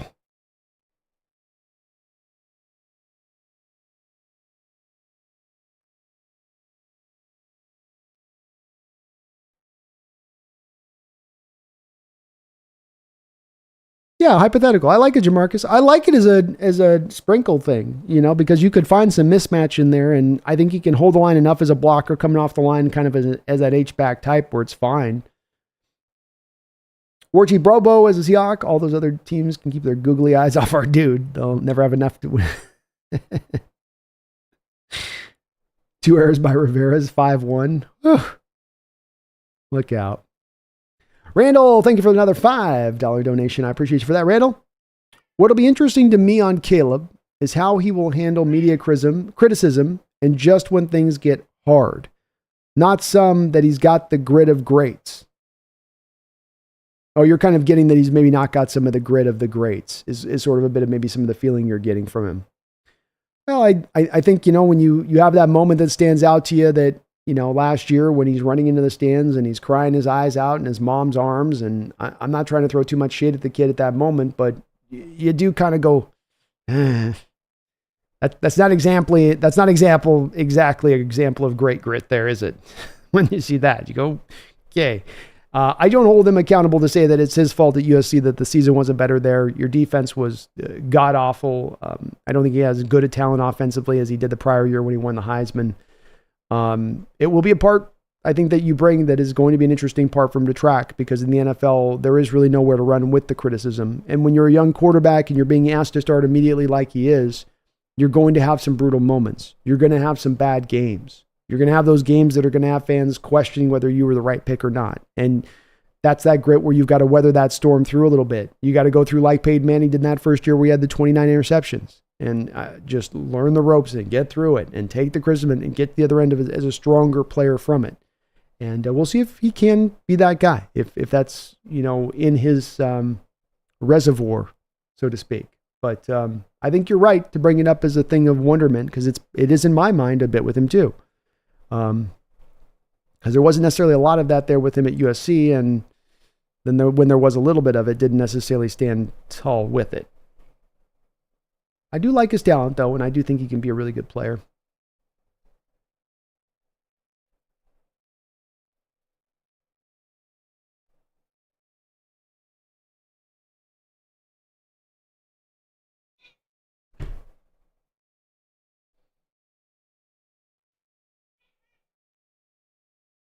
Herbicide, I see a time here soon where our starting 3 wide receivers are going to be DK, JSN, and Bobo. Any weaknesses you see?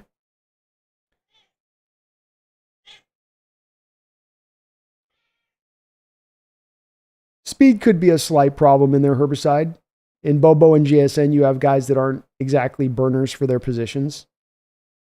And, now you can have what teams that sometimes have the threat of that speed. Now DK makes up for that with his 4.37 on the outside, but are you a little bit not as fast as maybe would be the ideal with those 3 as a set? Yeah, maybe a little bit. Is it enough to not make them effective and still find great roles within the offense as the starting 3? No, it's not. It wouldn't null and void them. It would be maybe just the thing to maybe keep a track of is, are we able to really still challenge teams over the top and threaten them in that way with those guys like that? And JSN has shown he's able to take the top off the defense from the slot, even if he's not the fastest guys, and certainly DK can. So maybe DK is enough on this.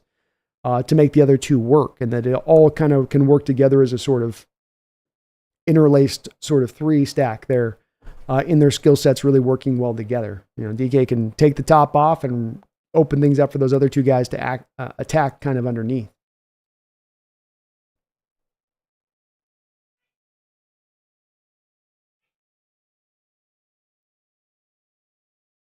Riverside says, who are the good left guards in next year's draft? I haven't done any real look yet to next year's draft so far, Herbicide. I'm probably a little bit behind on doing some of my outlooks on some of that to a degree. So I got some homework to do on looking at some of the prospects, starting to get a little bit of my list together and stuff. I've been a little bit backburnering it a little bit, but I'll start getting them put together. I've got some of the quarterbacks looked at. I've scouted I've probably scouted a good 35 of these guys, but haven't looked at a lot of the interior line yet. Jamarcus says, this roster cut is going to be brutal. So many people I want to see make the team that just simply won't. Yeah. You're going to be cutting good receivers. You're going to be cutting good corners. You're probably going to be letting potentially good edge away. Offensive line tackles. That maybe some good developmental guys that you're feeling like, man, can we get these guys on the practice squad? Yeah. It is the benefit that when you actually have a team turning around to ascending and truly getting to a state of being able to be a contending team, is that this should be an offshoot of this. This should be what you see as the other side of that, is that the team is so strong, so deep, that you're having to cut players that are going to be signed to other teams' rosters. And this was a hallmark of the teams back in 12 and 13 and 14. You got to the end of training camp and half the guys you were cutting were going on to active rosters. So it isn't a fun thing. It definitely sucks when you have to give up talent and you don't want to. And I'd love to see the rosters expanded. We'd certainly benefit from that, but it's also a good indicator that you're on the right path and you're moving in the right direction.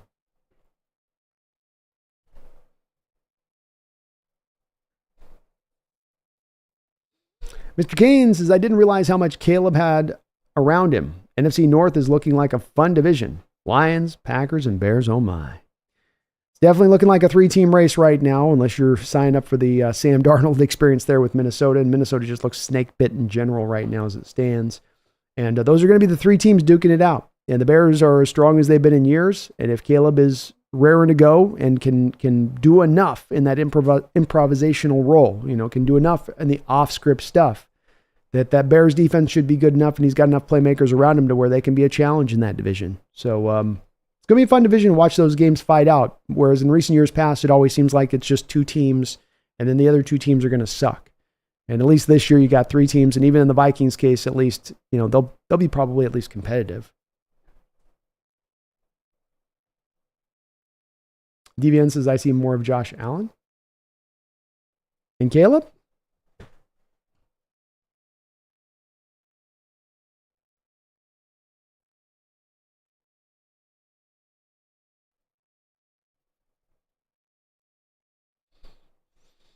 Michael says, do you guys still have the same kicker from last year? Y'all really disliked him at times last year. I remember he missed a couple in the Cowboys game. Yeah, that's what we're talking about right now. That's Jason Myers. You see some of the talk above you there on the comment section. And he's a man of a little bit of cause of a little bit of worry here. It's also coming on the heels, Don, of he missed an extra point last week. Or not Don, Michael. He missed an extra point last week, Michael, and then we lost the game by 1. So your timing for the questions coming at a time where people are a little bit annoyed with him.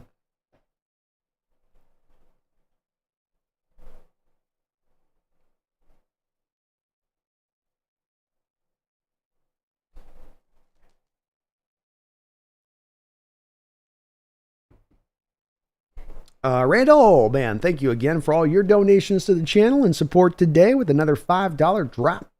He says, I don't know what made me think of this, but I think it's forgotten that Dak was a 4th-round pick. That DUI really dropped him. Was NFL ready? Mobile, too, at MSU. Maybe the DUI did really drop him in that case. I think he is a guy that also wasn't going to exactly wow you with the physical skill set coming out of college. Like, he plays the position really well. He's a smart decision maker. He's relatively accurate. He's got relatively okay arm strength, but I don't think he's either either got plus arm strength or that he's plus from an accuracy standpoint. He's got mobility, but you wouldn't necessarily call him hypermobile either. He's just really good and functional in all of these areas. And I think when it comes to drafting quarterbacks, Randall, teams are looking for those scintillating traits. Those things that, NFL arm, NFL processing, hypermobility. They're looking at least for something that they can kind of glom onto and work in around with the rest of the stuff. And he was a little bit more evened up all the way around on that one, I think. Even his size. He's got fine size. He doesn't have like great size. It's good. It's fine. So I think that's part of what, dipped him down. It's also a representation too, Randall, of the quarterback position and how hard it is to pick and how hard it is to evaluate and how much of a variance there is between NFL teams and the skills that they value and don't value and the teams that are good at it and teams that are bad at it. And I think that all kind of comes into it a little bit. I do. Yeah, 4th round pick, Randall.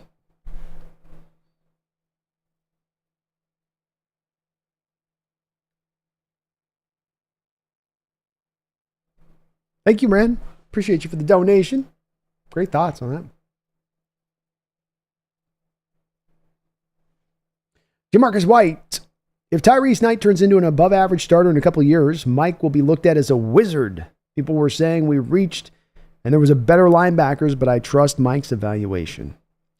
There are defensive coaches do tend to have those positions that they seem to, especially the good defensive coaches, that they seem to see and see more clearly than others. Like there might be positions that they just kind of understand. And in McDonald, like you're saying a little bit, you get the impression that he's just got a good understanding of the inside linebacker position and what he's looking for in players. And no doubt he signed off on the trade to bring Roquan Smith in. I doubt that general manager just made that trade without at least checking in with your head coach to make sure you could make that work.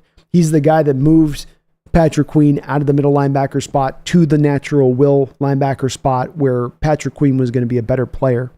And so he does seem to have that innate understanding of the position a little bit. And I was one of those people that didn't necessarily see it from Tyrese Knight on the tape either, Jamarcus, to my eyes when he was picked, where I'm like, I don't know on this guy. I think it might take him a year. But he has hit the ground running. He's been solid in both of his first 2 preseason games. He's been good all around where you can see him showing up both in coverage and as a run defender. And I'm really enthused about his upside now. He's looking like maybe one of my recent draft misses as far as my evaluation goes. Though I did even say at the time, let's put this evaluation with an asterisk because I only have a couple of games of UTEP to really look at. I don't have that real expansive amount of game film to go off of with the guy. Yeah, Don, he was flying around making plays, though. He's looking good. Randall, thank you for the $2 donation. He says, we should have drafted Dicker the kicker. Certainly probably a better decision in retrospect would have been to go that route. And, part of making a mistake, if you're from the Seahawks perspective, as I always say with this, Randall, is okay, you make a mistake, fix the mistake. How do you correct it? How do you pivot and not have this be a mistake that's going to hold you back now? And I think when you look at this in the future, people talk about Myers and getting out of this contract this year, which we can't do. You can get out from under the contract after this year. And I think that looking at how you've had the success in Dixon like you have, why not go back down that path instead here? Go make your 4th round pick the best kicker in the draft and try that out. Because if it hits, you're rolling for 3 years on a cheap contract and you're really saving that money. And if it doesn't, you can always pivot off without much draft capital given up. But that would be a better pathway for me at this point to go.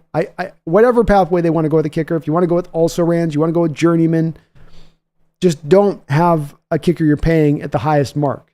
It's too much of a position with too much fluctuation year to year in performance to be paying at that rate. And hopefully Schneider's learned that after this year. But it certainly is one of those contracts you could even see at the time where you're going, man, I don't know about this one. I don't know about this one. It's not even Jason's fault to a degree. It's the nature of the position a little bit in the modern era. Thank you though, Randall, man. I appreciate you for all your support. Very, very kind. Anthony Davis Sr. says, no lie, NFC West champs. I have faith in the 12s. Let's go, Anthony. I love your optimism.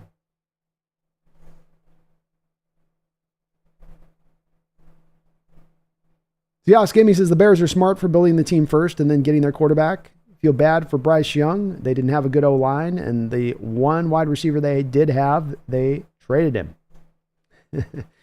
Yeah, the Panthers' approach has shown you one of the broken approaches, Seahawks gaming, to your point of going after the quarterback and then just making that the end-all, be-all determination of, how you fix your team, which it's not. I don't know if the Bears smartly built the team and then went and got the quarterback like this was kind of them doing something purposeful, because they drafted Fields doing this very same thing we're talking about with Bryce, where you just were like, oh, we didn't think that Justin Fields was going to be available. Let's get him. Yeah, but we don't have the team right. Yeah, hell with it. Get him. Yeah, but the coaching isn't. Yeah, get him. Yeah, but the general manager. Yeah, get him. Yeah, but the defense. Yeah, get him. Yeah, but playmakers. Yeah, get him. And so they went and got Fields, and then they were in a mad scramble for a couple of years of trying to build the talent in around Fields to see if he was the guy, just to make the determination of how good a quarterback he was or wasn't. And they did build the team up. They did start to put now a better supporting cast together, but they did so then right at the end of Fields flaming out and then being pushed out the door. So Caleb got to go into a more stacked team, but it wasn't as much, I'm just saying on the Seahawks game, it wasn't as much about them doing it because they were being so smart and forward thinking in the process. It was more of a symptom of they got lucky on the back of the trade to the Panthers to get the number 1 overall pick that next year from them, to be in the situation to then flip off of Justin Fields and go for an upgrade at the quarterback position just as the supporting cast is built up around him.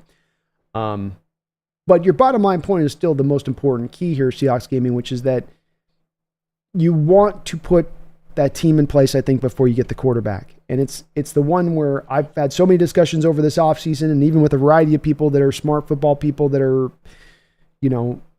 in very a different flavor on this one in their outlook, where they say, no, you just go get one. Just go get one. You just go get one. But I think you've got to think about what you're putting that rookie quarterback into. Listening to Tom Brady talk about the fact that he feels like these quarterbacks should sit for a year, that he sat for a year, and it was for a benefit to him. And it's something I've been saying for years about that, is these teams are so much in a rush to get these quarterbacks out there on the field to maximize that rookie quarterback contract, rather than thinking what's best for the quarterback long-term in his development. And the development side of it for these quarterbacks is the part that just gets lost so often for these NFL teams. And it just becomes the drive about get your guy, and all other factors don't matter. Supporting cast, how you development, whether or not this is the right time for it, all of it gets thrown out the window in the neighbor of just go get the guy. Just go get him. Just do that, and it'll fix everything.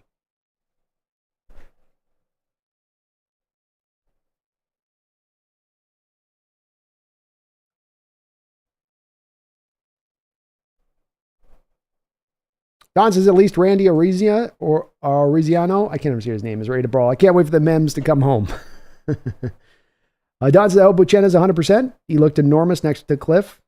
He does seem like he's back and ready to roll. And he's looked good in a little bit of preseason action they put him out there so far this year, Don. He does. Megan in the house. What's up, Megan? It's good to see you. Appreciate you jumping in. Seahawks Gaming says we're getting rookie Bo Nix week 1. I'm definitely starting Seahawks defense fantasy week 1. I would probably too on that one, Seahawks Gaming. We went through, if you get a chance, Seahawks Gaming, check out the top of the show.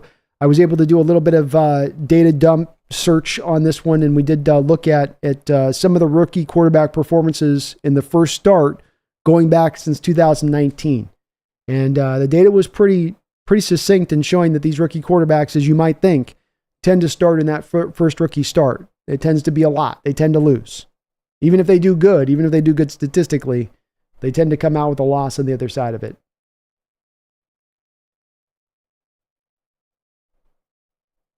Baltimore fans were down on Quinn his first year, so maybe. Yeah. Well, and they tried to put him at Mike. They tried to make him a middle linebacker, and he's a Will. And if you're a good Will, it doesn't make you a good Mike. And if you're a Mike, it doesn't make you a good Will, necessarily. Some guys can do both. Some guys are just one or the other. And in Queen's case, he's a Will. He's not a Mike. Don's, I like Mike Morris getting so many snaps last week. Hands on hips work. Yes, sir. He's getting a lot of run. For a guy that missed all of last year, you need to get him a lot of action this preseason. And they're doing so. And he's looking really good. And I love about what I've seen from him, Don, is he's looked very comfortable inside and outside. He's not look like just an early down outside edge guy to set the run. And he's not just looked like a pass rushing defensive tackle on passing downs. He's been able to give you both of those two things. Megan, I'm taking you down in fantasy again this year, Megan. I just feel bad about making you cry on it. I mean, I feel bad about that, but I got to do what I got to do, Megan. You know what I mean? I have no, I show no mercy in fantasy. You step into the Thunderdome. Step in the Thunderdome. You know what I mean? Don't make me Tina Turner on this one. That's what I'm saying. 2 enter, 1 leaves. 2 enter, 1 leaves. Don says, totally agreed on inside outside Morris. It's fun to watch him, and you can see how Mike understands how to use him in this, Don, and where he puts him and having that history with him at Michigan. And you can see the plan and how the plan comes up. And he's been fun to watch, Morris. He is a handful. He's all arms and legs and 6'6" inside and just guard tackles. It's like trying to block an octopus. Jamarcus Myers has developed that uncertainty when he's up to kick, at least for me. I can only explain by saying it's the same way I felt when DJ Dallas was fielding a punt. I think Myers will be fine, but he struggles this year. He's on the hot seat. He's definitely not, with what he's being paid, he doesn't have but a year on this if he's going to come back and have one of his down Meyer years. So, we'll see on him with that. But, yeah, certainly doesn't feel real confident right now when he lines up on that. I'd probably go with that too. Making this 2-word game on be, hey, game on. I'm just warning you. I warned you last year. I did take you down last year. I'm going to have to do it again this year. And I mean, just, you're my mod. I don't like having to do it, But when it comes to football, all's fair. That's what they say.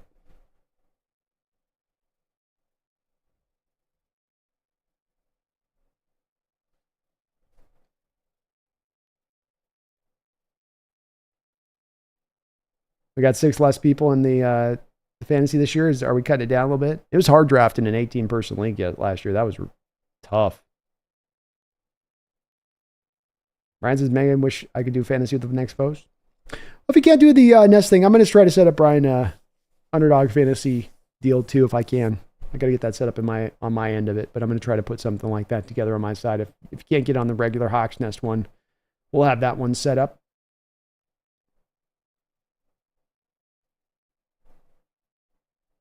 Orchie says, have fun, guys. I wish I could play fantasy. It's been a few years, but in Hawaii, we got to work 7 days a week, especially if we're planning to not work on football Sundays. Laugh out loud. Got to get that timing.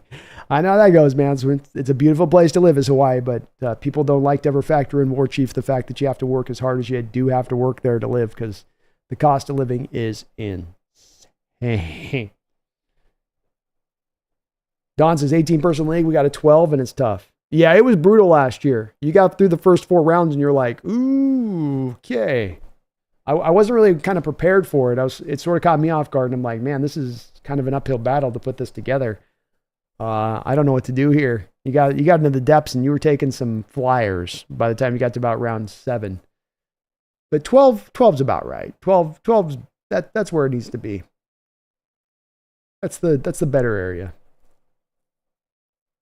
Or she's as a fantasy football guy, I'll take all the Seahawks players and I even feel bad about it. Oh, sorry you're sick, Megan. You do get better. Brand says, yeah, drafting with 18 people was super tough. I must have made 20 trades. Oh, it was brutal. And if you didn't pick, I think I went too running back heavy last year, and my receiving core just ended up dumping on me. It was tough. I was scrambling all year long. My affairs are in order, Megan. I'm prepared this year. Last year, I was just finding my footing again. Last year, I was rusty. I had to knock off the rust. This year, the gears are moving and greased. Smooth. Forget what I took last year. Space, what was I last year?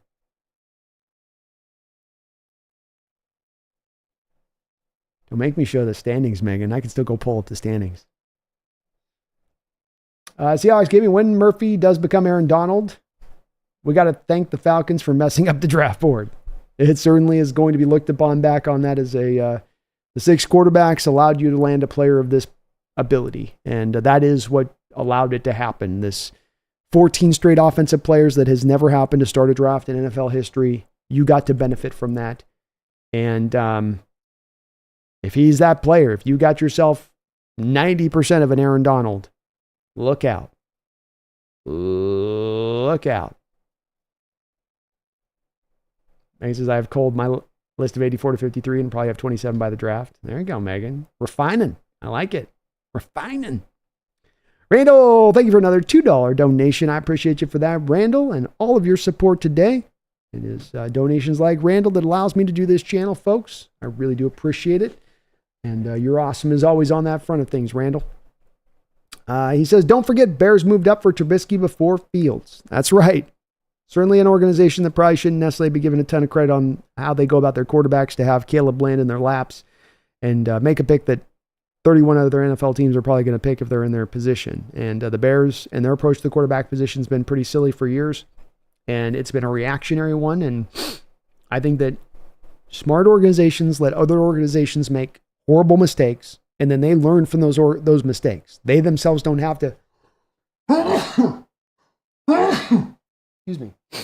They themselves don't have to make those mistakes to learn them. They can look at that other organization. They go, oh, look what they're doing there, and look what they're doing there. That was messed up. That was unintelligent, their approach to what they just did there. Let's not do that. Let's go the other way they went with that. And that's why I hammer it on it so much, is it seems that there's so many teams that are so intent, Randall, on making this mistake. I mean, you mentioned the Bears on back-to-back quarterback decisions. You made the same mistake. You simply said, get the quarterback and that will solve everything else. Get the quarterback and that will overcome these other problems that we have on our roster. Rather than getting the problematic issues on your roster actually fixed first and foremost and then getting the quarterback. And it's one that I think Schneider has learned. It's one that I need to laud the organization here, because you've been here for the last couple of years, Randall. You've seen it in the chat that people have over and over every single draft hammer. It's got to be this year. Got to trade up right now. John's got to go. John's got to get this done. John, and he's not done that. He stood back and goes, no, not the right time. I don't want to make that trade. Not the guy that I want to go pick. No, not going to do it. And that's where I'm really happy with our approach here, because what it's going to ultimately do is not force us into drafting a guy that may or may not be the guy you're just drafting because it just seems like it's about the time to do it, but because it's actually truly the right guy, that you're getting the guy that you think is going to fit to the system correctly, that can be really a guy that you're excited about and not just one that you feel like you just have to go take, which is, I think, where some of these teams end up. Jamarcus says, I feel a lot better about Kenneth Walker's health this year after seeing all the muscle he's put on. Can't wait to see him hopefully ball out. Hopefully he does. And he looks good, man. Looking Adrian Peterson-like. War Chief, I like Ty Akata. I like my cornerbacks with blood all over them from the opposing team. Do you think he makes the 53? I say cut one of the Auburn cornerbacks. Ty Akata is not going to make the 53, War Chief. One of the cornerbacks for Auburn is probably likely at this point to be cut unless you can get a trade of a Mike Jackson, because I think a Mike Jackson is going to make the roster over a DJ James. But if there's a trade, then they both probably end up making it. But unfortunately, Ty Akata is not going to make the active roster. Not unless there's an injury. Don says, I love how Leonard Williams said Murph is a quiet guy just about that action, boss. Indeed. Indeed. It's been great to hear how the vets have talked about Murphy, and that it seems like we got something here in this guy. You know, and vets aren't really quick usually to praise rookies all that much. Rand says, let's not forget I scored the most points in a single week. I'll do that every week this time. Let's go. We got some confidence in the chat here from the fantasy folks. Don says, who's the most legit number one fantasy pick this year? I don't know if there's Patrick Mahomes, maybe. I don't know. People may say, there'd be a variety of answers you'd get on this one. McCaffrey would be a guy probably people would talk about.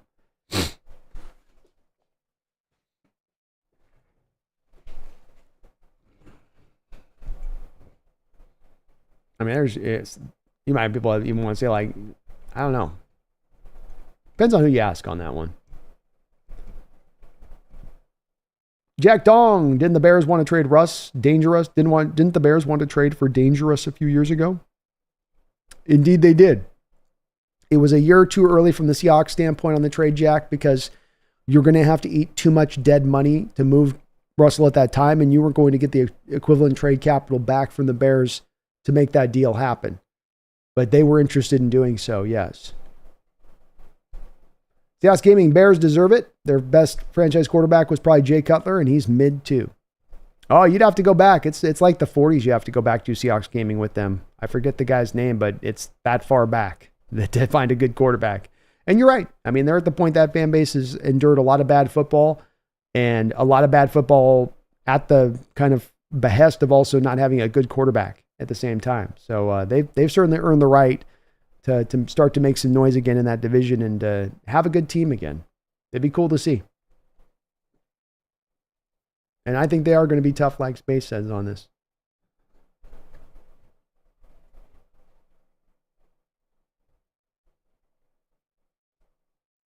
King Bomber says, I'm ready for the B&B show next year where we're evaluating kickers. Also, I think the reason we landed Byron Murphy wasn't Atlanta, but it was LA because they took an O-lineman rather than a wide receiver. Could have been that too. Hard to say on that. But possible, yeah. Doomy Doo, is that a ginormous cat or is it a scale thing? No, she's a big girl. She's not like monstrous fat like some of those cats that are like, they got like the little arms out there. They're so fat and chunky. She's a little chunky, but she's just a big girl too. A lot of love in this cat. And a lot of heft. No, she's a good 30 pounds. And that some of that's on me, Dami, as her cute little face causes me to give her too many salmon treats. Don, I'm taking Derrick Henry, #1 overall. Bold choice, Don. Bold choice. Because I don't know if the Ravens are going to be as strong this year. And I think Henry's a good helper for them, but I think the Ravens are going to get a lot of stacked boxes this year. Michael M. Good evening, 12s. Just afternoon on Thursday here in Japan land. Hope you're all well and having a great week. Well, thank you, Michael. Doing great over here, and thanks for checking in from Japan. Hope everything's good over there. No shaking of the earth over there. No earthquakes. But thank you for checking out the channel today. Good to see you in the chat. Don says, I went to the 2010 playoff game in which Chicago beat Cutler with Hasselbeck. Strange game there. Sean Alexander ran for a good amount of yards. The weather was really cold. Pure winter at that time there in Chicago. Yeah, couldn't quite pull that one off. Boy, that would have been a cold game to go to. You must have been freezing your sack off out there.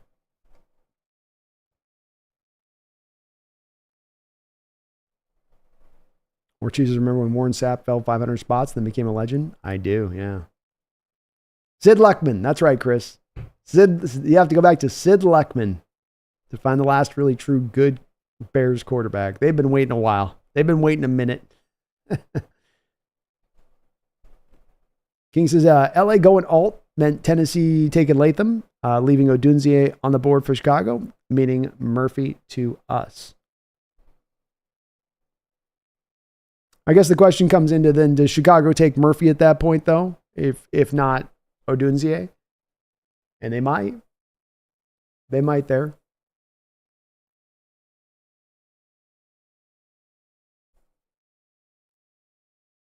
They might have. Bless you too. Oh, thank you, War Chief. I don't know, I sneezed my butt off for some reason.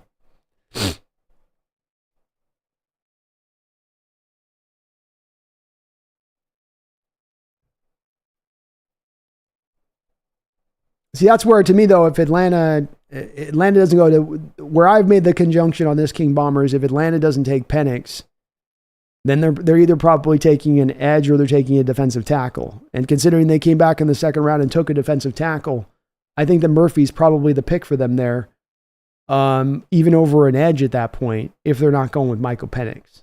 That's why I say the Penix one I think is directly related to. And is there a chance there Chicago goes defensive lineman with Murphy there? Yeah, but is there also a draw there to help and give more to Caleb? Maybe as well. and to go back to the offensive side of the ball there again at that point, maybe on that. I haven't heard anything necessarily solidly in place that the Chicago was absolutely on board with going Murphy if Odunze wasn't there. Brian says salmon puts on that weight. They do. Very fatty fish. I'm sorry. I didn't mean to call you fatty. You're not fatty. You're just big boned.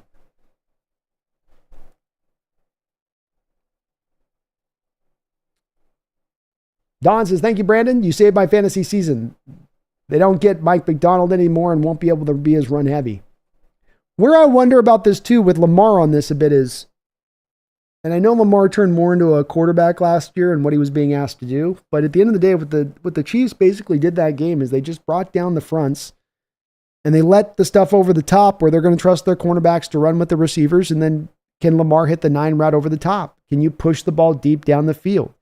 And if I'm playing Lamar Jackson, what I'm going to do is I'm going to take away Lamar's legs, I'm going to take away the ground game, and I'm going to make him beat me throwing the ball down the football field.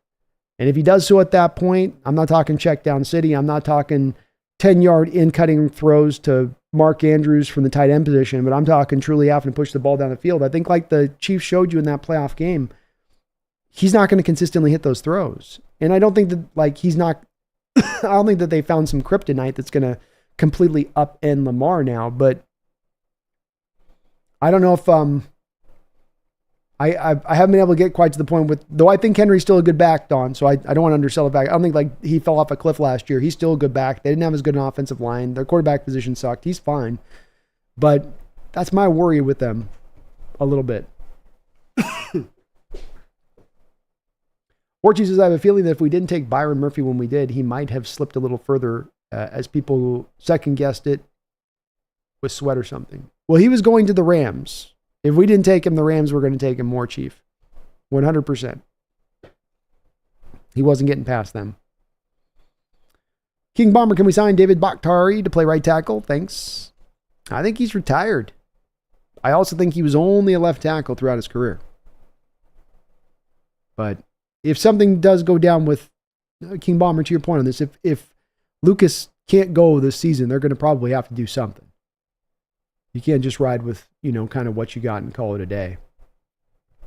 Michael says, always rocking and rolling over here. Same thing, different day on the seismic front. Unfortunately, none of them are caused by beast mode. Yeah, they always keep you on your toes over there in Japan with those quakes. No small ones over there either, huh? It's got to be like 4.5 or more, I say, from Southern California. Don says that Chicago game was snowy as F, like 3 feet of snow on the streets. The city basically shut down. And cold, Don. Remember, too, they have that where the field got frozen and you had the play out to the tight end in that game, Carlson. And remember, Carlson got tripped up and he fell on his head and he hit the turf and he got concussed by just how hard the turf was. I remember thinking, you talk about a field that looks nothing like I'd want to go out there. I've seen some Packer playoff games where you go, there's no way I'd want to be on that field. Even as a millionaire, that looks like that sucks. And that was one of those games you watched. You were like, man, as a pro football player, playoffs or not, that looks like that sucks playing in that environment. That just looks, there's nothing about that looks fun. Megan says, you're not impressing Pumpkin with that smack talk, B. I guess not. I made her hungry, though. She's over there stuffing her face. So I guess my fat shaming didn't work with her. Pumpkin reading the chat. Jack Dong, Odunze trained for the draft with Caleb Mahomes. They were always going to take Rome if available. I think so. Yeah, I think that was always going to be the way that went. It's such a good skill set fit for Caleb, too, because Caleb improv, F it, throw it down there for this guy. Have a guy down there that can go up and body up a corner, whether he's on the initial route running of his route, if he's running a secondary route, if it's a contested catch situation. And there was maybe no better contested catcher in college football than Rome coming out of this draft. So he's a really perfect, ideal receiver to fit. You saw it last week in the game with Caleb, where he rolled out to his left and then threw the 9 route down to Rome, and that's on Rome breaking off into the secondary route. And so it's a great fit between those guys. Understandable why Chicago wanted to pair those two together. Random McDaniel, thank you for the $2 donation. He says, how much dead money is Seattle and Denver eating combined on Russ? Seattle ate $26 million of dead money when he left. The current dead money amount is for this year for Russ is 53.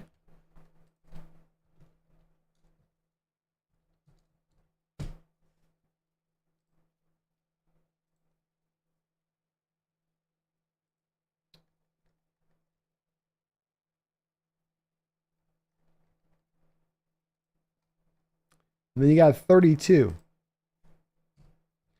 So the total dead money hit for the Seattle Seahawks and Denver Broncos over a 4-year period for Russell Wilson, this is dead money just paid out to him when he's no longer on the roster, is a total of $111 million. $26 million from Seattle when he left Randall, $53 million from Denver this year, and then $32 million in 2025 Denver's on the hook for.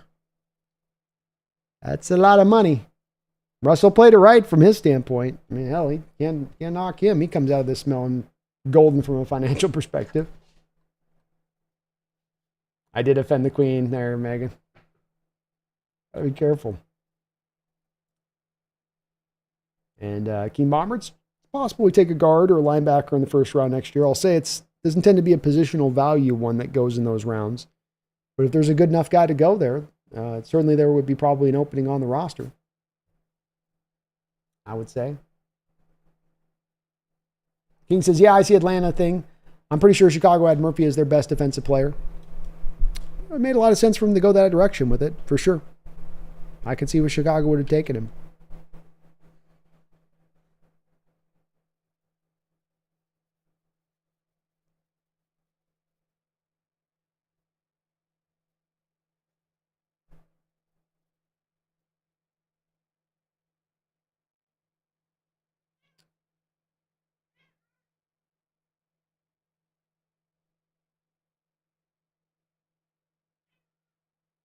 On the King and Brando, I have to send you a video from Seahawks Man-to-Man podcast where Geno threw a ball to JSN before he made a setup and double move. Craziness. Geno's been thrown with a great amount of anticipation here through this offseason and how he's played. I saw it with my own eyes when I was in practice, King, but send it to me on Twitter. DM me it over there on Twitter, man. Or at HeyAtHawksNest, either way. On that side of it. But that's cool. Doing more of kind of what I'd seen from him. And that's just why I'm so impressed with him, is that when you get a quarterback who's at this point of mastery where he's throwing with that kind of anticipation, not simply throwing it to the receiver before he's out of his break, but throwing it even way before the break. Doesn't get better than that from the quarterback position from a throwing with anticipation standpoint of things. Hand grenade, the dead money goes to the cap. So the Seahawks sustained $26 million that year after they let Russell go. They had $26 million taken off of their salary cap that year.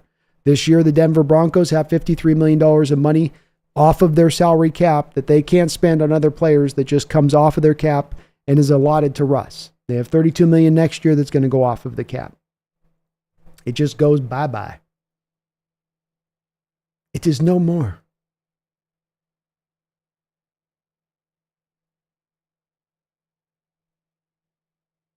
Or Chief Brandon, how many touchdowns do you think Seahawks Jesus will have this year? 5. I'll go with 5 for the man. The myth, the legend. Long King, he threw the ball to a spot. It was perfect.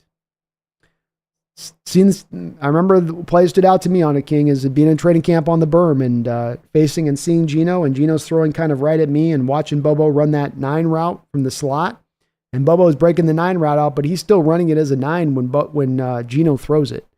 And it wasn't until about 4 or 5 steps there where he finally breaks it off. And when he breaks it off and turns it on an out route, Geno's put it right there into his hands. I mean, you couldn't ask for better ball placement. It's an unguardable route at that point.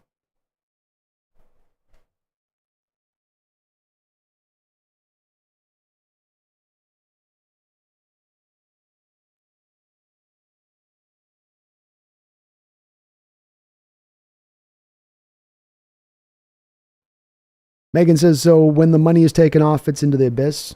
Pretty much.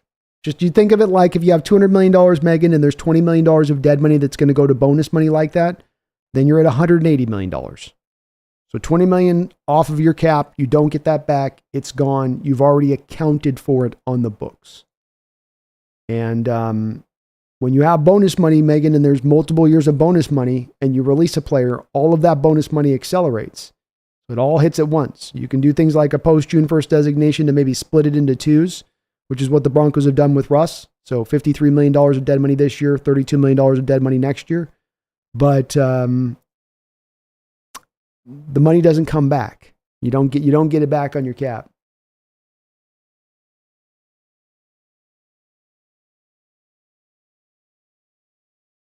Megan Charles crosses look great this training camp. By all accounts, it sounds like he is taking a step forward. He looks bigger. He looks stronger. He's been the player that's been most identified to be the offensive lineman in one-on-ones in camp. Hasn't played a lot in preseason action, but he's been good overall.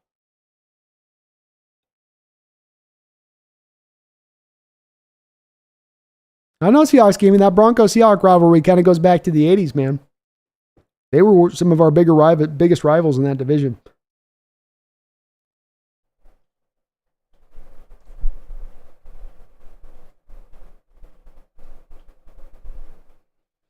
Brian says better start as 3-time All-Pro before you decide what a safety's worth. Hamilton and Fenty and Molly down the field had a Fenty in his Molly.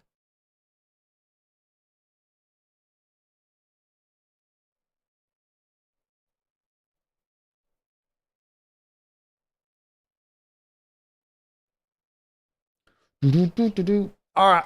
Well, we'll start to kind of put a wrap on this. Let's get the last couple of questions on in here as we pass about 4.5 hours here. We got a show tomorrow with the B&B show on deck on that side of it. Quick thank you again to the sponsor of the show, Underdog Fantasy. Use my code today, NEST, and they will do a 2-to-1 match for you right now on your first deposit. So that means that if you put $1,000 on your first deposit, they will match you up to $500 on that first deposit. If you do $300, they will match you up to $150. So it goes all the way up to $2,000 matched back to $1,000. Right now, when you use my code NEST, I'm going to try to set up some, at least one customized fantasy league here for us Hawks Nesters on the Underdog Fantasy app. So if you're interested in that, I will be letting you guys know of that here by the Saturday show. I'll have something kind of set up for that. So be on the lookout for that, but use my code NEST right now. Get matched 2-1 on that situation. $500, $250 match. That's $250 free dollars right back in your pocket, or however much you want to post down there on the site up to the 2,000 mark. But thank you to Underdog Fantasy for sponsoring this show. I really do appreciate it. It helps me go. I want to thank all the folks that donate to the channel. Oftentimes folks go, I don't have it to 5, 10. You put as much as just 50 cents over onto Venmo or over onto PayPal. You're supporting the channel. You're helping it out. If we can get that kind of support, even beyond having the guys like Randall putting as much money they're putting on as they're doing their part on this to support the channel. But that's what helps make this channel go, is that support through those donations. It's what allows me to do this full time.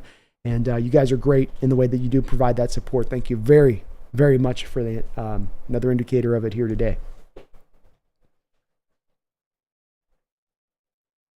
Don says, who's starting center? The guy we signed, or Olu? They have moved Connor Williams directly into the starting spot pretty much day one that he's been out there. So their full intention here seems to be to start him and to start him day one. And King Bomber, the Abe Nukas lose is a little bit worrisome, man. You start to reach that point where you do worry about the career aspect of this with how long it's taken and how much of an issue this has continued to perpetually be. So I'm with you on the worrying concern, and I think that concern is legitimate. Megan says, oh, right. So what happens once that money is accounted for? What happens to the cap? All right, let me show you, Megan, here. Let me show you. I think maybe it's probably a little easier if I can give you maybe an actual physical, like, let's show you on this, okay? So we go back to next year's cap, right? As you can see on the bottom of my screen, there's $32 million, right, Megan? So what happens? So once the money's accounted for, what happens to the cap? Okay. So let's go to 2025. Simplify this all the way down. We have one cap. We have one contract with one piece of dead money. That's Russell Wilson. That's $32 million. So Megan, and respond back to me on the chat, because I want to make sure you're getting this kind of clear with this. If I have $200 million If I have $200 million and I have negative $32 million that's going to count on our cap that we have to account for. So I take that $200 million off. I take the $32 million off the $200 million.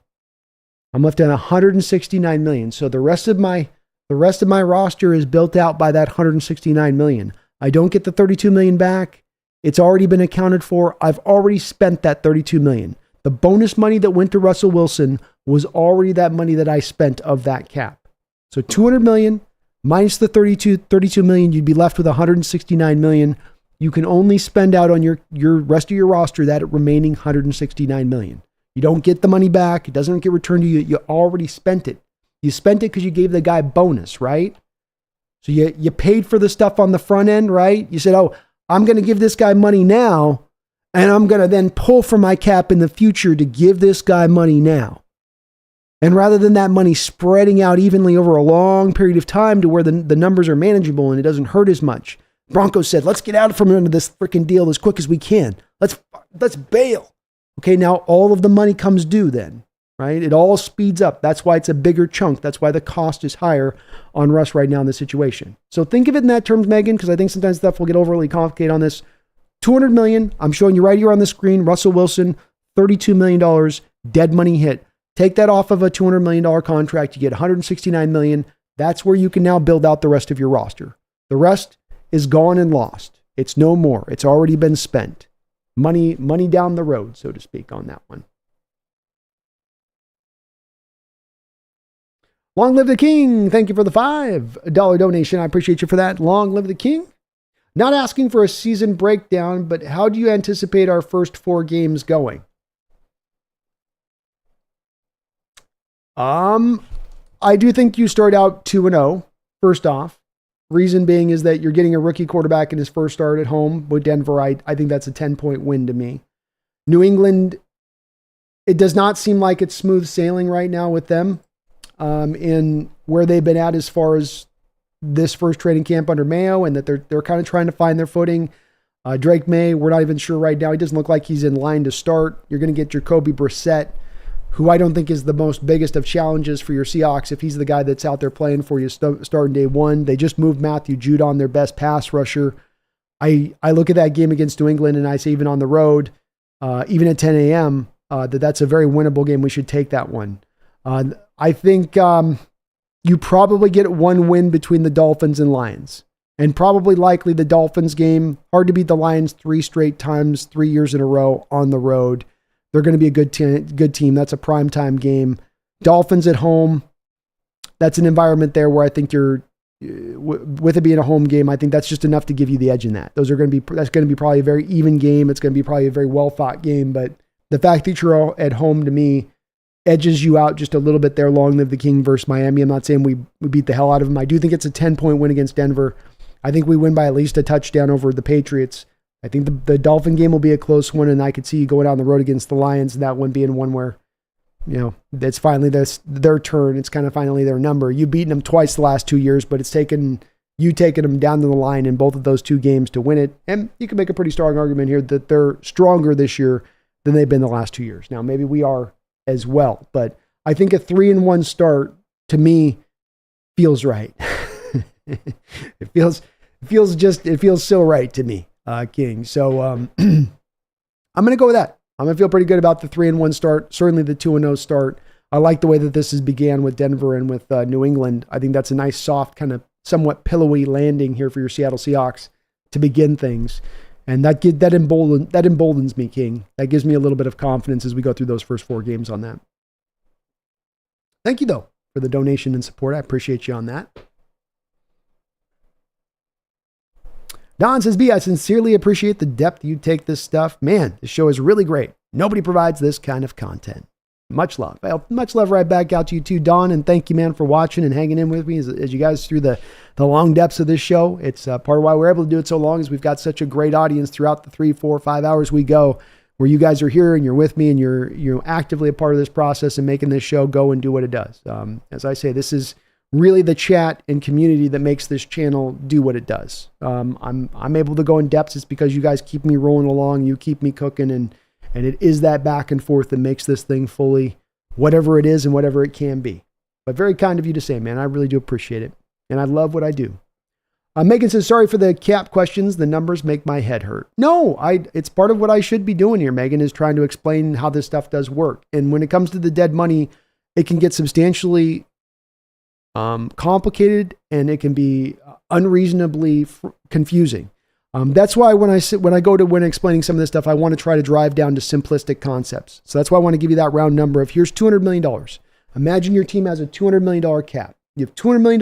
You have a 53-man roster. You have to take this $200 million to put 53 men on a roster. It's up to you how you divvy it out, who you spend more money on. But you, let's say, just have this $200 million. You move out money now.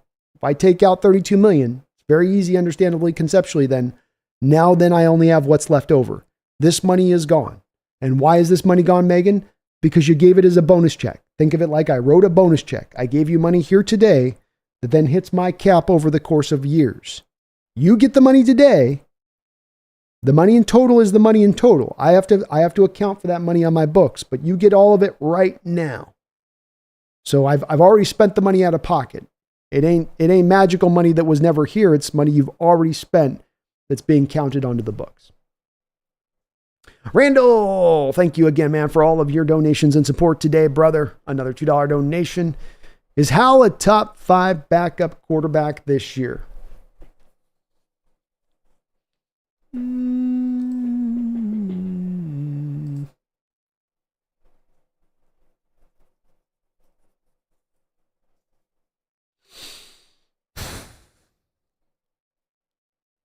I guess you could make that argument there. As I think about it and going through the league, I got to be honest, Randall, there's not a tremendous amount of high caliber backup quarterback play in this sport. And if he wasn't 5th, you could probably say he was right on the edges of being around 5th if he's not there, based on what we're seeing so far. I don't think there's a lot of starting quarterbacks, backup quarterbacks you're going to get in this league, Randall, that are 23, 24 years old, that just came off a full season of starting and have that kind of as a feather in their cap and what they're bringing to the table. You know, a lot of these backups, Randall, haven't even started for a full season that are backing up these positions. So I guess I would say that, yeah. I can't go through and think of a lot of other places where I see teams feeling better about their situation than this one. There's certain places you can make the argument. Do the Lions like Hendon Hooker a little bit more there? Maybe on that. Spencer Rattler with the Saints, is that a little bit better one there for Derek Carr? You know, maybe on that one. I think you could kind of make the argument either way on that one a bit. You know, I don't know if there's a defining answer on that one necessarily, Randall. But he certainly has to be in the discussion on that. Megan says, oh, right. So once it's gone, and the total then becomes what's left after it's taken off. Exactly. So it's you've spent it on the front. It doesn't all count on the front, Megan. So I gave you $50 today. It's like, I'm giving you $50 today. You can go spend the $50 today, but it's like you're going to repay me back on that $50 over a 4-year period. So every year, you're going to give me 1/4 of that $50 back. And 4 years from now, we're going to be evened up. If you want to kind of think of it like that. And so if you have that money left, that money's still left. If you have all of this money and you've not let the full contract fully kind of go through its lifespan, then you're going to have that dead money on the books. Then you're going to have to still be spending money on a player who's no longer on your roster, and you've already spent the money out of pocket. It's already gone. War Chief says, great show, Brandon. Great chat, Hawks Nest. Mahalos to you too as well. Thank you for that, man. Great chat today as well, folks. As always, you guys are always bringing it on your end of it. Holy Sand Grenade. Where do I go for this Fantasy League B? I may just partake this year. I'm going to be setting up an Underdog Fantasy League for you guys. It'll be kind of offline separate, but check in with, I'm going to try to get, see if we got any spots left. We may not have any spots left for the main Fantasy League. I got to see where we're at with the commissioner on that. But you can hit me up on DM on Twitter, and I'll try to get you the contact on Twitter for our commissioner for the Hawks Nest Fantasy League. And if there are open spots, I'll let you know on that side of it. It may be filled though already, and that's why I want to do that Underdog Fantasy one if I can. Which even then, that might be tough for some folks I know. Because there's restrictions in Washington. Ran the Cut says, man, can the Lions ever come to Seattle? Seems like we always travel there. Indeed. We had a good number of years in the mid 2000 teens. Remember the Calvin Johnson one with the Cam Chancellor fumble where he knocked it out and punched it out. You had the Lions playoff game, which is, I think, one of the few playoff wins that we had there in the mid-teens when they came in. But yeah, lately it's every year we're just heading over there. Here we go again. Greg Kemp, Brandon, what's your thoughts on Bo Nix being named the starter? I remember people saying he wasn't that good or isn't a first-round quarterback, and I said he'd be a fit for McVay or Sean Payton type of offense. I said the same, and I believe the same, Greg. It's so much of these quarterbacks, it's the landing spots, the supporting cast, it's the fit for the scheme.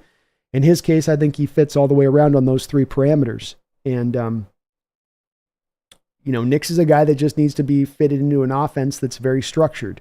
Sean Payton wants a quarterback that's going to fit to the structure of what he dictates them to do.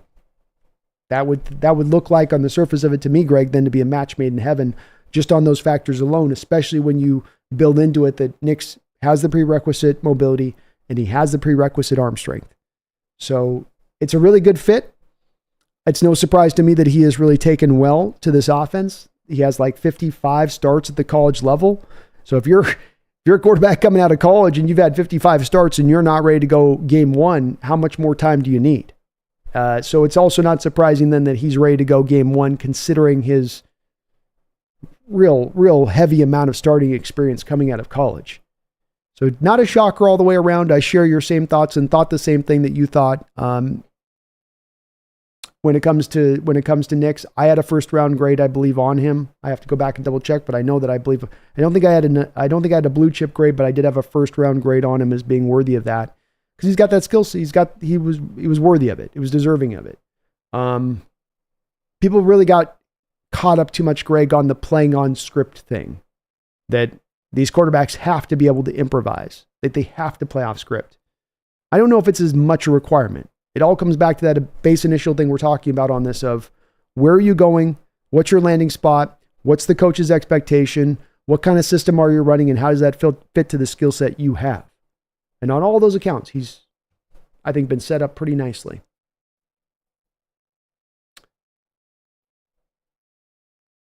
Taker610, thank you for the $5 donation. I appreciate you for that, Taker.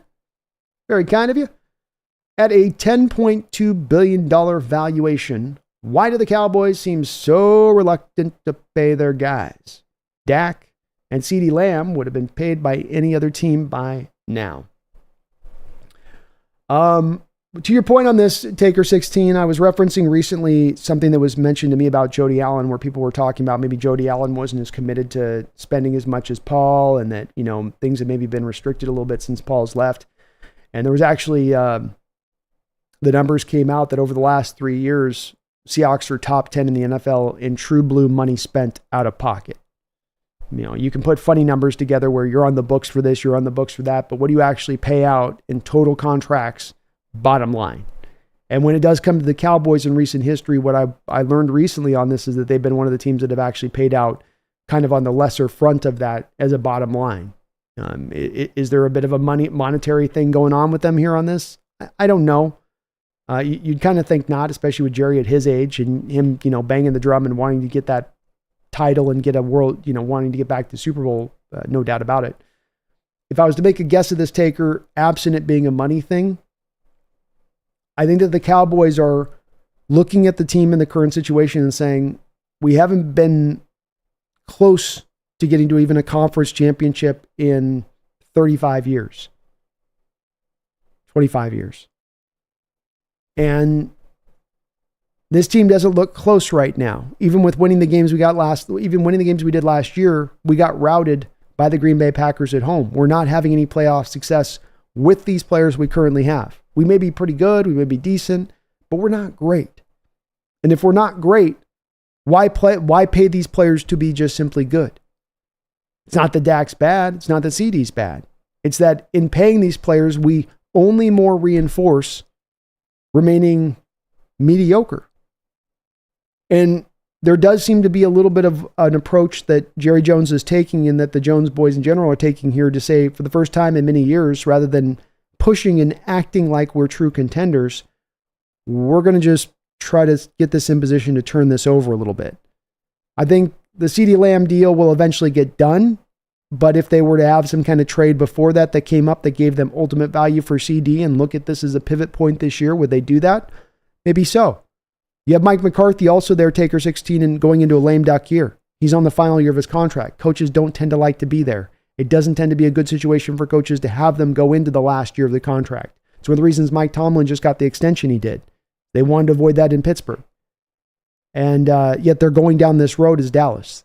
And I think that's a little bit of to me, a little more of an indicator that we want to see how this thing plays out this year and maybe start to pivot off. I've wondered if the point on this is going to be to kind of turn this over after this year, go after Bill Belichick, and try to take a wholly different approach in their pathway to this team. It feels a little bit like that from the Jones perspective here. Like maybe they're starting to kind of learn their lesson on this one a little bit of half-assing it a little bit isn't going to be enough. And to go full on to get this right, you've got to do essentially what you've been unwilling to do. Saints team has also been unwilling to do this, Taker. Saints is another team like this where you never get to the year where you go, hey, let's reset it this year. Our Hawks did this 2 years ago. Our Hawks 2 years ago said, okay, we're going to eat all the bad money on the books. We're going to turn this over. We're going to start to rebuild this. Every team's got to tangibly get to the place that they decide that that's what they're going to do and do it firmly and stoutly. I don't think the Cowboys do that. I think that they have a lot of hesitancy in do that, but they look like they're doing it now maybe for the first time. And that's, I think, what's holding up these contracts a bit, I would say. I don't think Dak gets paid. I would say CD probably does get paid, but I also think that they're kind of side-eyeing all possibilities right now in regards to both situations. Great question.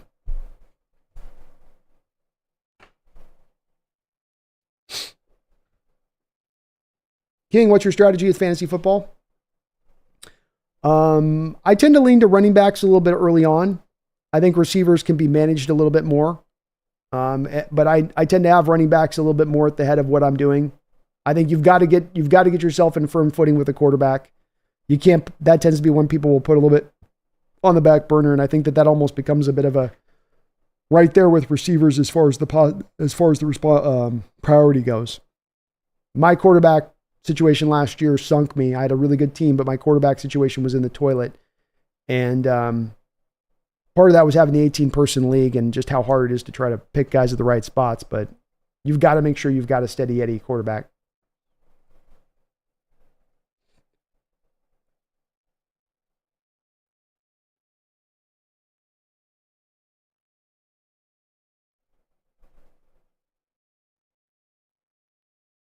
Grandizer Brando, any 2024 Seahawks player who may get cut due to the position room being overloaded? One that you really don't want to get cut, go Hawks. I think there's only really a couple guys that would fit to this. You could see Darrell Taylor be cut because you can save some money, and I don't know if you just do that because he's purely not the best fourth edge on your team. It could be other factors that come into play on that. So he's one guy that would be that. As far as other guys, Michael Jackson, just because you loaded up your cornerback room so thoroughly and you don't want to give up on one of the two Auburn boys. You worry that maybe, a team will pick one of those guys if you cut him. So Mike Jackson going into the final year of his contract could be another guy that gets surprisingly cut because of that. I don't think it'll happen, but it could happen.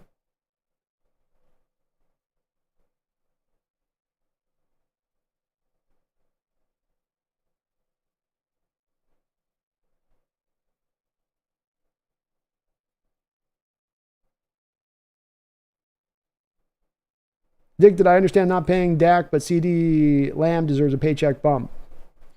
It's more of just you're trying to start to manage out the cap to turn this around to next year. And if you're where CD's probably at is he wants to be paid probably $33, $34 million a year, $35 million a year. And you're starting to pay your quarter, that's a tough road to cross. And I think I'm making a guess on this, Addicted, so it's a bit of just trying to read the actions more than know insider-wise. But my read on it is that there's the hesitancy here, not because they don't think CeeDee Lamb is worthy of the reward of it, but because the team is kind of topped out and the team hasn't been able to make any real playoff noise. And as good as he is, it's like everybody gets into that evaluation point at that point. If you're at a threat to turn things over and move things over, everyone's kind of in the crosshairs, especially when you're talking about having to make a guy paid at $35 million a year,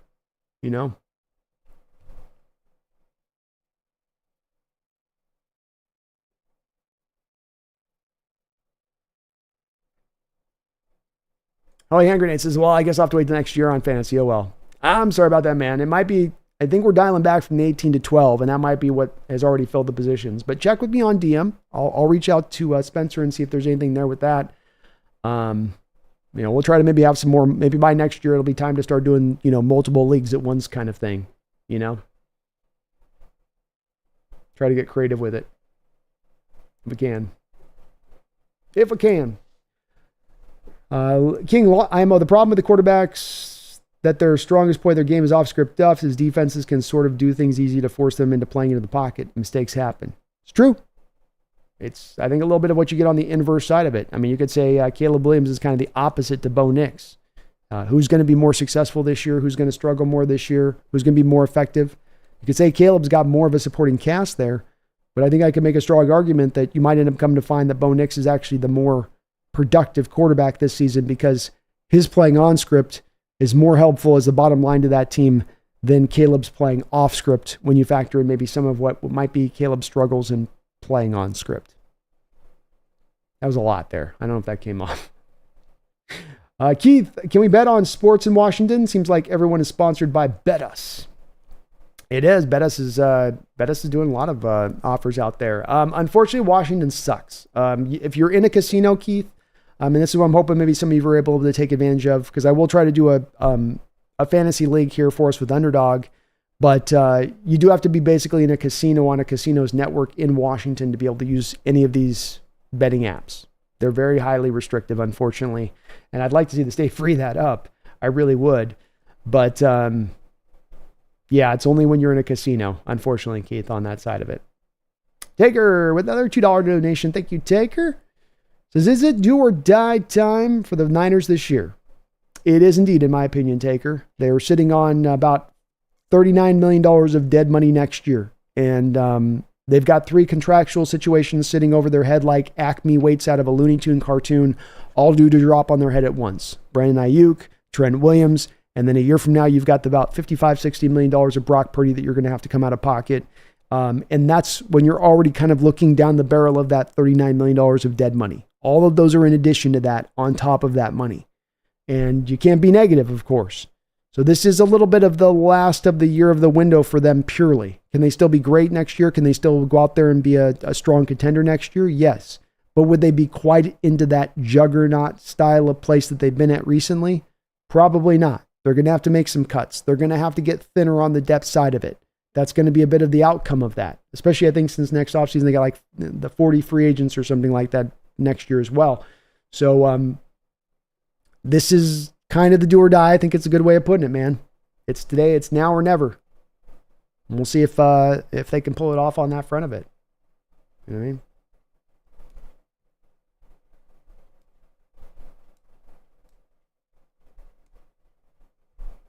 Michael Jackson.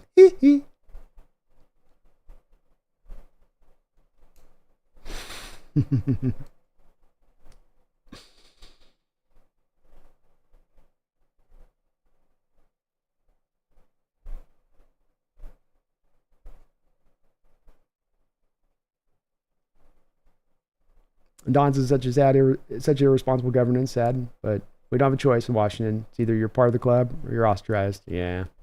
Fortunately, it's the way it is at times. Fortunately, it's the way it goes at times, Don, on that. Maybe they'll open stuff up here eventually. It is a disaster. It doesn't make any sense either. If it's all freed up across the rest of the country, what are you doing to stop anything there, really? Like, what are you holding back? Grandizer says, Brandon, my EBT card doesn't allow for fantasy football purchases. It's probably maybe for a good thing. I think that, Brandon, you have a point that financially it's tough to pay CD Lamb top dollar, but I kind of feel that the current culture of the younger player is pay me now, pay me, not how can we get a ring. Yeah, it's not on CD's part to take a discount or not to be asking for every last bit of money, but it's also in the Niners' place or the Cowboys' place of this to make the decision they want to make. You know, it's like both sides have the freedom to do the thing that they want to do. And when it comes to the Cowboys, let's walk through this as an exercise. You don't count on keeping Dak Prescott. Okay? Is the team ready to compete for a Super Bowl right now? No. If the team gets rid of Dak Prescott after this year, is the team ready to compete for a Super Bowl within the next 2 years? Probably not. Is it probably minimum going to take 3 years to get it back to a place of truly getting to a contending state when you talk about having to flip out a whole new coaching staff, to bring in a guy like Belichick to institute his schemes and systems? Yeah. Okay, so we're over 3 years out from when we will truly try to compete. And CeeDee Lamb is a very good player. But what's the benefit to us at that point in paying CeeDee Lamb is that we're paying him through that 3 years where we know we're not going to maybe be very good, but we're just paying him because we have to pay him at that point. From their perspective, I can understand a little bit of, let's find a different creative solution outside of that, because that doesn't make sense. That's us just paying a player to pay a player, and not because it's what's for the best of the team in the long-term future. But this is, I will admit, addicted on this one. This is my fully guess on my part and looking at the situation. I don't have any connection on having looked really deeply into the Cowboys situation to understand, what may or may not be pulling this in one direction or the other.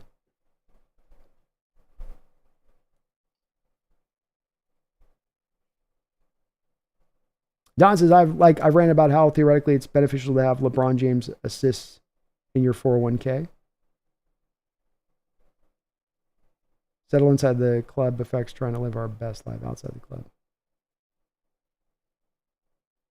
Oh, okay. There you go. Exactly. Sorry you're at the funeral, Megan. We will see you back soon. I'll be back on Saturday, so miss you tomorrow on the B&B. Be back. We will go ahead and put a button. We just passed 5 hours on the mark here, so I'll probably put a bit of a cap on this at this point. I want to thank all of you guys for all of the support and donation in the chat today. You guys are amazing as ever, along with just great discussions. You guys are always on point with it. Every show I go live, you guys keep me rolling and keep it respectful in the chat. Always want to say I appreciate it because I know it's no small thing that we're able to keep that here in line in that way. We'll be back here tomorrow with the Thursday B&B show on the side of it. A couple other just notes that I want to put out here to you guys in the chat. I've got the Hawks Nest Clips channel rolling over there on the other side of it. It's a whole separate channel that we have rolling that's going to be clips based around these shows that I'll be continuing to push out through the course of this year. You want to be subbed up over there and make sure you're up on that content here. We will be back tomorrow with B&B.